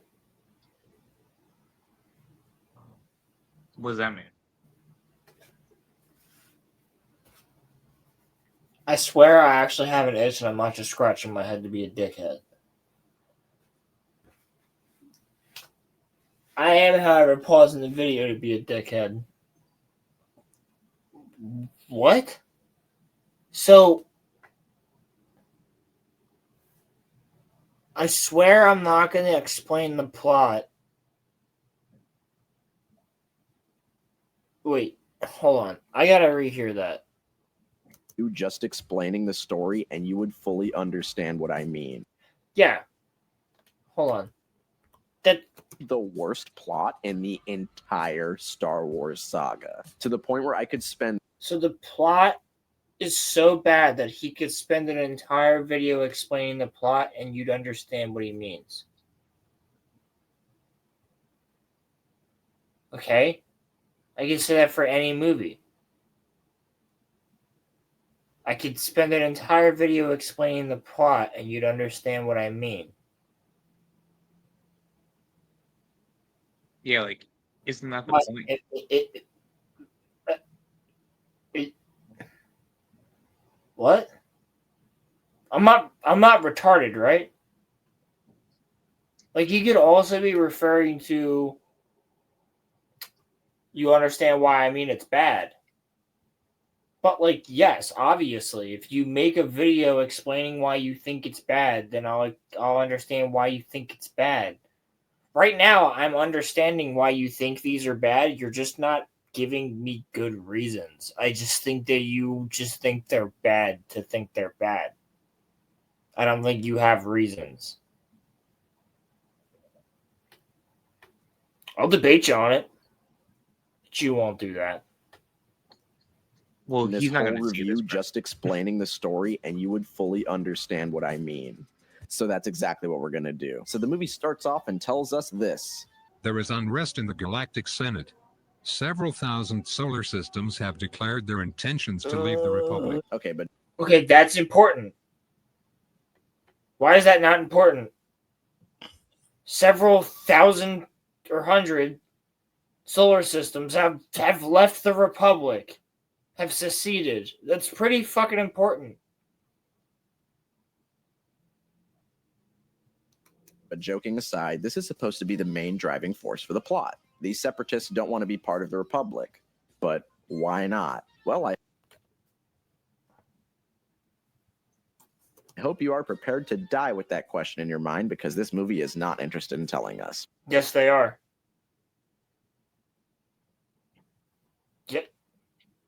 They do tell us they're not happy with the policies going on in the Senate. Yeah, that's made very clear. Yeah, that's why they're leaving. That's why certain federations are funding them. Maybe go read one of the books or something. All right. Oh, just fucking watch the movie.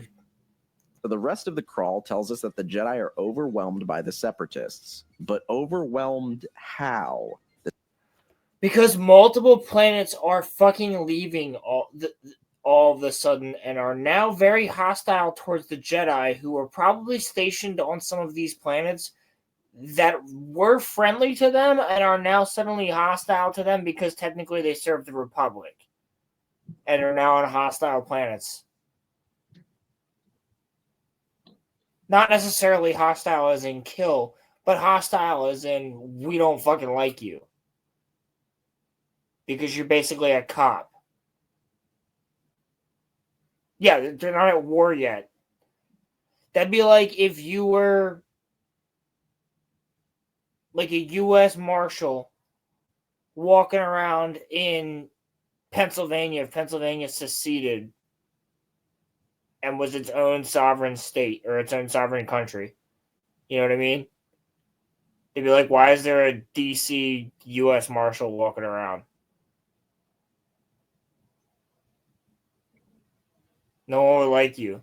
But like, you're not one of our sovereign military or sovereign government things. Why are you here? It's the same thing. It's the same thing that happened to the Jedi. The Jedi were doing their jobs as peacekeepers, and a lot of people liked them. They liked having them around. And then as soon as certain planets seceded, they were like, "Oh fuck, the Jedi are here. We can't have them. Don't be nice to them. They're part of the Republic." And the Jedi had to dip. So it makes perfect sense. Jedi are overwhelmed by the Separatists, but overwhelmed how? The Separatists aren't hurting anybody. They don't have to be hurting people to have them overwhelmed. They are causing domestic disputes across the entire galaxy. They're causing trade disputes. They don't have to be, and the Jedi are. That's their job. That's the beginning of fucking the Phantom Menace. Is that they're there to figure They're out peacekeepers. Yeah, they're peacekeepers and arbiters. Yeah, basically. So yes, they would be overwhelmed if hundreds of solar systems are seceding, because one solar system doesn't necessarily mean one planet. That could be 4 planets that seceded. You know what I mean? That's a lot. Any battle droid attacks at this point. The first thing the Jedi say in this movie is that Dooku and the Separatists... Battle droids aren't evil. The battle droids are the enforcers of the Trade Federation at this point. They are not part of the CIS army. The Trade Federation funds that army. Actually, Newt Gunray funds that army.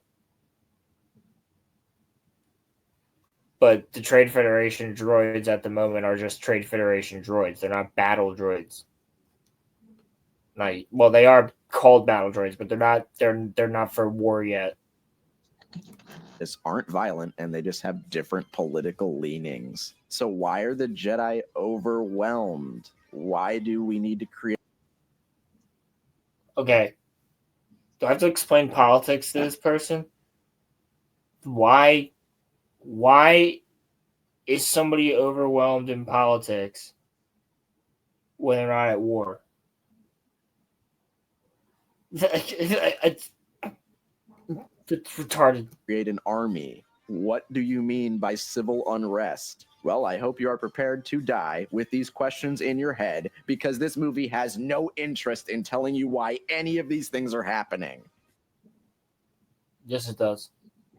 But whatever, that shit doesn't matter. We just need Padme in the city so she can get blown up. So in this movie, Palpatine is trying to kill Padme. No, he's not. He's trying to start the war.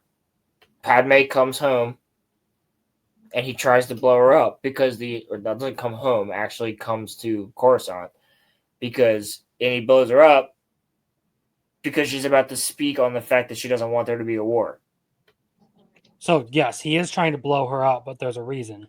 But as soon as she leaves, he stops trying to kill her. As soon as she leaves Coruscant, he stops trying to kill her. He just doesn't want her on Coruscant for him to get the war started. Yeah, because he wants to be able to manipulate Jar Jar into doing those things. Exactly, because Jar Jar and Padme trust him. Because even though Padme ends up speaking out against him, they both trust Palpatine. Even though she doesn't agree with him, Jar Jar trusts him. Because they both know him. I mean, he was the senator when she was queen. She worked very closely with him for years. She just doesn't politically agree with that decision. But she still trusts him. It's not till Revenge of the Sith that she doesn't truly trust Palpatine. So Jar Jar obviously would be like, yeah, I trust this guy more than anybody to be in charge of this if we need to go to war. And you also need to think at that point, some of the members of the Senate know that Padme, including Jar Jar, know that Padme, Anakin, and Obi-Wan are captured on Geonosis and being held hostage.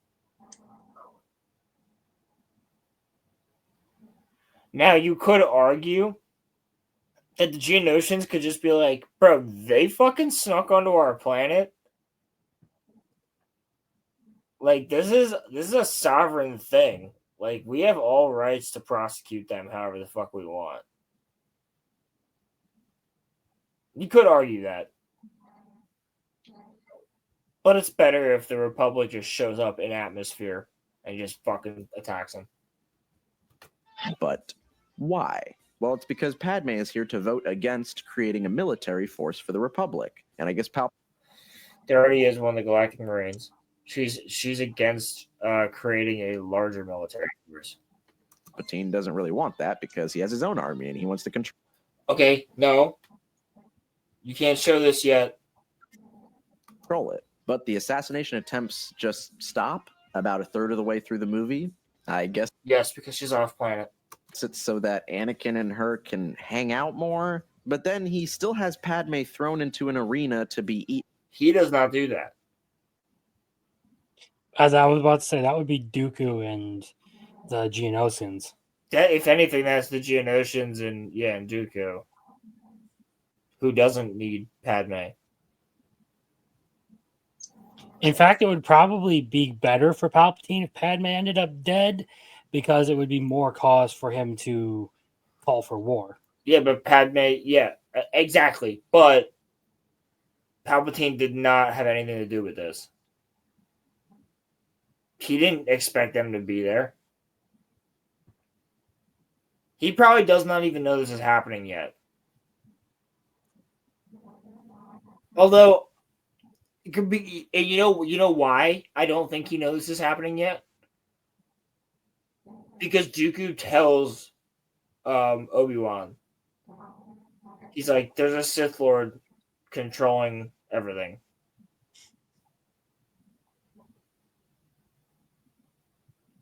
And I think that I think he did that on purpose. Do you guys think that Dooku was being genuine in that scene when he said that if Obi-Wan worked with him, that they would, destroy the Sith? Yeah, I genuinely do. I think Dooku wanted to do something completely different. He didn't like the Jedi or the Sith. He just liked the Sith more because he thought the Jedi were too stuck in their ways. And he saw the Sith as a stepping stool. I think he and Obi-Wan probably could have killed Sidious. The two of them together, probably. Yeah, but then Sidious just would have become one of them. I hate that plot line so much. Yeah, except he doesn't do that when he says he's going to do that. So who knows? Eaten by Pokemon.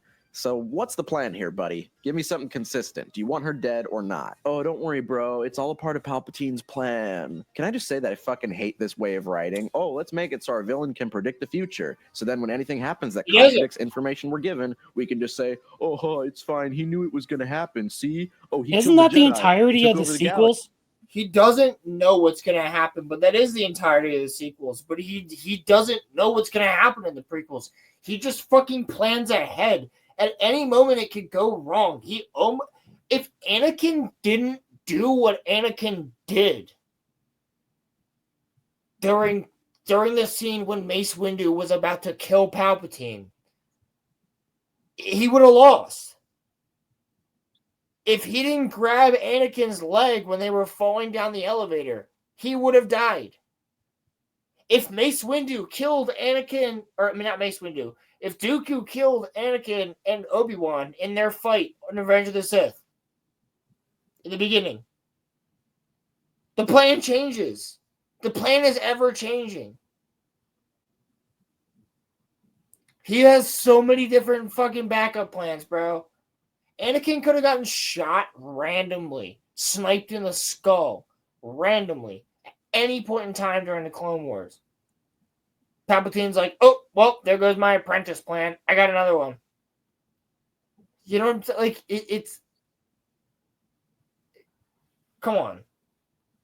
Know the character. Galaxy, all according to plan, but if you line it up piece by piece, it's the biggest fucking joke in the whole series. Here is Palpatine's entire timeline. First, he supports the Trade Federation so he can control space trade. However, the Jedi shut down the Federation. That's not it, but okay. So he starts a new organization of planets that don't like the Republic. Wait, did you say the Jedi shut down space trade? No, they don't. The Viceroy Gunray is not in control of the entirety of the Trade Federation. He only owns one sector. And he gets arrested.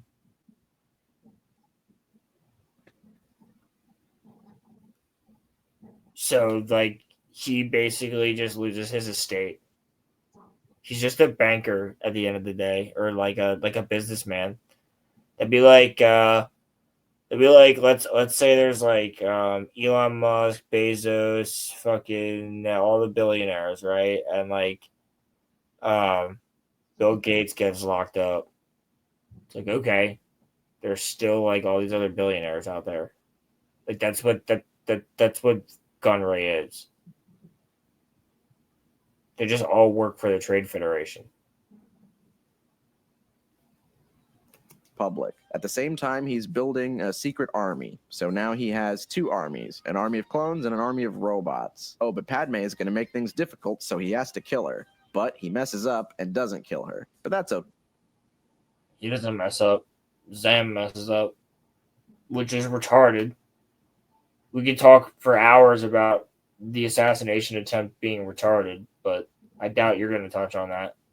Okay, he actually wants Anakin to get close to her and fall in love, but then he tries to have her killed anyway right after that. He doesn't try to have her killed. This is not Palpatine's doing. He also doesn't put him and Anakin... He doesn't put Padme and Anakin together.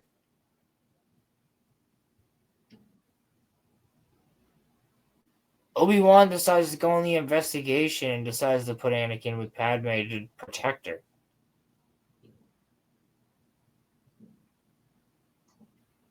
Because you would expect that the more experienced Jedi Master would probably do the investigation.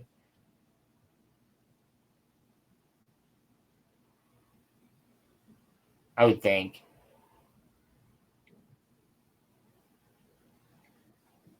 I mean, some people would argue that you make the Padawan do the investigation and have the Master do the protection, but Anakin already proved that he could protect her. So, I'll see it. You're really lucky that none of these Pokemon ate her, because then Anakin would just be a good guy forever. That's not necessarily true. And your plan wouldn't work. Not necessarily true. Work. So anyway, it doesn't matter. Padme... His plan could still work without Anakin. He would just keep Dooku. Like what? Or just get somebody else. He'd figure it the fuck out. It doesn't matter. He unveils both armies at the same time, and he makes them fight each other secretly. And over the next few years, he orchestrates an entire war between two armies that he secretly funded so that people will democratically vote for him to be king of space so that he can end the war that he started with his two secret armies. And then as king of space, he kills all the Jedi and gets rid of both armies. And then he rules for like 20-ish years, and then Anakin throws him in a hole and he dies. There are so many holes in that plan that... Why? It worked.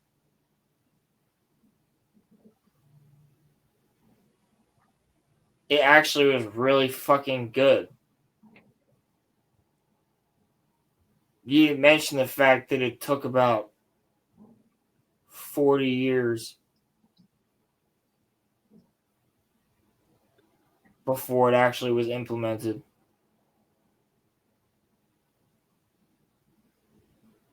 Like, of planning.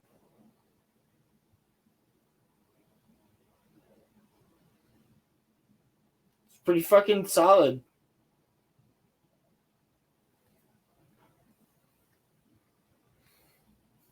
Roman, are you asleep, dude? Me? No. Sorry, but Crimson might be asleep. I'm not. Sorry.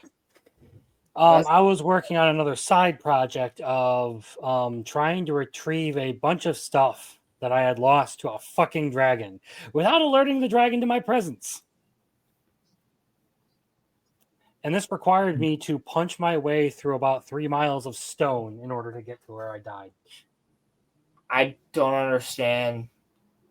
I'm playing modded Minecraft. You're playing Minecraft? Yeah. Oh, fuck yeah. You guys are sounding like a rave. I'm trying to, like, talk about a video. You're sorry, saying, Roman. look, I'm it's falling one of those asleep, bro. things I'm where, sorry. like, I've kind of said everything I feel like I need to say about the guy, and you are generally covering the points that I would say. So, my apologies. No, you're okay. Yeah, Roland. I'm sorry, pal. I'm trying. Continue. You got this. You need training for when we do a 24-hour. That I don't even have time to break it all down. It would take an entire video. It would. Okay, wait. I hate when people do this. 20-ish years, and then Anakin throws him in a hole and he dies. There are so many holes in that plan that I don't even have time to break it all down. It would take an entire video. Which you're making right now. You're making an entire video right now about this exact thing.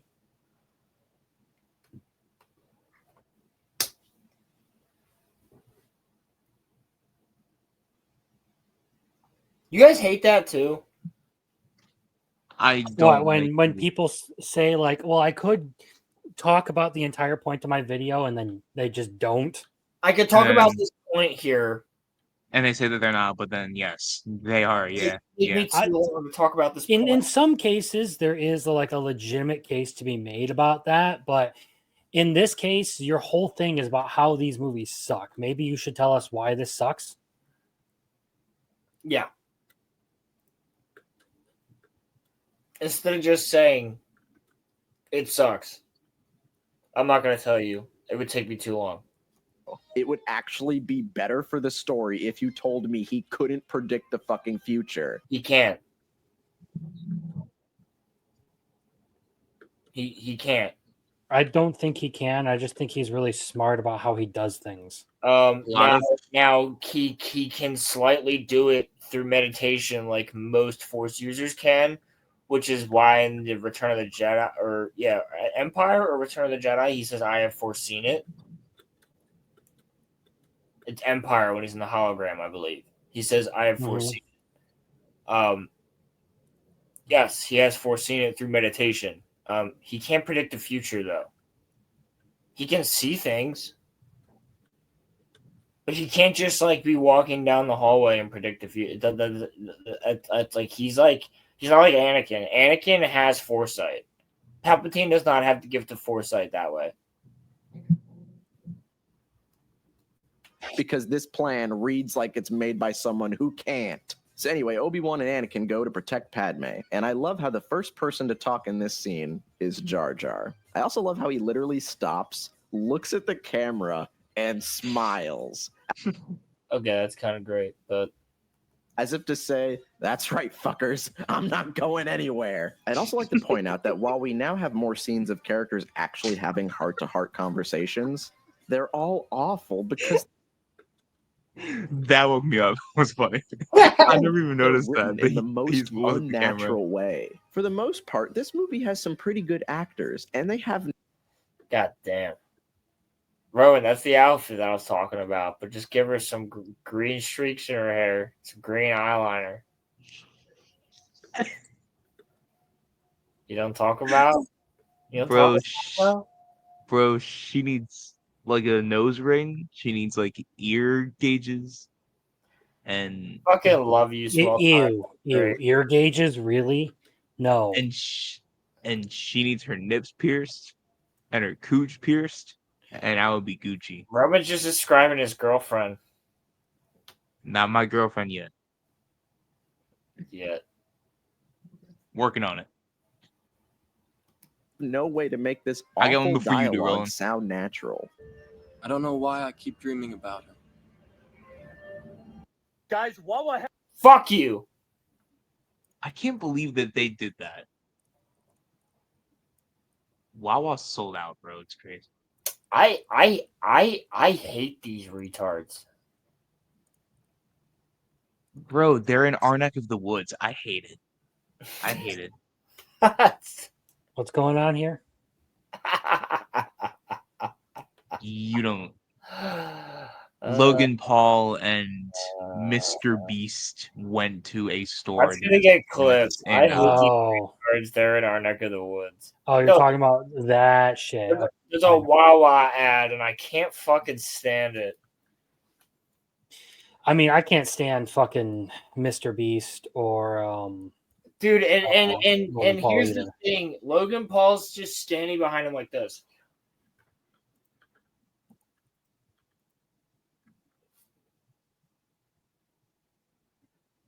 I literally, oof. I can't say it on YouTube. Anyway, Dreams pass in time. No balls. I'd much rather dream about Padme. What the fuck? So Padme, the woman who just had an assassination attempt less than a day ago, sleeps in her room alone with giant windows with the blinds open. Okay, I agree. That's retarded. Yeah, no, that is actually dumb. I think most people agree that that's retarded, but she also says that she's trying to be a decoy. And there is clearly a shield over the windows. So obviously, under these circumstances, she's basically begging to be assassinated. And the following... That's that they actually do say that that's the point. I do have to point that out. Do I think it's stupid? It can be. But they do say that that's the point.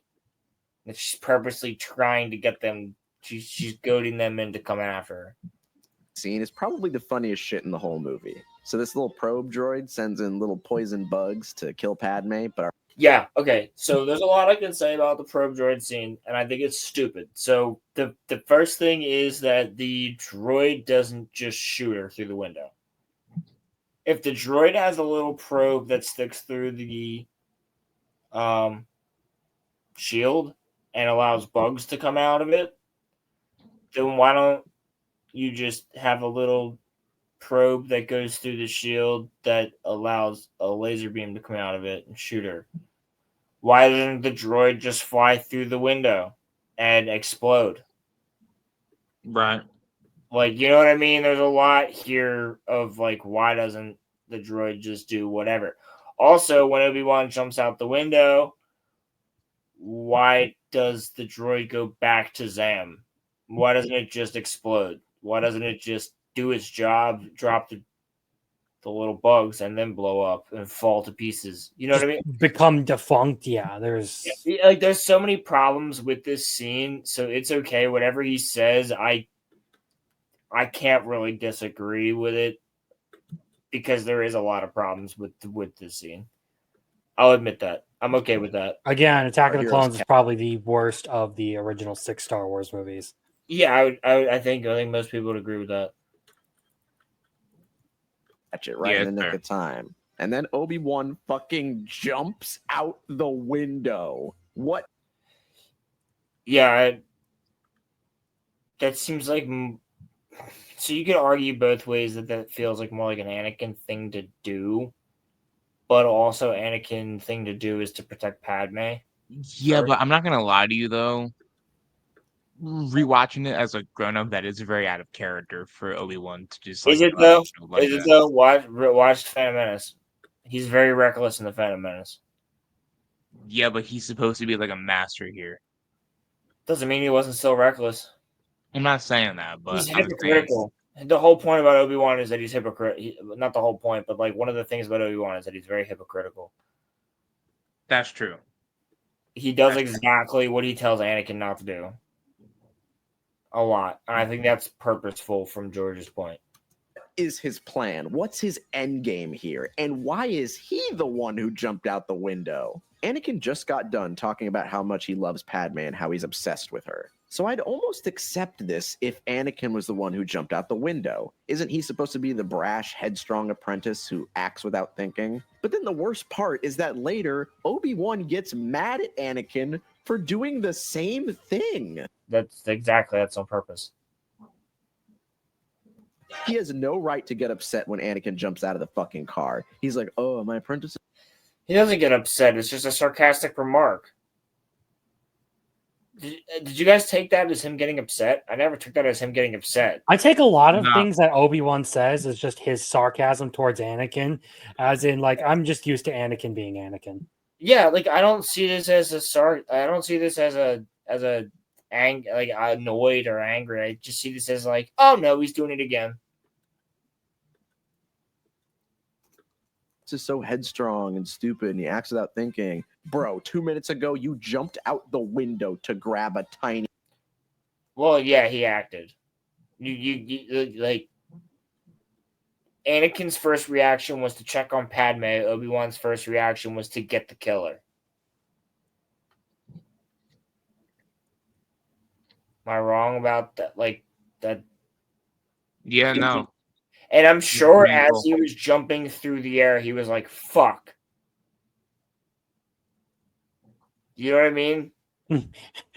all that adrenaline, just like, yeah, he ran into the room, saw the killer, and jumped, and then was like, oh shit, I am like 4 million miles in the sky like Verizon Wireless. Like Eminem, bro. Like, he's up there. Robot. You are lucky to be alive. Yeah, I think he realizes that. Patience. Use the Force. Think. So anyway, they catch the assassin and they find out that she is a shapeshifter. Now, this is just screenwriting 101. Okay, well, here's the thing. I will say it's retarded that she doesn't just shapeshift in the bar and leave. I will also say that it's retarded that, I mean, you could also argue that it's stupid that Jango Fett doesn't just fly into her fucking window and shoot Padme dead and fly out. But, like, that wouldn't fucking happen either. Doesn't have a story that way. But why is she a shapeshifter? Well, you do. It's just a very different story.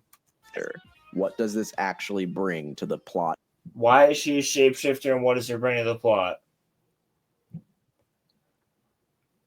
It proves that she's the one that put the bomb on Padme's ship in the beginning.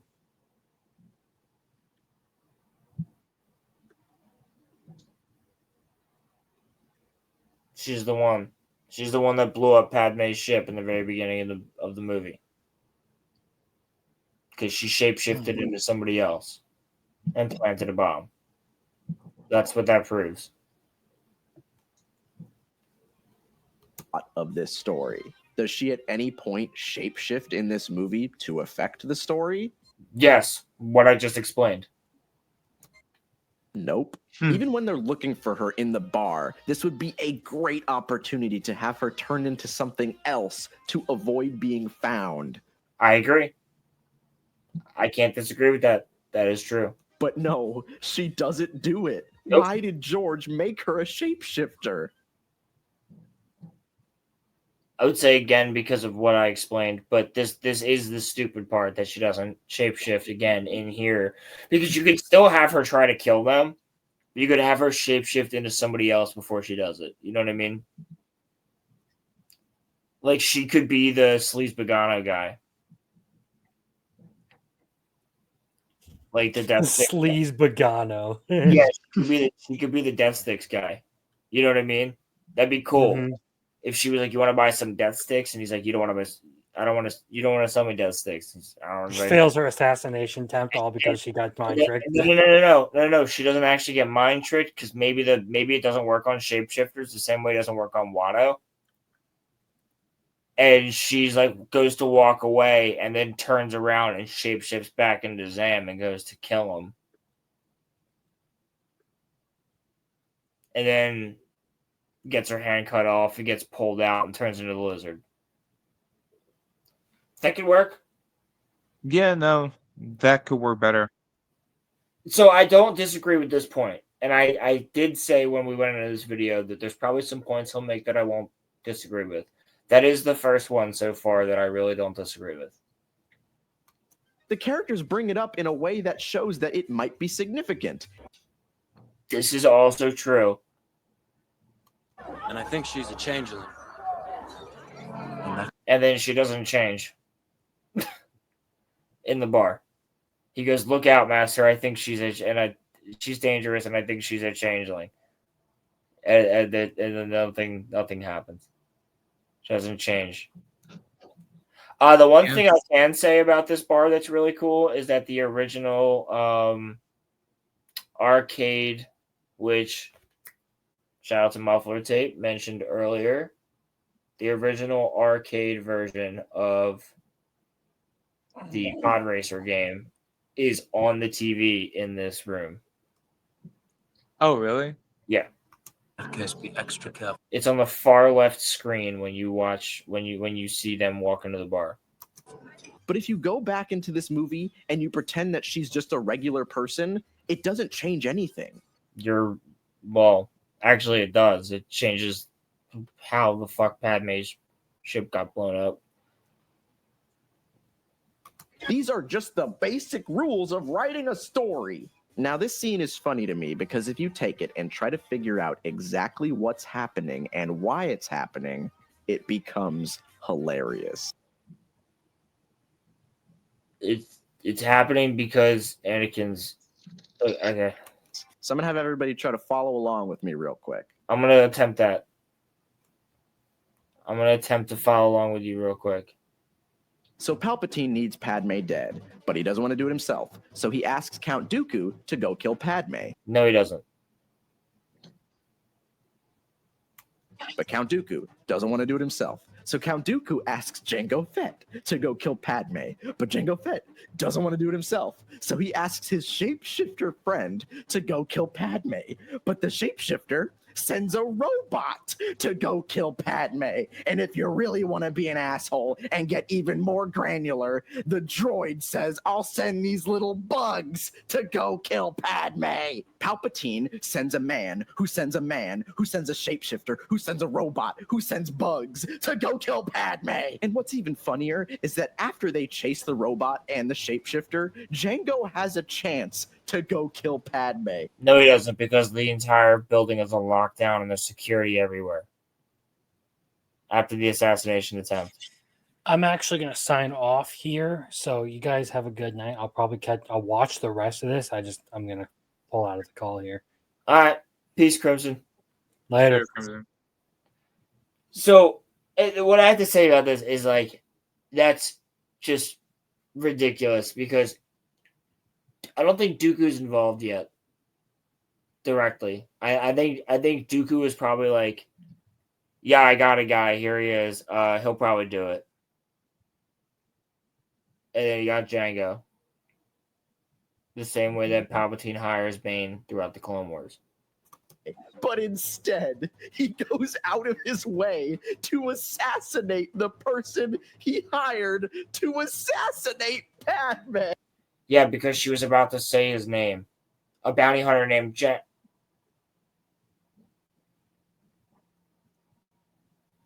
Yeah. She's about to expose him. Hey, secretly genius these prequels are. Many original ideas these movies have. They do have many original ideas. The prequels, while suffering from flaws, were most definitely Star Wars stories. Fuck.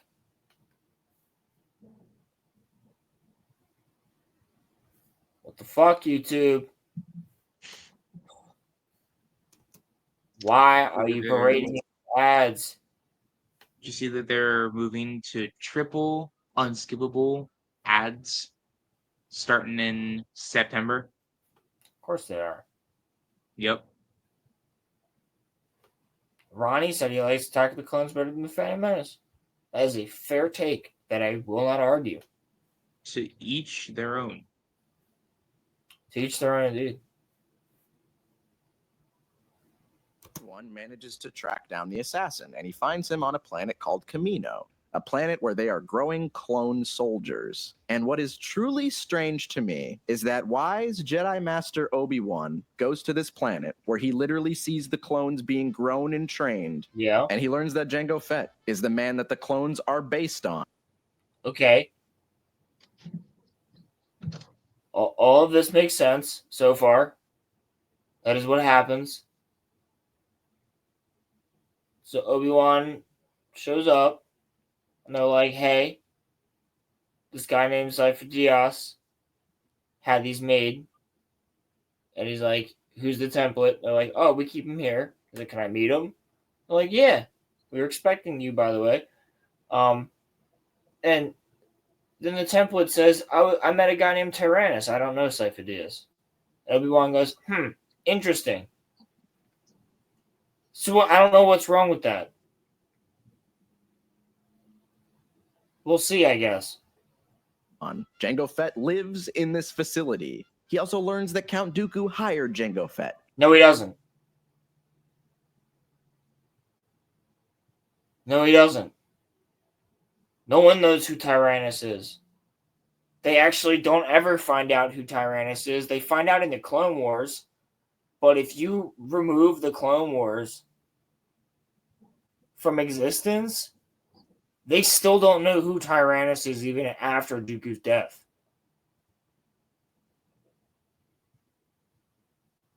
No one knows who Tyrannus is. Which, by the way, one of the most underrated Sith Lord names.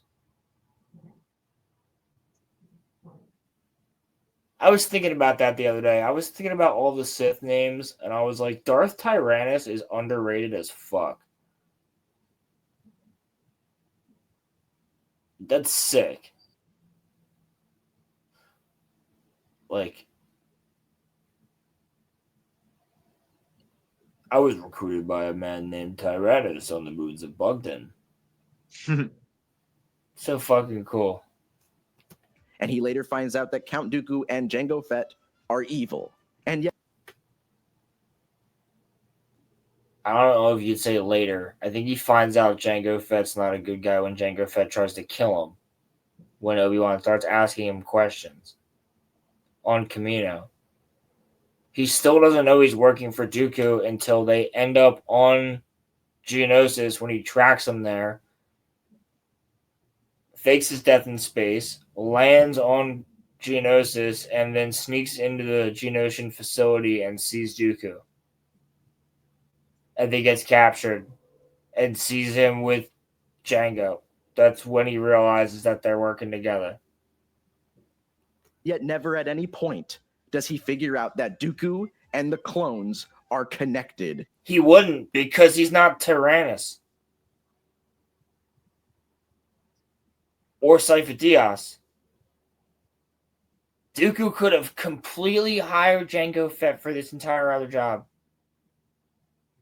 He knows that Jango Fett's a bounty hunter. That's all he knows.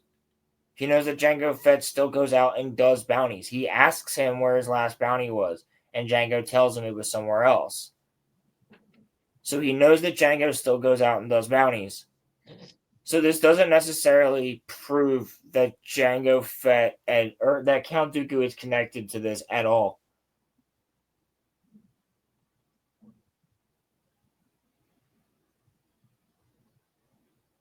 Because he could just be working for Count Dooku on a different bounty. Am I wrong? No, man. No, you're absolutely right. Bro, you gotta say some shit about these clones. In any way. Obi-Wan Kenobi is given all of the information to figure out that the clones were paid for by the bad guys. And yet it doesn't matter, because I guess he just forgot. Actually, the clones weren't paid for by the bad guys. They were paid for by the Republic. They say that. They actually say that they say that the Republic already paid for them. But who's in charge of the Republic? It was Chancellor RoloRome who did it before Palpatine. Yeah, that's true. It was, well, Palpatine Palpatine took control of it, like, basically immediately, if I remember correctly. But if I remember correctly, it was Chancellor RoloRome, who was friends with Cypher Diaz, who initiated it. And at the time, Dooku was still part of the Order. It was like right after the Phantom Menace that all of this actually was finalized. But it was originally like put into place by RoloRome. And then Cypher Diaz, like RoloRome was ousted and Palpatine was in charge, and then he put it through with Cypher Diaz and Dooku, if I remember correctly. And then Dooku killed Cypher Diaz. By the way, cool fucking name.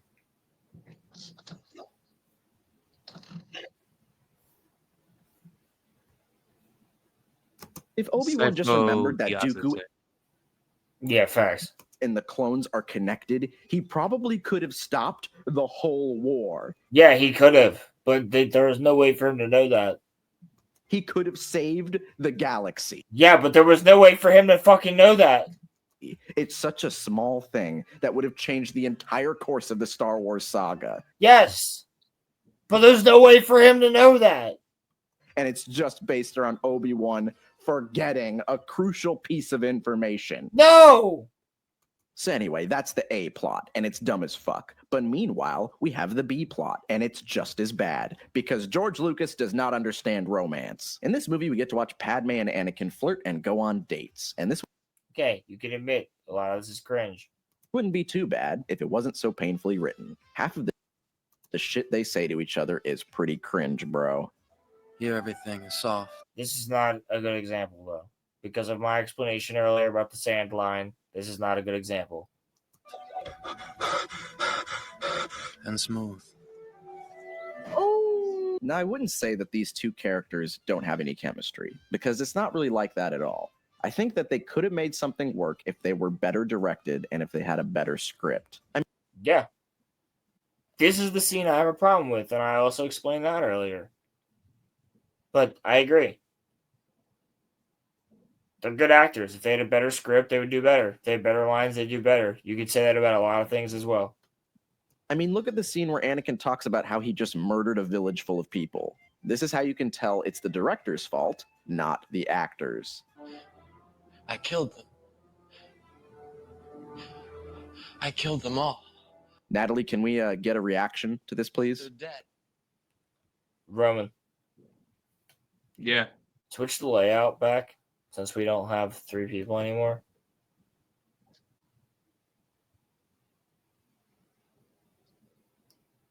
Not what I meant to do. Relax. Yeah. Impedimento. Made me sound like fucking, what's his name? Severus Snape. Impedimento. Roman, I'm so proud of you. I'm so proud of you right now. Why? You're a real streamer, dude. You're past your bedtime. Any reaction? George, that's your job. I'm functioning Tell her on what to do. I'm functioning on help her right now. Oh, we got this. We got this. We got this. 15 minutes after the video. Help you, George. So these two really dumb plots converge on Geonosis, where we can have our dumbass final battle. And the end of this movie has now devolved into a dumb CGI action climax, and I personally cannot stand it. Okay, the CGI was good for its time, but I can understand. Action is kind of boring if it just shows up for no reason. Okay, I don't think this is boring. There's other problems with this you could argue, like the fact that R2-D2 tries to kill C-3PO by just pushing him off the fucking edge. You're gonna argue other things in this scene. So then, to end it all, we have a lightsaber fight. Oh my god, you skipped the entire arena.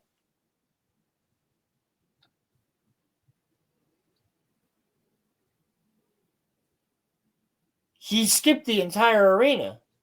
Yeah. And it's probably the worst one in the entire series. It ain't worse than... There's not one in the sequel trilogy, or in The Last Jedi, but it ain't worse than the one in Rise of Skywalker. I don't even need to explain why. I'm just going to show you. Oh my god. I fucking hate you for that.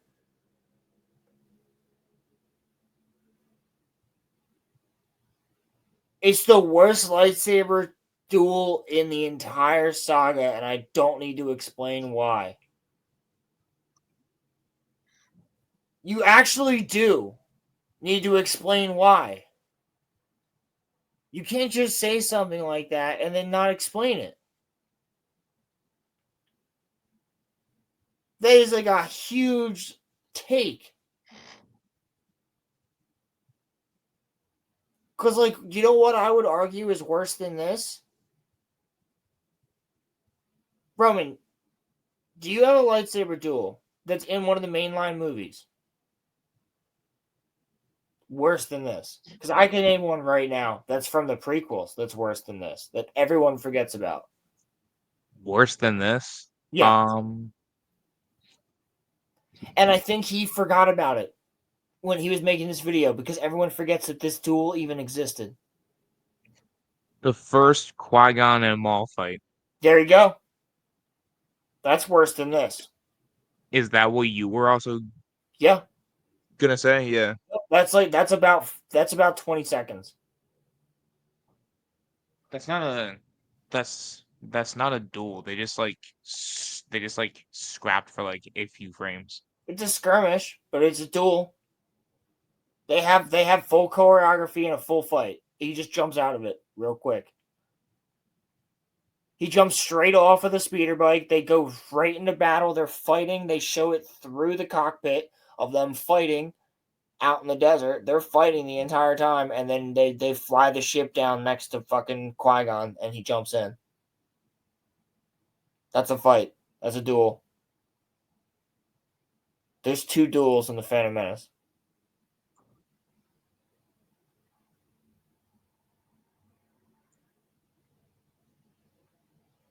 I would argue that I would argue that even though that's not bad, worse than this one, that's not bad. But I would argue that if you're arguing worseness, that's worse than this. Yeah. Show you guys a clip of the fight, and I want you to know that I did not alter it in any way. Okay, let me just split. I'm gonna.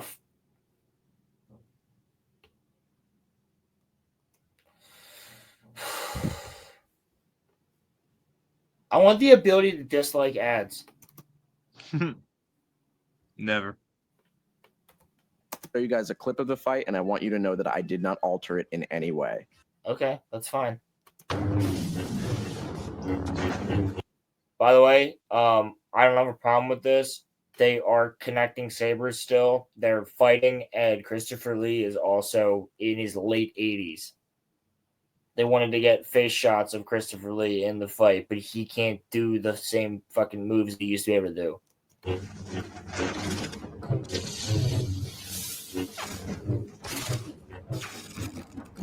This is the most boring choreography I've ever seen.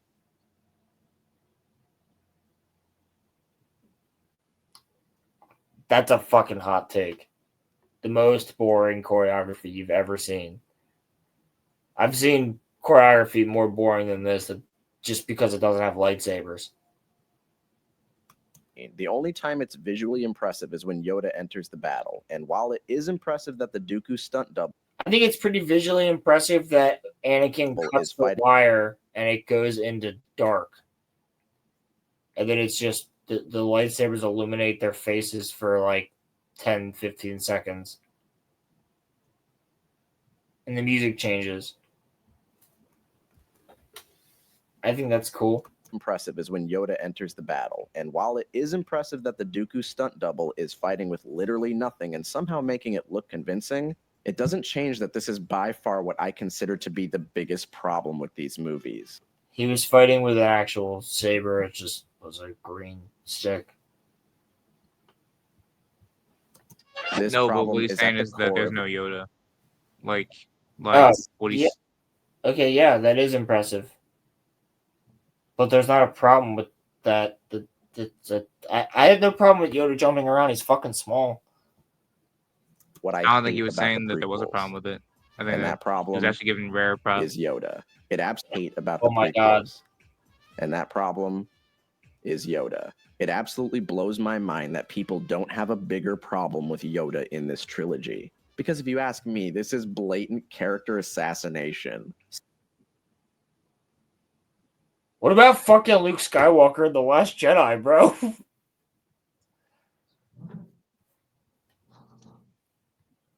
That's not character assassination? That's insane. That's wild, dude. Seeing Yoda with a lightsaber fills me with so much dread, and honestly, I can't explain it.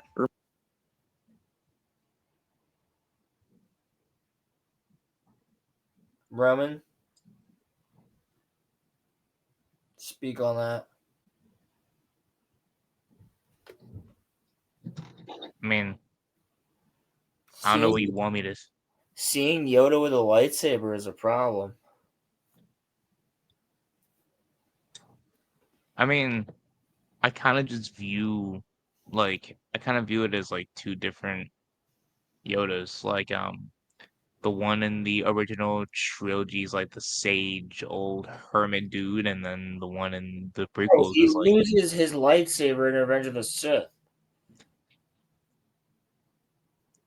May I finish, please? No, The I'm Yoda not arguing with you. I'm just saying you're correct. Yeah. He's a different person by then. He doesn't have a lightsaber for like 20 years. Right. So the Yoda in the original trilogy is like a sage, kind of old hermit dude, but then like the one in the prequels is like not like in his prime, but he's still kind of like a badass. Well, he's Not been like the one spending his time on a planet where it's just all spiritual force shit. So like, you'd kind of become like basically this is, and I hate to reference Korra, but this is basically when she goes to the spirit world and Ira is just chilling there. Yeah, like Dagobah is basically the spirit world, and Yoda's just chilling there. You know what I mean? Yeah. So I kind of don't have a problem with Yoda's characterization. Now I will say I can see why, if like someone who's a fan of the OT really loved like this version of Yoda, I can see why him being different in the prequels would like, upset them. But what I would say is he's a different person. Like he's not like the same dude. Like he's like his mental state isn't where it's at. Well, I mean, also for 20 years he's been by himself on this planet. You might go a little kooky. Yeah. But he snaps out of the kookiness. As soon as he starts talking to Obi-Wan through the Force, he snaps out of the kookiness. Yeah, but that first scene when you meet him and he's trying to steal like the Oh my God, hot I love like, it's fucking laugh. That's so funny. Yeah. Remember when I praised the scene from Empire where he has this beautiful speech about the Force? Well, all of that understanding and wisdom is gone in these movies. Yoda. I don't. Excuse me. I don't know if I can agree or disagree with that. No, I half get what he's saying. Like Yoda doesn't seem to be as attuned with like the Force and he's Well, a lot of the times that we're seeing Yoda say shit that would be considered wise, it's towards Anakin, and like you could argue that no one really knows how to handle Anakin because he's such a different case than every other Jedi. But also, like, the one thing everybody says is, like, Yoda's an idiot for just being like, no, let go of everybody that you care about. Like, they can all die. Like, instead of just being like, dude, what's really going on? Well, I do in a way hold Yoda partially to blame for like, Anakin's fall. Like, as you should. As you should. Obi-Wan's to blame. Yoda's to blame. Mace Windu's to blame. The only person that's not to blame is Qui-Gon Jinn. Ahsoka's to blame. Padme's to blame. Now that Ahsoka's a thing, like they're all to blame. Technically speaking, they all are parts of why Anakin fell. So I can kind of see what he's saying here. Like, I half and half. Like, it's half that I agree with him. But what he said was Yoda was one of so keep in mind he just said Yoda was his biggest problem with the prequels.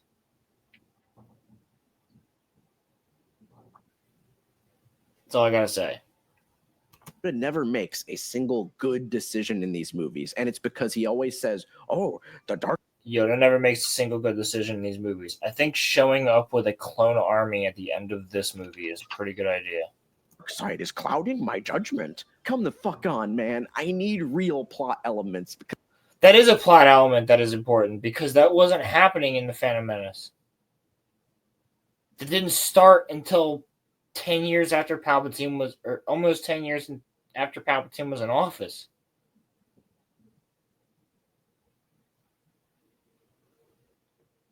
Like it took that long for the darkness of, or the cloud of the dark side to fall. Like, because this shit isn't working. I should never see Yoda directing troops of soldiers.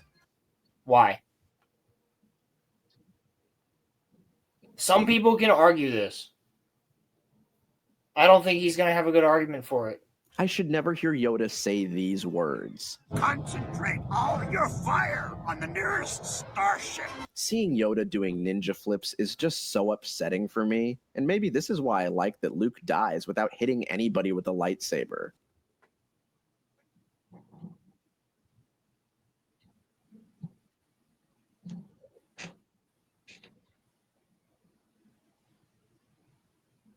No, dude.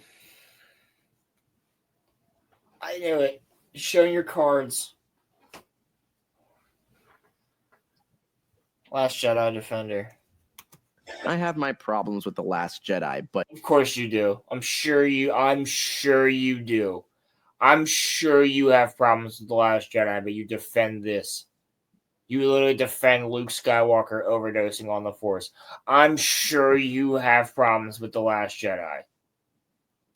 Shut the fuck up.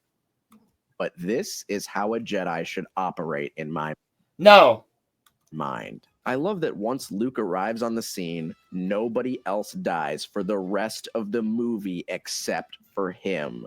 A Jedi should work hardest to find a He wasn't even there. Solution without resorting to violence. Yeah, you know, because the fate of the galaxy is at stake. The fate of everything is at stake. If they fail, the Sith take over everything. They have to kill them. They have to go against their morals. That's like the worst of the worst. We have to make this nuclear decision.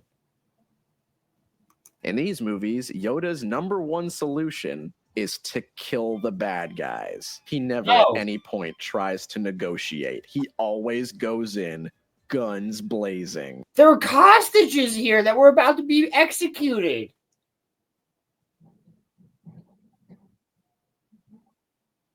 Of course he went in guns blazing. This isn't Yoda. This isn't how Jedi are supposed to work. There's zero nuance and zero subtlety. Who the fuck are you to say that that's not how Jedi are supposed to work? During wartime, when they're forced with a quick decision of, oh, high-ranking members of my council are all about to be executed. What do? Do I save them or just let them go because I'm a peacekeeper and die? Oh, I have an army at my disposal. I might just go and save them. These movies just tell you flat out what is going to happen, and then those events happen. There's nothing to surprise you, and there's nothing to enjoy. He just described a movie.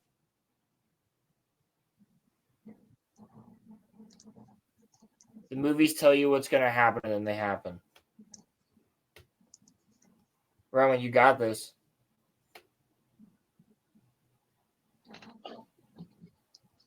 I'm here. You good, buddy? No, but I'm here. I've literally been up since like 4. So you got this, bro. Keep on keeping on. You're gonna sleep so good, bro. But not yet.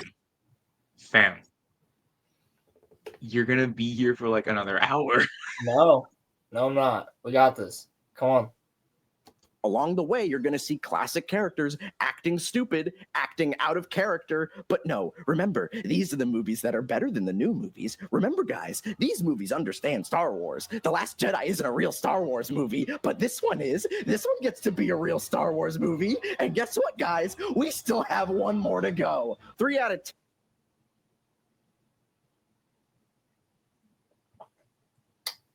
Okay. That was manic. That's kind of what every single sequel fan seems to do. They always just go, they do that. They do that voice, trying to make fun of our critiques. And I think a lot of our critiques are fairly valid. Most of the time, people are fairly valid with their critiques. Just saying. 10, I hate that you all made me do this. No one made you do this. You did it on your own. I actually got upset and messed up my voice after recording that bit, so I took a break. I don't care. Why do you put this in here? You don't have to tell anybody that. Last prequel. And this is the... You call yourself a fucking Star Wars fan, dude. Like, if it's not as bad as you remember, like, you don't watch it often. You haven't watched it in a while enough to remember what happens in Revenge of the Sith. Then, like, I'm sorry. As the last two, except this time you don't feel like you're in a coma while you're watching it. This is the movie that people meme on the most, and I think these memes, because it has the best jokes, have kind of convinced everyone that this movie's better than it is. Because if we have all these... No, the memes have not convinced people the movie's better than it is. Some of the memes directly make fun of the movie. Fun memories of it, then it can't be that bad of a movie, right? Kind of reminds me of another movie I've talked about with a rabid fan base. Oh, Roland, you should see what he... Now this movie is... You should see what he gave those. He was talking shit on Spider-Man 2. He gave it like a 5 or like a 4 out of 10. Yeah. Is set during the Clone War. It's not set during the Clone War. It's set at the end of the Clone War, but okay. This title crawl explains that Coruscant was attacked and Palpatine was kidnapped off screen. What? Okay. That's fine. I don't have a problem with that. The fuck, man. Now, yeah, you're supposed to watch the Clone Wars You're not supposed to. You can. Cartoon to see that stuff happening. And it's really cool in that show. It is. Come the fuck on, dude. If I'm showing someone these movies for the first time, this is the dumbest shit ever. It's not.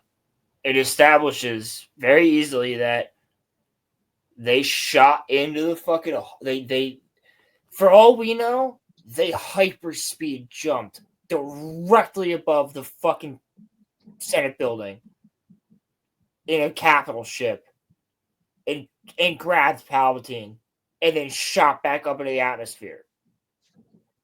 Fast as fuck. Well, we don't know what happened. So that's fine. Yes, Grievous showed up, got him, and dipped. We don't need to see that to know what's going on. Did we need to see the entire sacking of Osgiliath in Lord of the Rings to know that they have a reason to defend that city out front of Gondor? No. No, we knew that it was important. We knew that it was important because it was on the edge of Gondor. They told us that it was the jewel of Gondor at one point or whatever. Like, we don't need to see it fall to know that, like, it fell. And there's been fighting there for fucking seemingly years. Like, it's evident, right? It's evident that that's an important place. We don't need to see Palpatine get captured to know that that's important. That, like, oh shit, we don't need to see it. It's just, yeah, he got captured. It's like here's a perfect example. We do not see Elizabeth Swann's dad get killed in Pirates of the Caribbean. He shows up as a ghost and talks to Elizabeth. You don't need to see him die.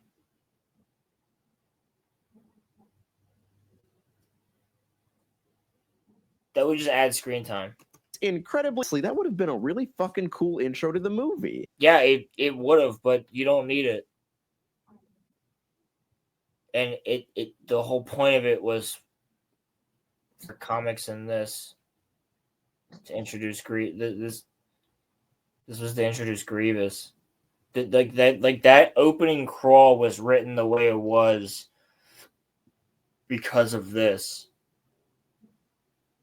Because of what George wrote with Tartakovsky in this led into that. Okay, whatever. Yeah, it would have made the movie really long, but I don't know. You can trim some of. Yeah, dude, I would love to see a 4-hour Revenge of the Sith. Let's go. This other dumb shit. Is there any significance? Dumb shit. Obi-Wan and Anakin talking about the fact that Anakin has to go, and that's the scene. That's the scene where Anakin's talking to Obi-Wan about the fact that he has to now spy on the Chancellor. A mentor and a friend. That's what's wrong here. Or that's what's out of place here. That's what he says. He just said this dumb shit. That is a very important scene. Wait till you see what he says in like 2 seconds. Do you know what it is? Yeah, he says that to the Kashyyyk. He says that the Kashyyyk thing is dumb too. Long, but I don't know. You can trim some of this other dumb shit. Is there any significance to the Kashyyyk scenes? No.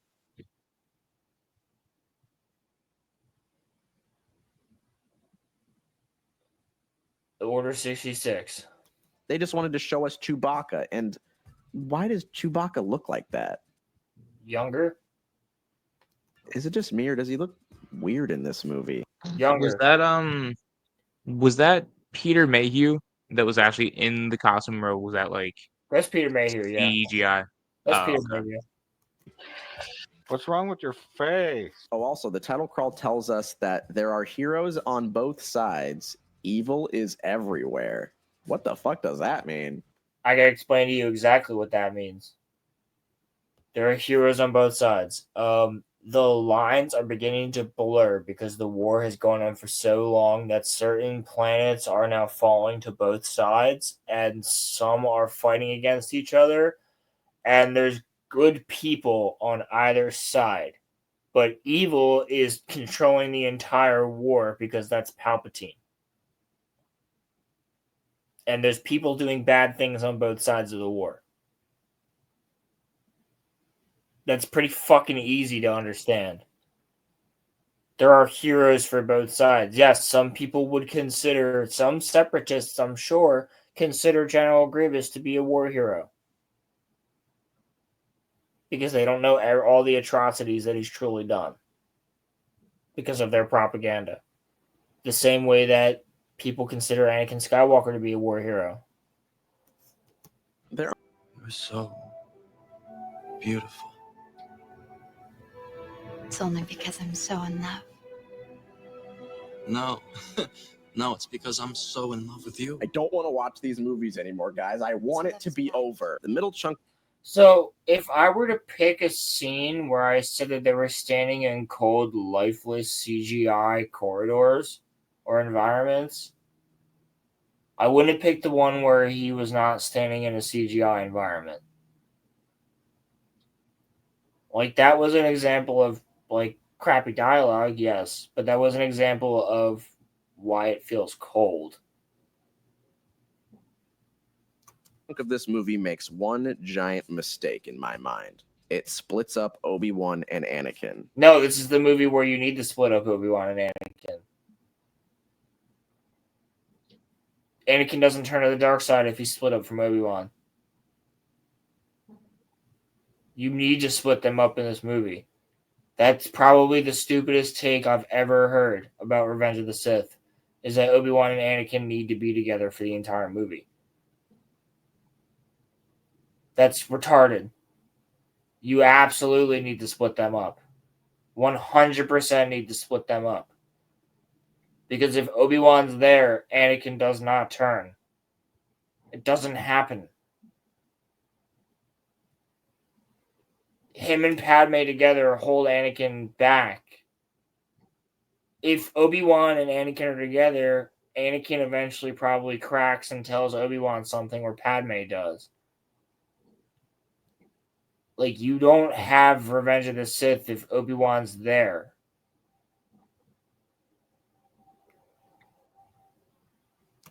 In this opening scene, Darth Maul is cool, but he gets kicked out of the movies immediately and doesn't even have any lines. Count Dooku is probably the worst Star Wars character of all time.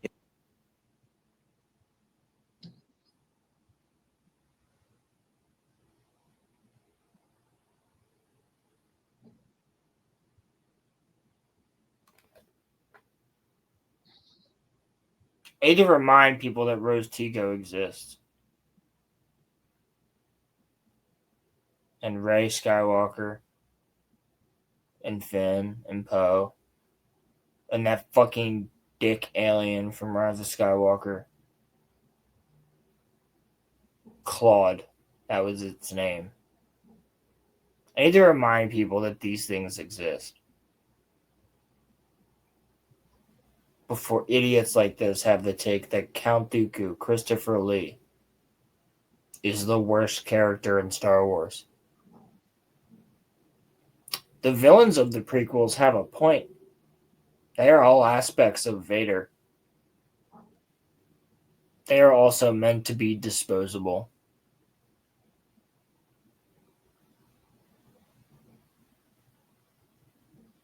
Fuck you for insulting Christopher Lee. His existence is truly baffling to me, and he never develops into a real character. They explain everything you need to know about him before you meet him. You just aren't paying attention to the movie.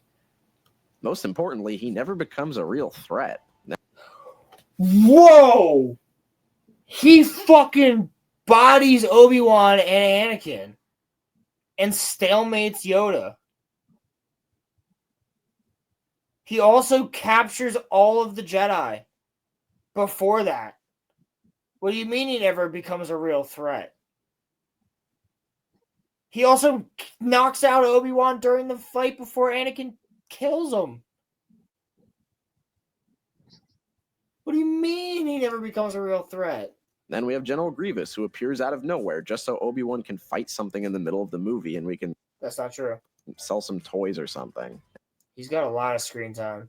If you ask me, we should have just had Palpatine and Darth Maul in all three movies. Narratively, it doesn't change very much in the story, and it changes a lot because Dooku is basically the chancellor of the CIS, the Confederacy of Independent Systems.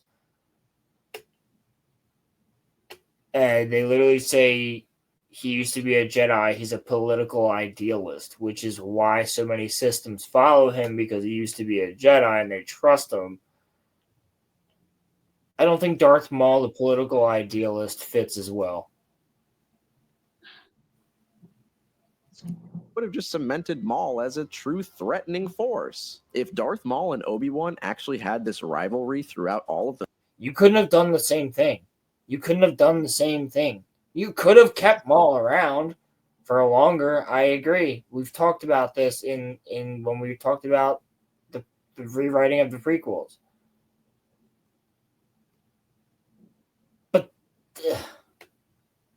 the movies, that would be the coolest shit ever. I'd probably care a little bit more. But anyway.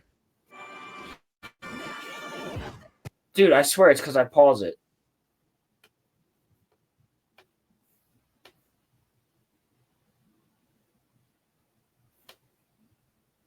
I should probably talk more about this movie specifically. It's just really hard to reiterate the same problems I've already talked about in length in this very video. I can only say so many times that the writing is bad, because it is, and it's bad in all of these movies. I've already proven that. It's not fun. You haven't, though. To sit and watch this movie play catch up and try to prove to us that Anakin isn't totally evil, and to prove to us that him and Palpatine are friends. It leads to this movie having two modes: way too rushed or way too slow. I feel like I could take so many scenes from this movie and either cut them out completely or trim them down. The whole Grievous fight is so stupid, and it No, it's not. It's actually very important. It's the end of the Clone Wars. If Grievous is killed, there's no leader. They're scattered. They're leaderless. The Republic can basically fucking take over. It's very important. It's just in the movie to stave off our boredom. That's not fucking... No, it's not! He's there... And beyond that, we just have more characters. Why? How is that fan service that Chewbacca's there for less than, like, 20 seconds in the movie?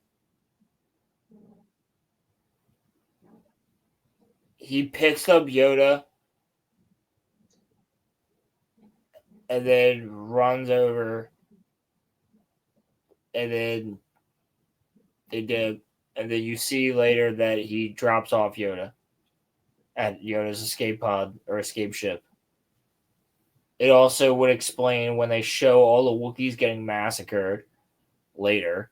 It also explains why you don't see many Wookiees in the original trilogy. You don't see any other than Chewie.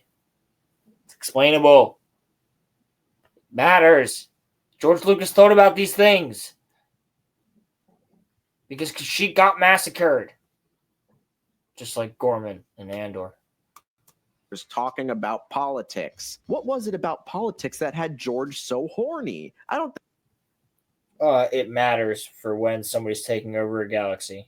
think I'll ever understand. And George will be the #1 guy to tell you that Star Wars is for kids. Come on, man. George. You don't think you'll ever understand the politics of Star Wars?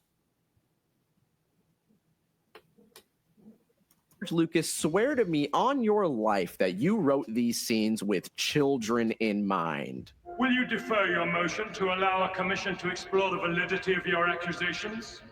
I think that a child could understand that.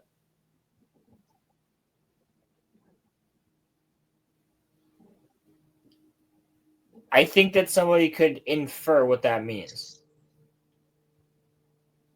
Most kids that speak English or whatever language they're watching this in, that speak their language, know what accusation means. And if they don't, they go, hey, what's accusation mean? And they go, hey, bud, that means that, they mean are your accusation is, asking somebody or telling somebody that did this crime. And if you did that crime,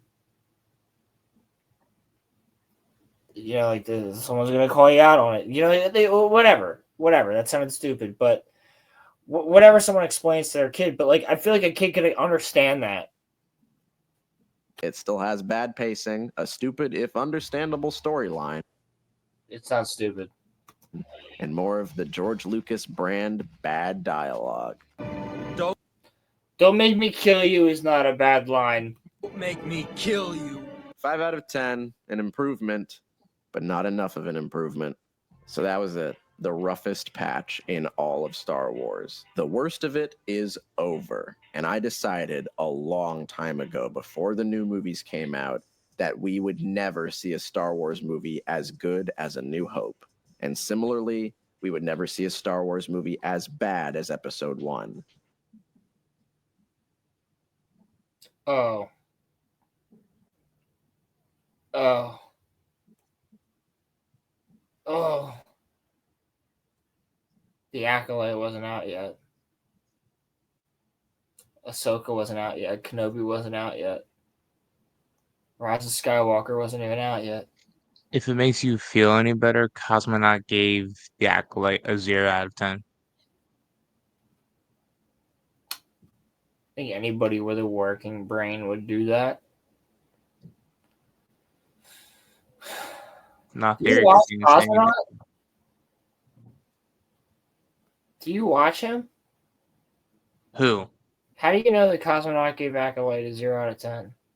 Because I watched his video on it. Do you watch him consistently?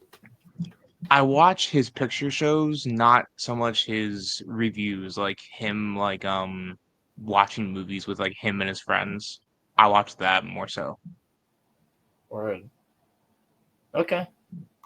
And for a while, I thought I was right. I thought, if anything, these new Disney movies would be safe and inoffensive. And I have never been more wrong in my entire life.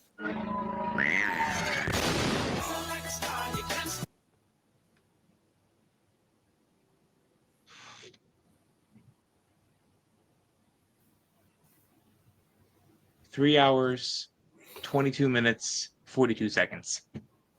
Insane. What, for how long we were going over that video? Yeah. We took breaks. I know. Y'all, thank you for watching. Oh, he's about to fucking what? I have been up for 22 hours. I am going to bed.